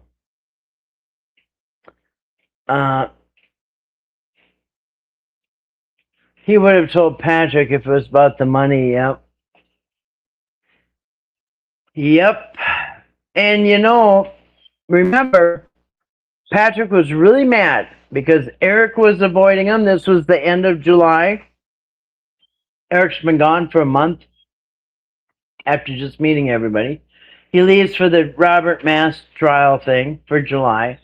The end of July, Patrick is mad because Eric is not answering his phone. BJ's and the Whittakers not answering their phone. So Patrick, mad as a wet hen, he goes up to the Whittakers, and BJ comes out of the camper and hands the phone to Larry. And Larry says, "Oh, Patrick is here right now." So it seemed like Eric and BJ were friendly behind Patrick's back. I mean, according to Patrick, and you know, according to his story, that's what was happening. Eric and BJ were friendly behind Patrick's back. At the same time, Eric is saying, "Don't worry." The same day, July 30th, the same day, Eric is chumming up with BJ, but Eric is also telling Patrick, "Don't worry, BJ will be gone soon, and that will be that." Yeah, I wouldn't even start mine up to even worry about pumping a half a gallon. I would just be staying outright. But that was the time. I'm pretty sure last summer they were still going to that clinic. They had to go to the clinic, like, I don't know, often. I don't know if it's every day or whatever, to get her medication. So you live in Tornado Alley? I think we kind of do too. I don't know. Not down by Kansas where Dorothy was, but yeah. I've seen some tornadoes actually. You know, springtime we have ours. I don't think last few years. I don't think there's been a lot. Yeah, I'm good in the tornadoes. I'll definitely keep the hurricanes. Yeah, yeah. If you have a basement, you don't have to worry too much about the. Well, you can worry less about the tornadoes. Let's go down to the basement.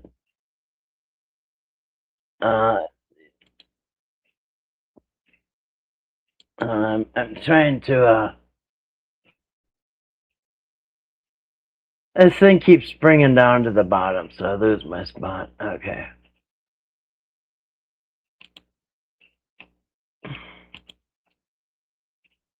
Okay. All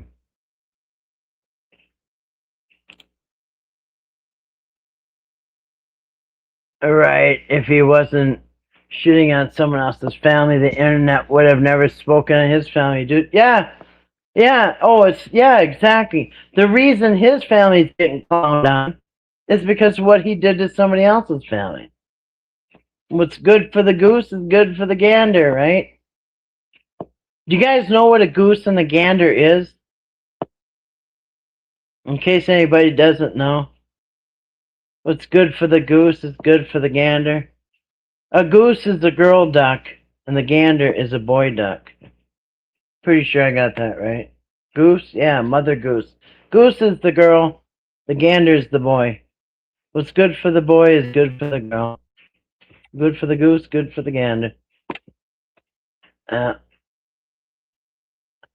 When Patrick said they needed a riding lawnmower, I think that's what he wanted. I think he was putting out his wish list. He needs, let's see, he needs Whittaker's needs a refrigerator. Whittaker's need a stove. Whittaker's needs a riding lawnmower. He already had that John Deere one. He's probably good to go. But he did ask for Whittaker's to have their own. And I can't believe at their age they don't have their own lawnmower. I mean, maybe it don't run. Fix the one you got. I just fixed mine. It's only 10:25. Wow. You are 2 hours. Oh, that ain't bad. 10:25. Oh, you're 2 hours, yeah. I'm surprised Eric didn't buy the things the family needed, then rented what they needed to them to double up on the exactly. So he gives all these presents, right? He gets the pats on the back, the attaboys and all that. And then he goes and takes the money and gets reimbursed for all those gifts he publicly gave away. Yeah. I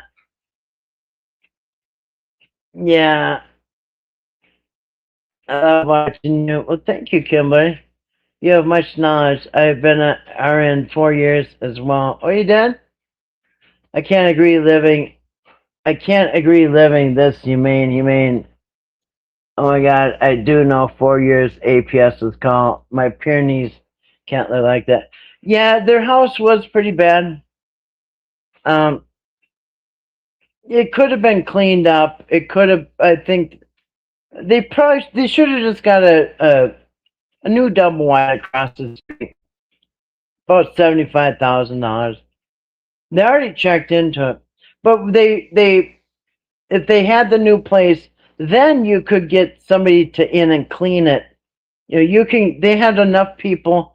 They could have gotten a couple days of probably home care where somebody comes in and makes sure that the place is clean and make sure everybody's taken care of. But yeah, it was pretty gross. But they went all summer without helping them at all. You know what I mean? But yeah, I wouldn't want my dog living in there either. And I don't know. I think they maybe got used to it. I don't know. But yeah, I wouldn't want to live like that. But so maybe they're cleaner now. Maybe they have, I don't know, more food. None of them were starving. You know what I mean? Let's get real. I think they all ate pretty decent and actually healthy. They had fruits, they had vegetables. I watched what they put in their cart. They had some junk food, but they had, Betty was cooking and stuff. So I don't think anybody was like starving and stuff. But yeah, they definitely could have. They needed somebody to help clean. I don't think Betty's got it in her to clean up after all these people anymore every day, and she's in her 70s. This is too much work for her. But I think they could have managed. They could have had somebody come in. Yeah. When Patrick said they needed a mower, yeah, he did want it. Let's see. Yeah, no, they definitely needed some help. Oh, I still love you too, Kimberly. Oh, inhumane, yeah. Yeah, I think they were used to it because they probably always lived like that. And the Whittakers, they all grew up across the street in a house just like that. Kenny said that they grew up just like that. complete filth. You know what I mean? Now Kenny keeps his place clean somewhat, but yeah, he said that's how they grew up. So I don't know. I don't even think they know it's not normal. But I don't think, yeah, I don't think that anybody's happier.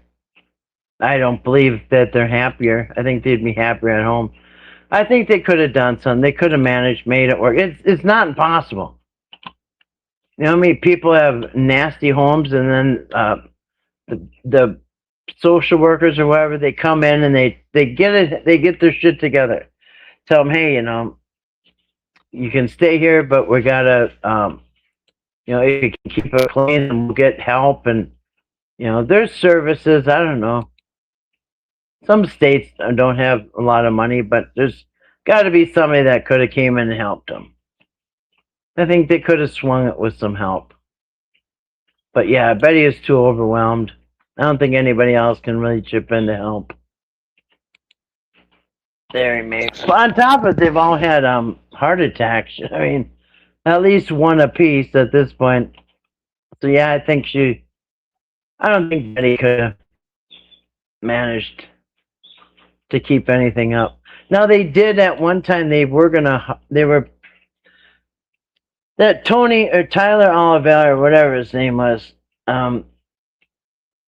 After he butted his nose in and made Mark look like a crook that was stealing all the money, he kind of blew the whole deal, and then he looked like an ass. So Tyler Oliver, or whatever his name is, he got a hold of the people in town that sell mobile homes, right?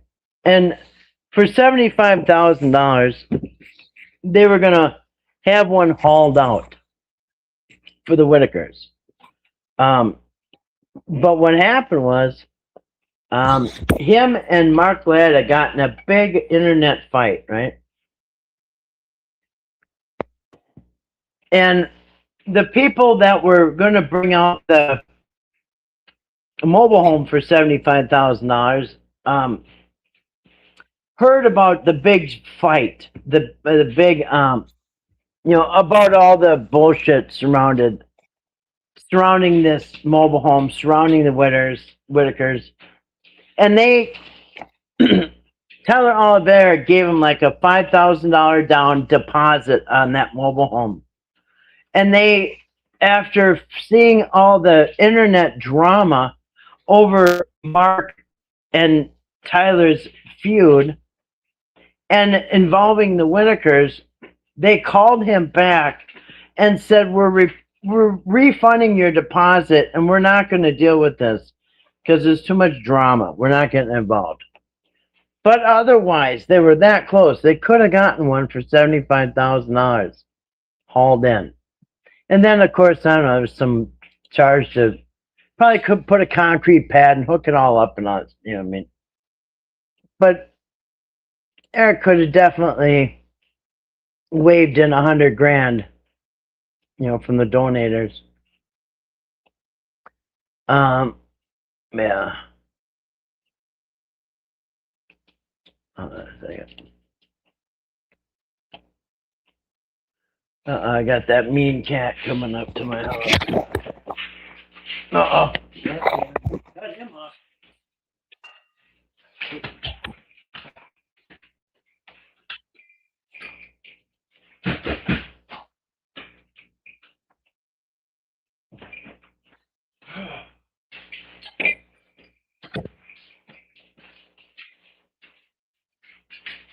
Yeah, he went running. There's a big orange cat that comes and fights with the other cat. And I don't feel sorry for him at all, because I heard the neighbor said she feeds this big red cat. And I said, oh, good, keep him over there, because I don't want him over here. He fights with all of them. So anyway, he doesn't need to come over here for food. She already told me she feeds him. All right. Trying to figure out where I left off here.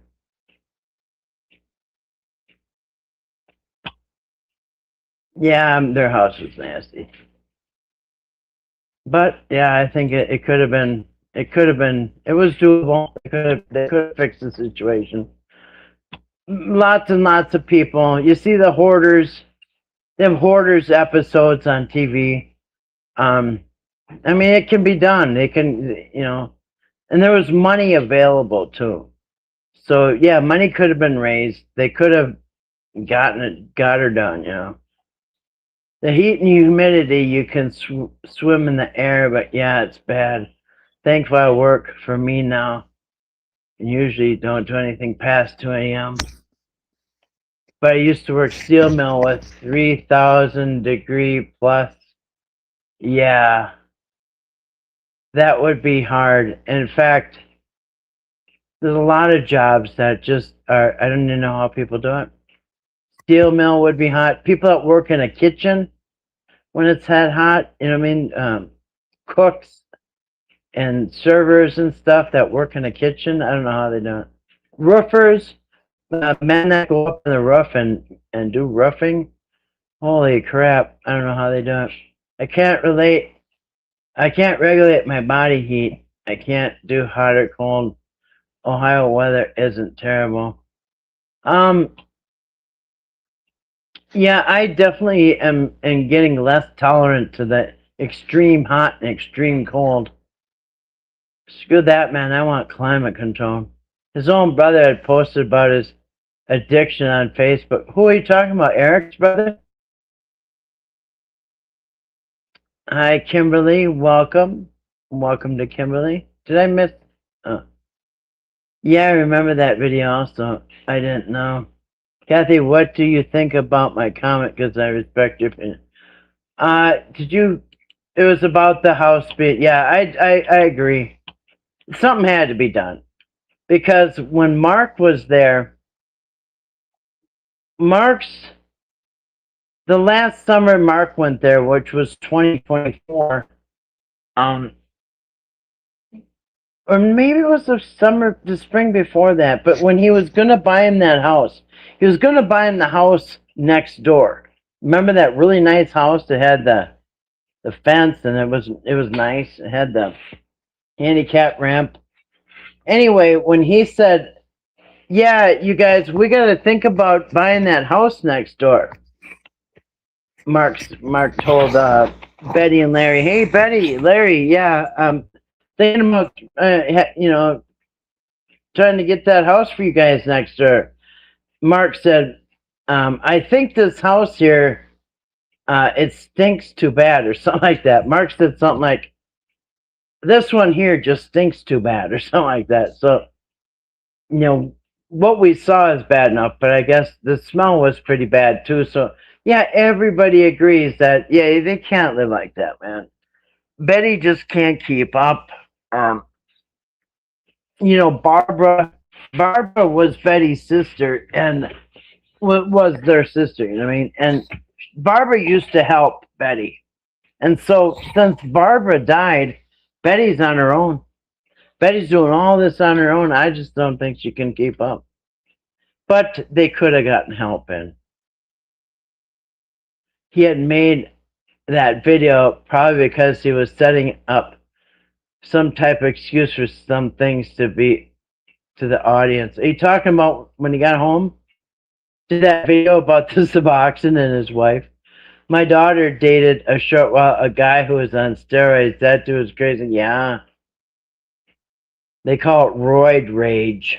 Oh yeah, there you go. Aquatic said roid rage. Yeah. You remember them jeans also? Yeah. Roid rage. Yeah, those they can get, yeah, some of them people get homicidal. Mad as a wet hand.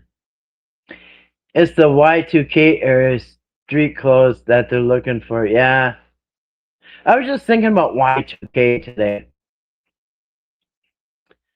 Remember what a scare that was? I thought gander was babies. Yeah, no, goslings. Yeah, gosling. The goose, the gander, and the gosling. Goslings are the babies. Yeah, yeah. Goose. What's good for the goose is good for the gander.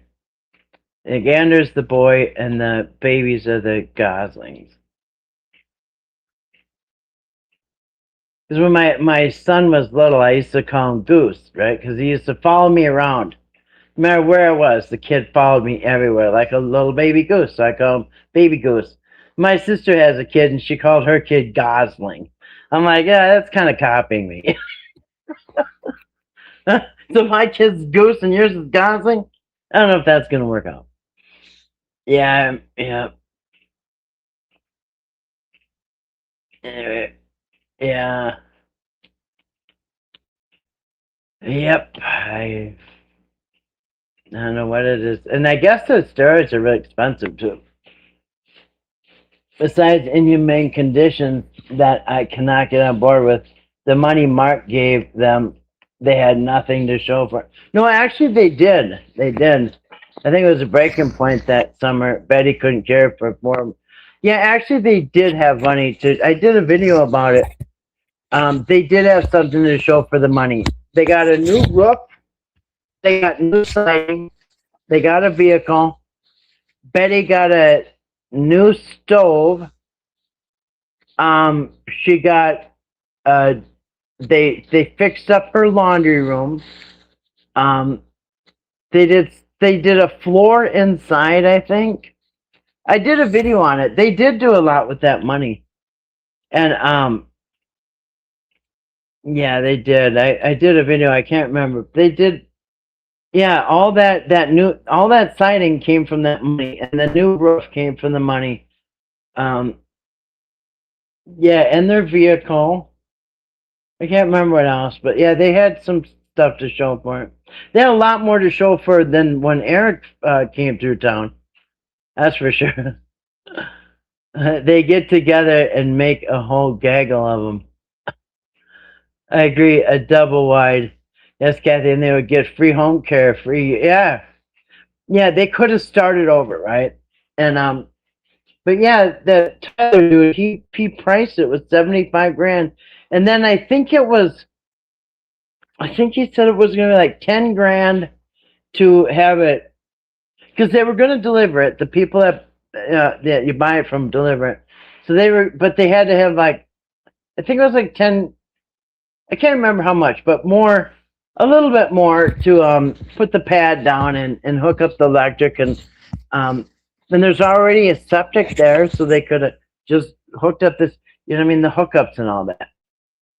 And they had way more than that ready to come in a heartbeat. So, and then you have some caretakers come in, check on the family. You got, somebody cleaning a couple hours twice a week.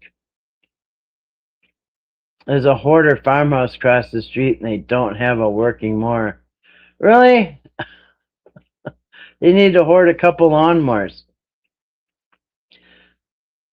That one gal went over and did some work over there. Wonder what all she did. Yeah, I heard mixed reviews, but they that one girl, I think it was Gloria, she did some floor tiles, but floor tiles isn't really gonna help, you know what I mean? They need, yeah, I have emptied out hoarder houses. I know what it takes. It takes a dumpster and a couple guys and me. And in a day. And by the end of the day it'd be empty. But yeah. Yeah. I don't know. But yeah, it's just like, the situation was Eric didn't want that. He wanted everything right now. He wanted Timmy, and he's ready to burn the place down. Burn the whole program down to the ground if that's what it takes. And it's too bad. They could have, if they would have been patient and done things legit, they'd still be making videos and everybody'd be fat and giggly. You know what I mean? There was enough to make everybody fat and giggly. Yeah. Yeah, and then there was some people that came over and cleaned up the yard, but listen, the yard was not the problem, right? Again, they're fixing a problem that doesn't exist. Forget the yard. Eric was wrong about needing money for care. They did not need Eric. An outsider coming in, that's where it went wrong. Exactly. And no, you're right. Eric kept calculating the cost. Okay, and then at $15 an hour to $20 an hour, you round the clock, and a million hours, and now you got 100,000 a year. And who cares? They're on assistance. It costs them nothing. Like their doctor's appointments, cost them nothing. Like the heart surgery they had, cost them nothing. Yeah. Acting like they never saw a doctor before. I think it's probably shocking to us, but like you always say, the love they had is more than, yeah, it's more than being separated. That is why I love watching you. They had love and did not know any better. I know, it's just sad. Like I said, I admired their family. I admired the love in their family. And they had that fire, and they're all huddled. They're all crammed into that little tiny house, and it's winter, and the door's closed, and they're elbow to elbow, still smiling, still happy. And he said, wow, you guys always stick together. And she said, yeah, it makes us happy. And I just lost it up watching that. That was after the family got taken away. I was watching that video, and I thought, oh my God, dude, how sad. You cannot say that family didn't have love for each other, that's for sure. Yeah, I think they needed some help, though. Yeah. What's good for the heifer is good for the bull.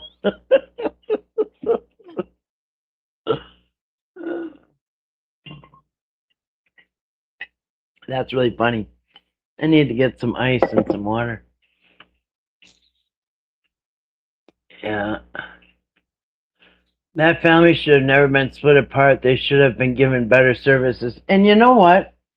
If like Ernie said, well, he thinks that their APS is just, they figure out they've been duped. They don't know what to do. They're kind of in a corner. Well, hey, I know. How about trying to get the family back together? The APS should undo their damage. You know what I mean? Like, okay, get them a house. Try to get them all back in under one roof again. But this time, have some help. I mean, he's trying to say that there was abuse, and it was the worst case ever. That's bullshit. If it was any abuse, even a small case, I think somebody would have been arrested. If the abuse is so bad that people have to be removed from the home, then why wasn't anybody arrested and held accountable for it? Who abused them? Because they need to be arrested. Who? Oh, nobody got arrested?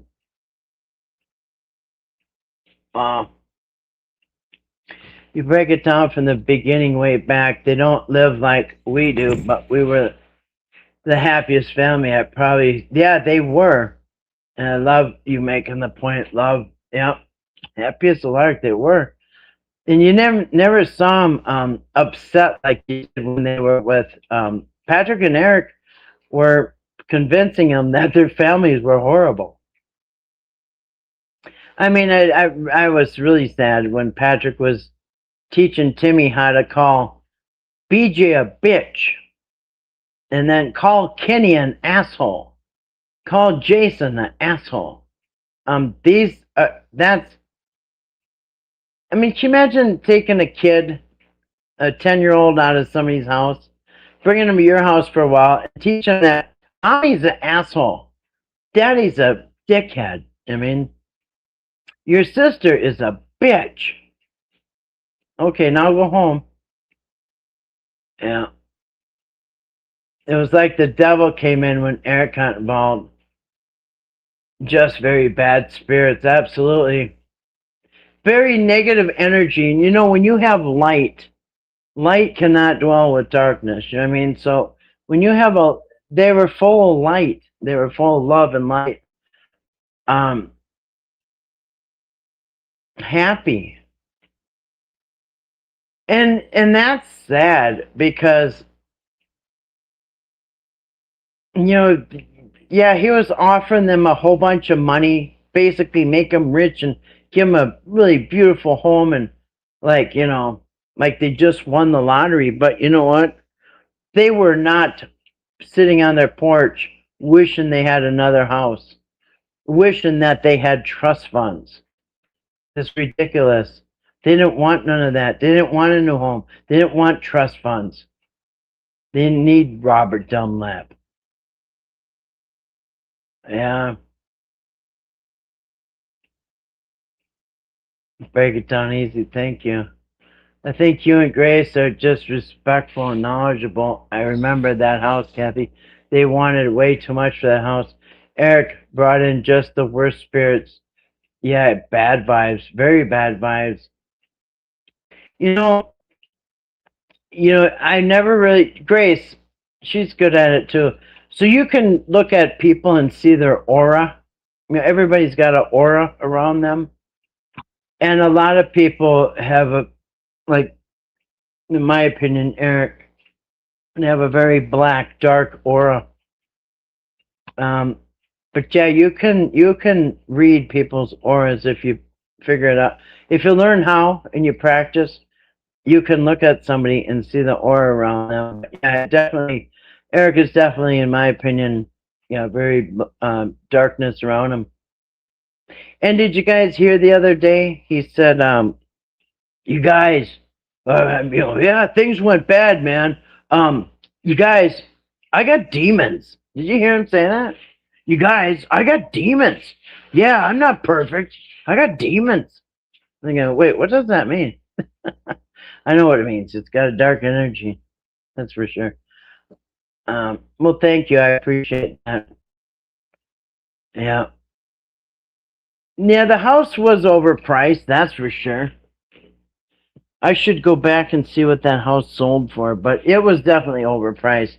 But I did look on the real estate sites, and they could get all for 100 grand. You could get all kinds of nice houses in that area. I mean, but appreciate that, Kimberly. Thank you. Betty had a heart attack. Oops, just lost my way there. Yeah, they didn't need no money for health care and for round the clock nursing. You think Whittakers want anybody in their house 24? I don't want anybody in my house. Listen, my husband was dying of cancer, and yeah, I needed the help. We had hospice, we had nurses coming, care attendants, all kinds of stuff. But I didn't like people in our house. He didn't like people in our house. It was necessary, but we couldn't wait for him to leave every time. You know what I mean? But yeah, nobody wants a caretaker in their house 24/7. It's, I mean, what is this? You know what I mean? Like I said, if it's hospice, yeah, you'll get I don't know 4 hours a day or something. Even dying of cancer, you still don't get that many hours. I mean, enough for me to I don't know, run to Walgreens and get medicine refilled and get some food and get back before the caretaker has to leave. Yeah, you don't get much even when you're dying. So I don't know what he's talking about. What are they going to do? Sit on the porch with the Whittakers? I mean, what's somebody going to do 24 hours a day? That made no sense. I'd tell you something funny. Me and my mom had talked about the 2 cups. How did nobody catch on? My mom said, Kathy caught on just like us. It was so obvious. Not fooling anybody. Somebody mentioned it. That's how I learned about it. I didn't even catch on. I saw a comment. Somebody said, Kathy, did you notice he drinks out of 2 cups or 3 cups or whatever? And I said, no. And I went back and looked and oh yeah, actually sometimes it was 4 cups. It was, and then the last time when the shit hit the fan on that Friday, the 5th, he had a tumbler number 1 tumbler number 2, a coffee cup, and a bottle of water. He had 4 things going on. Yeah, yeah. And once you see it, you can't unsee it. I mean, you can't not see it. Once somebody points it out, it's like, dang. And I think the other day somebody said he had 2 cups. He's got like a fat one like mine, and then another tumbler, like a skinnier one. Yeah, double fisting. Uh, anyway, I gotta get it some water myself and some ice. Yeah. And you know what? You're TNT, you're probably right, because um I think it was summer of 2024. Mark had been gone a little bit. Um and when he came back, he said, "Oh, Betty, I heard you had a heart attack." And she said, "Yeah." And she had to have a stent put in or something like that. And I think that's when probably she really had a hard time. And I mean, yeah, you have a heart attack, you come out and you're supposed to care for a whole bunch of house full of people when you're in your 70s and you've already had a heart attack, you know. So yeah, I think the heart attack probably was a factor too. Yeah. Well, that's Kimberly. Kimberly, it's good for you and your mom, because I didn't catch it myself. Somebody pointed it out, and then I brought it to everybody's attention after that. Oh, hey, T-Bro, good to see you. Good morning or late night, whichever the case. All beautiful people. Hope you all having a good weekend. Yes, hope you are too. Yeah, yeah. We hope your wife is doing well. That's for sure. Yeah. Hope your wife is feeling good. Hope everybody is. Hi, Grace. It's my son's 26th birthday. It's 2 a.m. in New York. You're still partying, really? Huh. Well, happy birthday to your son.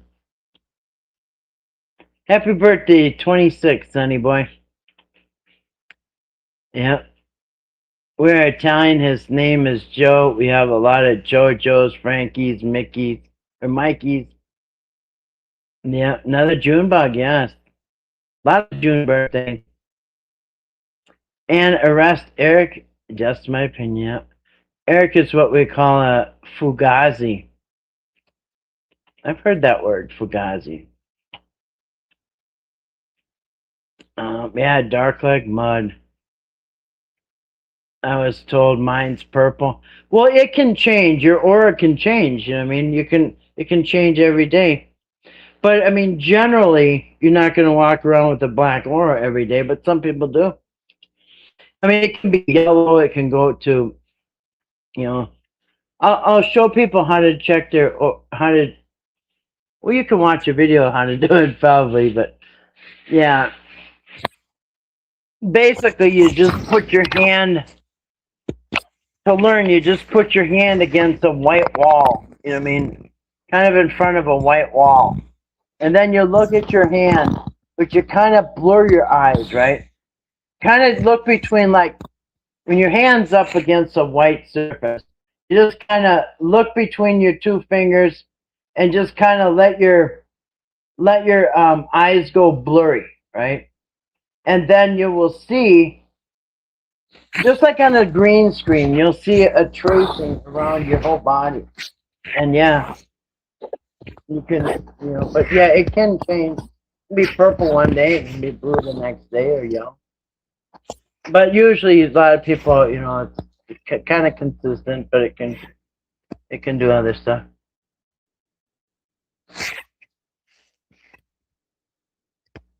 It's hard to rest with strangers in your home. Yeah, it is exhausting. Yeah, damn trains.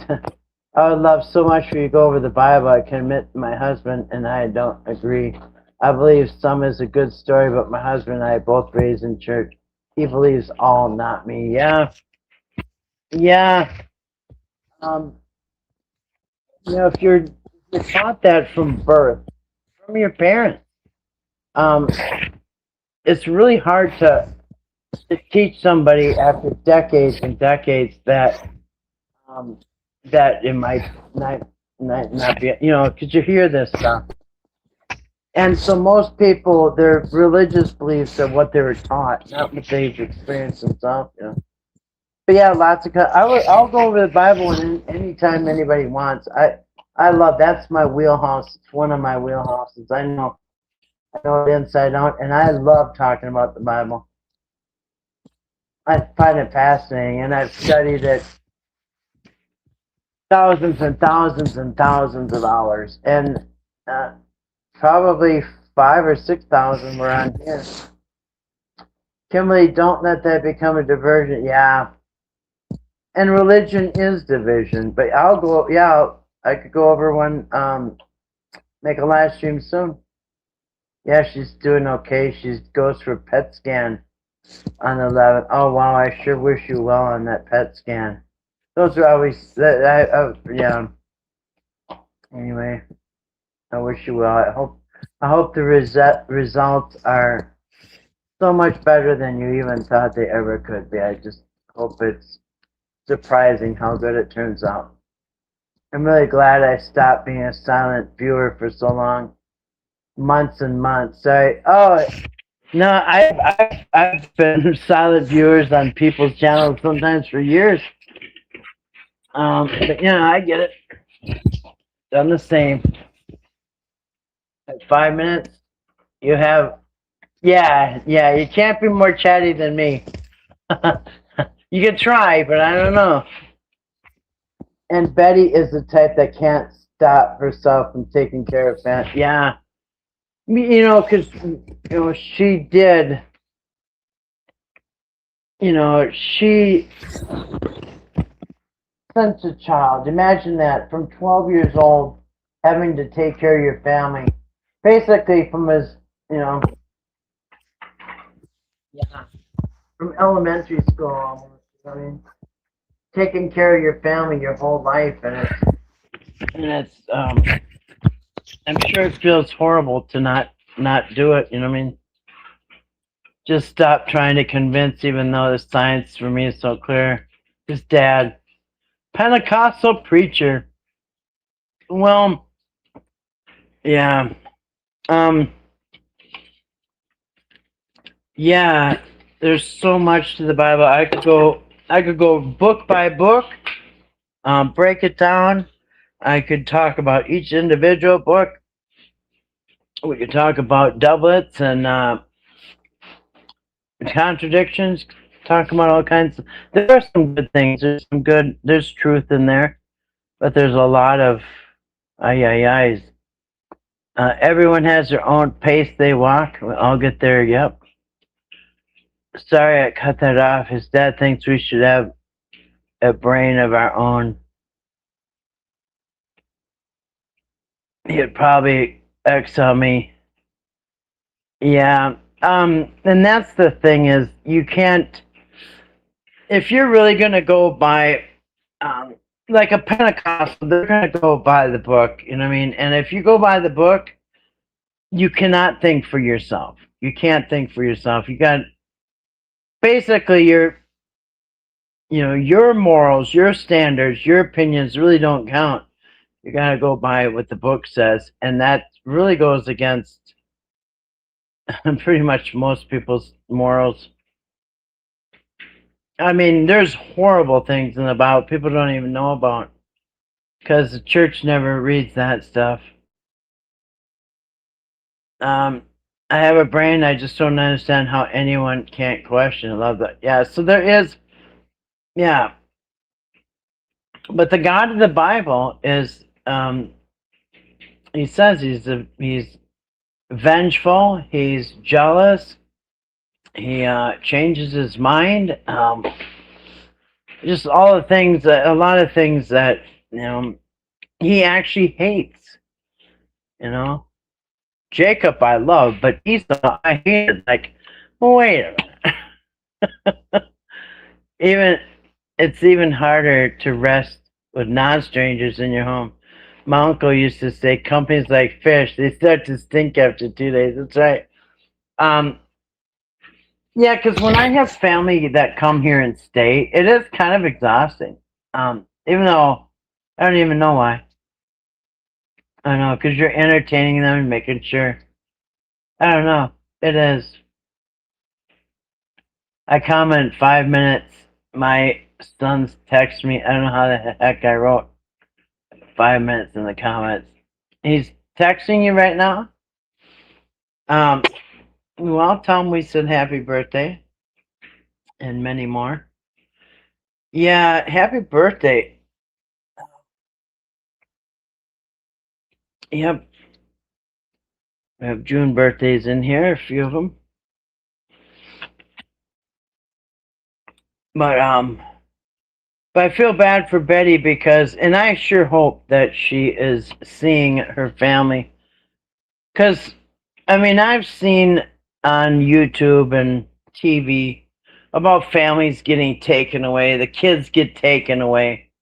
I mean, usually the stories that you see are kids getting taken out of the home, you know, which is kind of the same thing. Adult protection, child protection. But it's not, they don't take the kids and say you can never see them again. You know, unless they're like the parents try to kill the kids or something. No, they always get reunited. You know what I mean? There's always a chance for the parents to see the kids. I don't get how Betty, like, what did she do that was so awful? And Eric will say, well, she canceled the restraining order against BJ. Right, but that restraining order had more holes than my strainer. You know what I mean? More holes than a whatever. A screen door. Hey. Yeah, we gotta move. Sorry, buddy. You know, it was the weakest case for restraining order I've ever seen. And it's not like everybody's walking around with big lumps on their head and black eyes, you know what I mean? Anyway, I don't see how she got banned from seeing her own family. Especially if they do think something was shady about Eric and how it all played out, then they should be bending over backwards to make it up to Betty, you know what I mean? Sing the birthday song to him for us. You? You can go right ahead. Are you talking about T-Bro or me? Oh, I can't do that. Oh, hell no. But I do have to, I think I have to get some water, though. I need some ice water. Yeah, now that I'm caught up. Oh, give me a second.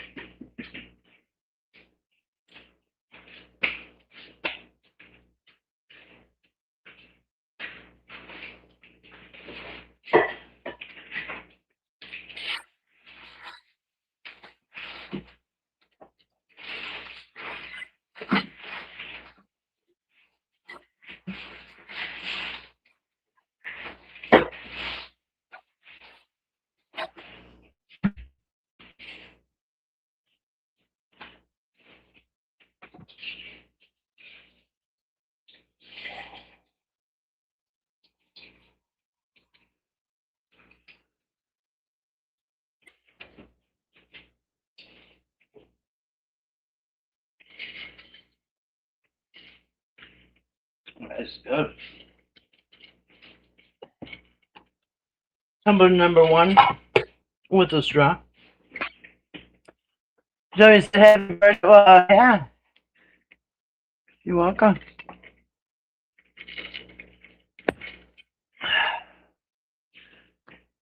I love this chat because I do not feel any negativity. I don't feel any drama. I don't feel any bad spirits. I just know some channels I cannot watch because the person, like Kathy, set the tone. And that, yeah, every channel's got kind of a vibe. And I really don't understand people who want to go on a channel with anger and hate and just always trying to find something bad about somebody. I don't know. Never my gig. But yeah, I like the happy spirits and the love and light, you know. But yeah, I don't get it. I don't get it. Where is the hate coming from? You know what I mean? Like, Are they mad at themselves, or what are they mad at? You know what I mean? But yeah, I don't get the hate and the anger. You know, and it's bad enough the person on the channel that's all hateful and angry.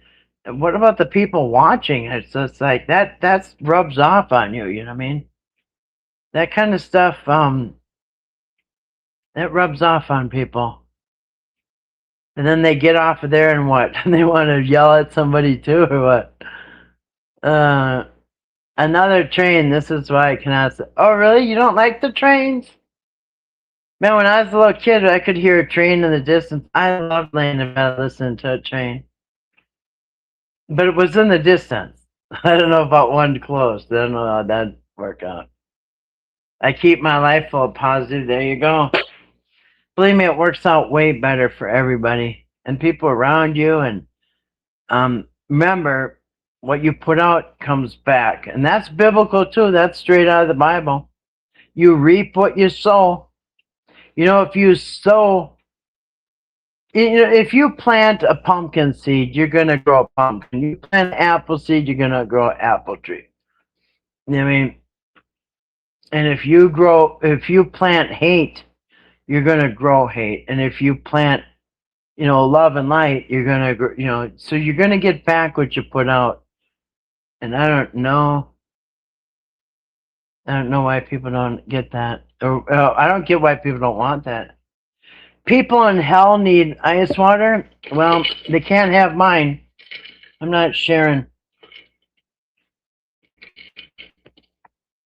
Yeah, remember I told you guys the story about Lazarus and the rich man and Lazarus. The rich man died and went to hell, and Lazarus, the poor beggar who begged, he was at the Lazarus used to sit at the rich man's gate, and he would beg for crumbs, and the rich man wouldn't give it. He'd tell him to go away. And Lazarus was so poor, and he had sores all over him, probably leprosy, because that's what they had back then, leprosy. So he's filled with leprosy, filled with sores. He doesn't have no money, and the rich man wouldn't give him anything. So they both die. Lazarus dies. Rich man dies. Rich man goes to hell. Lazarus goes to heaven, which is called Abraham's bosom back then. Yep, and then the rich man said, Lazarus, please, just give me a drop of water. Please, a drop of water on the tip of my tongue. Now, I can't remember what grace, was it God or was it Abraham? Somebody told him, no, you ain't getting nothing. Just a drop of water on the tip of my tongue. No. I wonder if Eric. A second. Yeah, they are literally 200 feet. Oh, really? 200 feet? That's pretty close. You know, the last house I lived in, there was a train track. So the houses across the street, there's a train track behind the houses across the street from me. And you know what? I could hardly ever hear that train. But to them, it drove them nuts. And they had a hard time. One of the houses across the street was for sale. And they had a hard time selling that because they had a train in their backyard up on a hill. And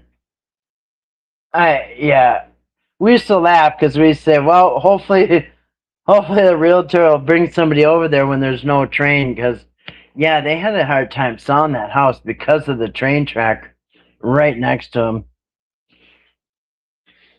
It might not be so comforting when you hear it up close.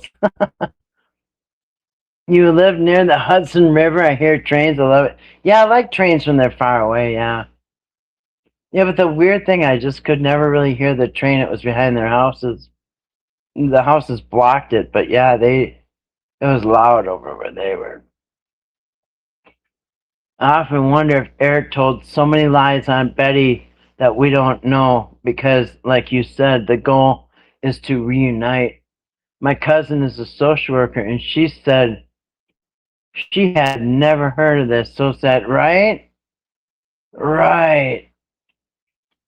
Yeah. You know, I wish I knew a social worker or somebody I could ask that works in this family thing. Like, is this, how many times do you see that the family can't reunite? The only time I've ever seen that the family has no chance to reunite is when there's been like a murder or something, you know what I mean? Or when it's so horrible, so over the top, and that it just wasn't there. You know, they didn't even know they had a problem until Eric came and told them.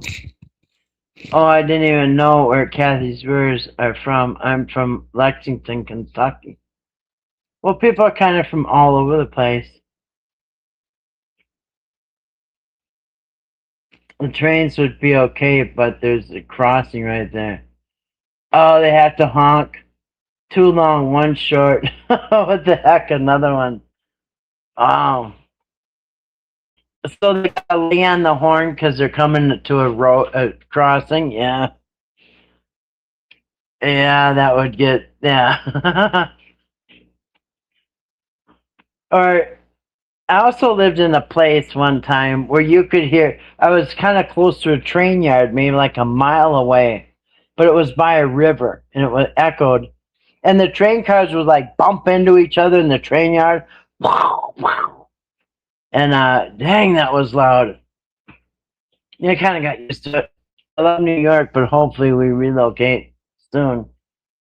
Yeah, I was in New York one time with my husband back in the 80s. We just went through it. That was it. Well, I hope you find what you're looking for. But yeah, why does Betty not get to see her family, over a restraining order with BJ? None of it makes sense. And then somebody said that the restraining order is to keep Betty out of the house. I mean, BJ. BJ had her own dwelling, her own camper. And so ever since this restraining order, some people have been saying that the restraining order was for the house, not for the camper. And BJ wasn't in the house. You know what I'm saying? And there was a restraining order. And I don't know how Eric gets off the hook on the blame. How does Eric not get blamed for that restraining order? He's trying to say, well, they had paper. Because see, you know what? It got proven and it got put out there that they left the courthouse and Eric had the only copy to that restraining order. Eric had the date, the time, and everything. Eric had that only copy. That's what Betty said. Patrick asked her, when you left the courthouse, who got the paper? She said, Eric did. And they said, did you get any paper? She said, no, Eric got the only copy. Now that that's out, Eric says, oh, yeah, I got the copy, but a couple days later, they drove out to the Whittakers, a half an hour drive, to hand them more papers so they could have their own copy. Anybody believes that? I don't know what to tell you. Do you really think that the court's going to drive out to your house 2 or 3 days later after the hearing to give you some papers that you were supposed to get when you left the court? It makes no sense. They gave you a copy when you left the court. Okay, to them, you have a copy. They're not going to then go out and give more people more copies. Go out to your house? How does that make any sense? Yeah, it doesn't. My cousin said unless there's something so bad as in the home. I told her nobody's been charged. Yeah, exactly. I almost said that, but I didn't say it. But yeah, unless there's some kind of essay or something in the house, then I could see the not being reunited. I can see if somebody gets like extremely hurt, or if there's abuse. You know what I mean? Yeah, then yeah, nobody can see him.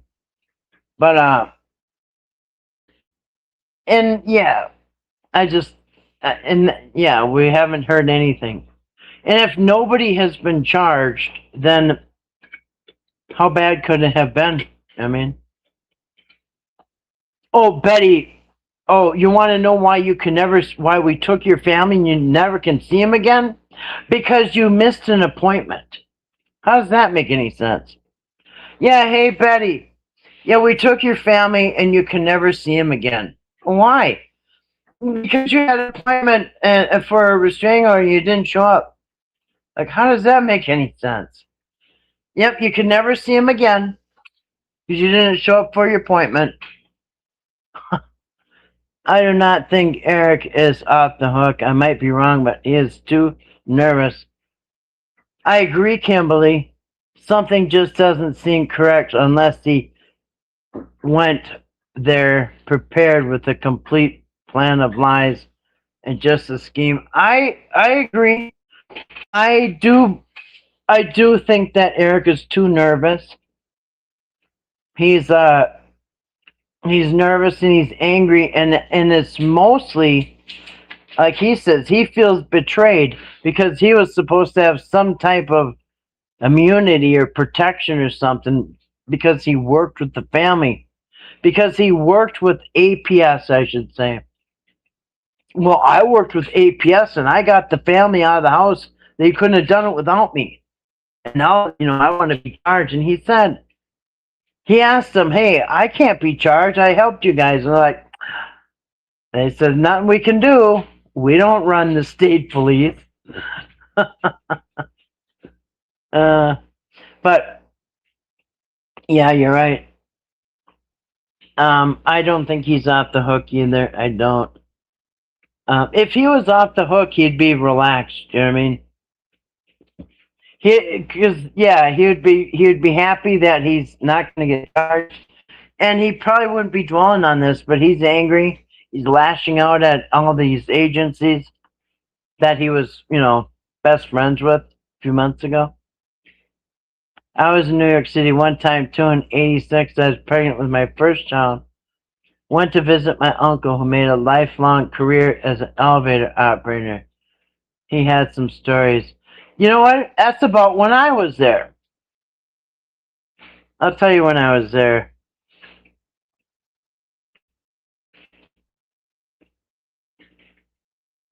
I was there probably in '82. Yeah, I think I was there in '82. Yeah, something doesn't add up, Kathy. I love the video it did about the courts. Thank you.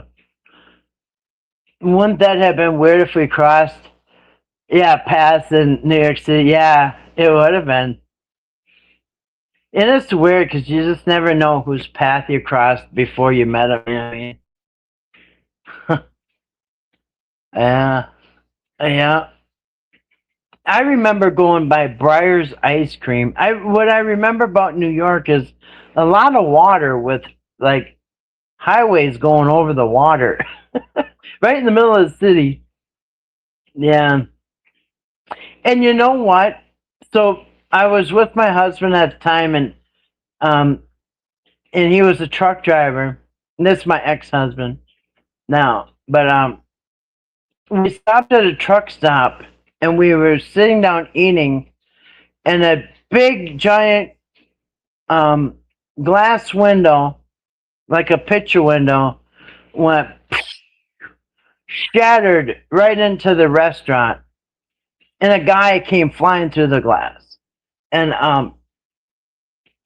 anyway, it was just scared everybody, and well, it scared us anyway. I don't think anybody else was scared, but we were kind of scared, thinking, what in the hell? A guy comes through the window, smashing through, and then they grab the guy, and it turns out he was out in the parking lot breaking into trucks, into the semi-trucks. And then the truck drivers caught him and chased him, and I don't know how he ended up coming through the glass, but yeah, that was that. And we were there We just gotten there, and we were eating in a truck stop, and yeah, I come smashing through the glass because he was breaking into people's semi trucks. Yeah, he acts like his family. Yeah, he does. He acts like it's his family. He is so outraged, like somebody came in and did this to his family. So consumed with anger, and he has the nerve to want to apologize. Yeah, he wants an apology. I've never seen anything like this. I've seen people close to this, but nothing like this. I've seen people that are kind of like this, but not like that. Yeah, they're the ones that come and destroy everything, take the money, ruin people's lives, and they want the apology. Like, okay. Oh my God, that poor wife of his. I don't know. I wonder what it was. Oh, how exhausting. How exhausting. Now, we've talked to his ex, Sarah, who comes on here. And yeah, she'd probably agree too that, yeah, it's not fun. But the angry, yeah, like, I just don't get the anger and the rage when you're the one that caused the problem. You know? It's like starting a building on fire and then yelling and screaming of how big the flames are and insulting people because they didn't put it up fast enough. It's like, dude, you're the one that did it. I don't get it. He must be, like I said, he must be exhausting to live with. I'm exhausted watching him. Or through the water? Yeah, what's up with that? I don't even know how they made all them highways. Yeah, that was weird. But I remember Breyer's ice cream went by that. Oh, and so one time my husband was in New York City, and he was hauling Mattel toys, right? Like Barbie dolls and shit. But anyway, he was in New York, and he went under a bridge, and they had paved. It was mismarked because it was whatever, supposed to be a certain height, but they had paved the road up enough to. Anyway, it peeled the top off of his semi trailer, peeled it like curled up like a sardine can, like opening a can of sardines, and all the dolls and all the toys and everything went all over the road. And he said he thinks that they sit there and wait for that because as soon as he hit that bridge, he said kids came out of everywhere and people and adults, and they were grabbing all his stuff that came out of the trailer. And he just said he let them. He didn't want to get attacked. But yeah, they were out grabbing all the toys all over the ground and Barbie dolls or whatever the heck they were. And yeah, terrible. But I've heard a bunch of stories about every time he went through there, it was something. Oh, and there was a part of New York where we couldn't stop at stop signs or not. You had to just keep going because they had these thieves that would jump on the back of the trailer and they would cut the lock while you're driving and they would get into your trailer while you're driving slow down the road. And when they had seals on, a lot of them had seals, you know what I mean? And so they'd break the seals. And once they do that, then you got it, whatever. But yeah, so there was some places where we couldn't stop all the way at a stop sign or stoplights. We had to just keep rolling because, yeah, I guess certain areas they were jumping on the back of semis and busting into them. Didn't even know they're on the back of your trailer. You're just driving. This time I hear about your husband passing with cancer. I did know about cancer. That had to be so hard. I can only imagine what a wonderful caretaker. Thank you. Yeah, it's been quite a while now he passed away, but I appreciate that. It is hard. It's hard for the patient and the caretaker.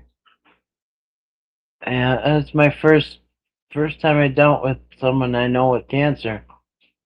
And yeah, there's a lot of things I wouldn't do anymore. Yeah, looking back, it was just like, seems like the people die from the treatment, not really the cancer so much. You know what I mean? Yeah, the treatment really did them in. Reminds me of Betty getting up in the middle of the night, covering up Lorraine and Timmy.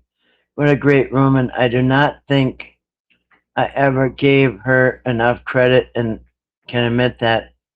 Yeah, so by all accounts, BJ, I've heard everybody tell the stories that all night Lorraine would say, Betty, Betty, Betty. And Betty always had to go in and, cover her up or whatever. And Timmy, they slept in that back bedroom. Lorraine and Timmy, and I don't know who else. But yeah, she said and that's when I was thinking, when that family got taken,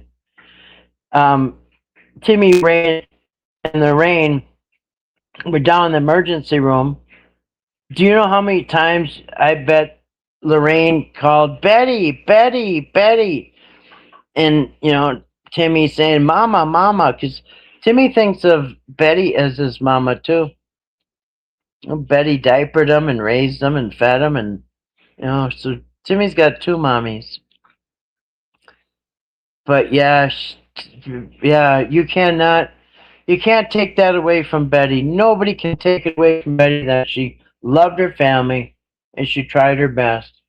And yeah, she got outwitted by the city guy, the guy from the big city that was a fast talker, dangled carrots, promised us everything, got angry, and if you notice, the Whittakers never want to argue with anybody.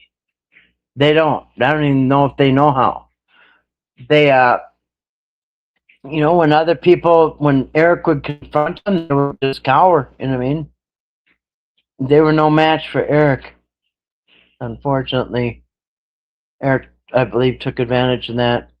I think the first time Eric met the Whittakers, he knew this is going to be easy.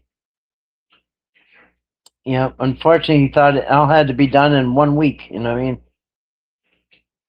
Yeah, got a taste of that payday, that big money, and went nuts, in my opinion.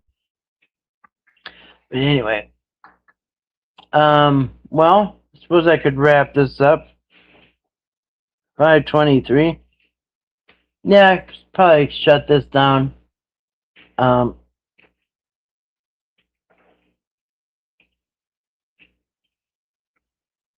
Chill out with the dogs for a little bit.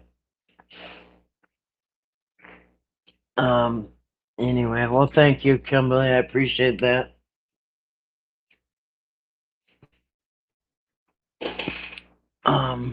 Yeah, but it was fun having Ernie up here. I'll probably wrap it up and shut her down. I'll be back in a couple days. Actually, I'll probably come on Monday. Monday is my birthday. I'm going to go do something fun on Monday. I usually do a few things on my birthday, the same stuff every year. So I'm going to do my routine, and then I'll be back probably Monday night. This was Sunday, right? Yeah. It's Sunday now, but yeah, it was Saturday, Sunday now. Yeah. Yep. Yeah. I think get too focused on the house and conditions and not the love and the care. And it was easy to do when you are hearing on all ends. Yeah. Yeah, I think it was such overkill. I've never seen nothing like it. I've never seen, in fact, Ernie said earlier that he heard that 911, or not the 911, Ernie heard the police dispatch, the dispatch that they needed a police to go down there, and the one that was going to pick up Ray. And they said, so I guess they probably had an ambulance for each one, right? Because what you're going to have to do is you're going to have to strap them to a gurney and get them into an ambulance. And they probably sedated them. I would not doubt for a second that they sedated those Timmy, Ray, and Lorraine. You'd almost have to, because they'll be combative. You know what I mean? And Larry said he's. Now I talked to Larry. Let's see, it's October, probably 2.5 months after the family was taken. And he said Timmy is probably raised in hell. He said when Timmy gets mad, Timmy starts breaking things, and Timmy will go crazy. He said Timmy will get violent if you push him. I mean, so yeah, I imagine they probably had to sedate all of them. Who knows? It could still be. We don't know. We don't know what condition they are. I told you guys earlier, I saw 2 comments. One person said they live in the area. They saw Timmy and Lorraine at the doctor's. And then somebody else said that they saw, and they were with a caretaker. And then somebody else said, I live in the area too, and I saw Timmy. It's either at Walmart or the grocery store, and Timmy was with a caretaker, a handler, whatever. And they said Timmy looked happy, or not happy, but, you know, he looked normal, I guess. But again, it's been, 6 months? September, October, November, December, January, February, March, April, May. It's been 8 months. No, it's been 9 months. Actually, in a couple days, it'll be 9 months. Yep. So, I thank you. Look forward to a Bible lesson. Thank you, Grace, being so welcoming. Yep. My mind's holding out, but my back, yeah. Yeah, I'm gonna get off here too. I gotta stretch my back. And Bernie has also said he was talking to Eric the entire time for most. Oh, Ernie said he's talking for most of the part. So was Ernie in cahoots with Eric? No, he wasn't. No, he was with Patrick, and Patrick was talking to Eric. Yeah, that's what he said. He was with Patrick when Patrick was talking to Eric. I think he said he talked to Eric, but he was with Patrick. He never met him, but he talked to him on the phone or something with Patrick, so I don't know, yeah. Yeah, that was kind of weird, huh?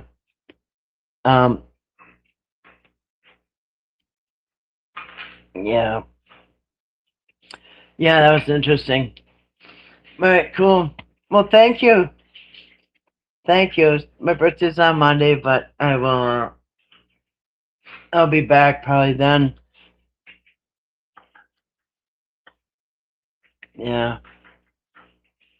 He said he was on the phone with it. Yeah. Yeah, I don't know if he was by himself or with Patrick. I'm not sure. Yeah, it was interesting.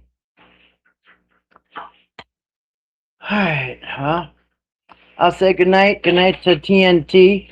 Good night, Not My Monkeys. Kimberly. Thank you, Grace, for moderating. T-Bro. T-Bro. That's a T-Brew. Isn't that a coffee? T-Bro. Grace, and everybody else, Florida, everybody else that came in, thanks for coming in. Appreciate it. Appreciate you being here. I know some people have been here all 5 hours. Anyway, I want to say thanks for coming in. I'll talk to you guys soon. Love and light and peace. Good night, everybody.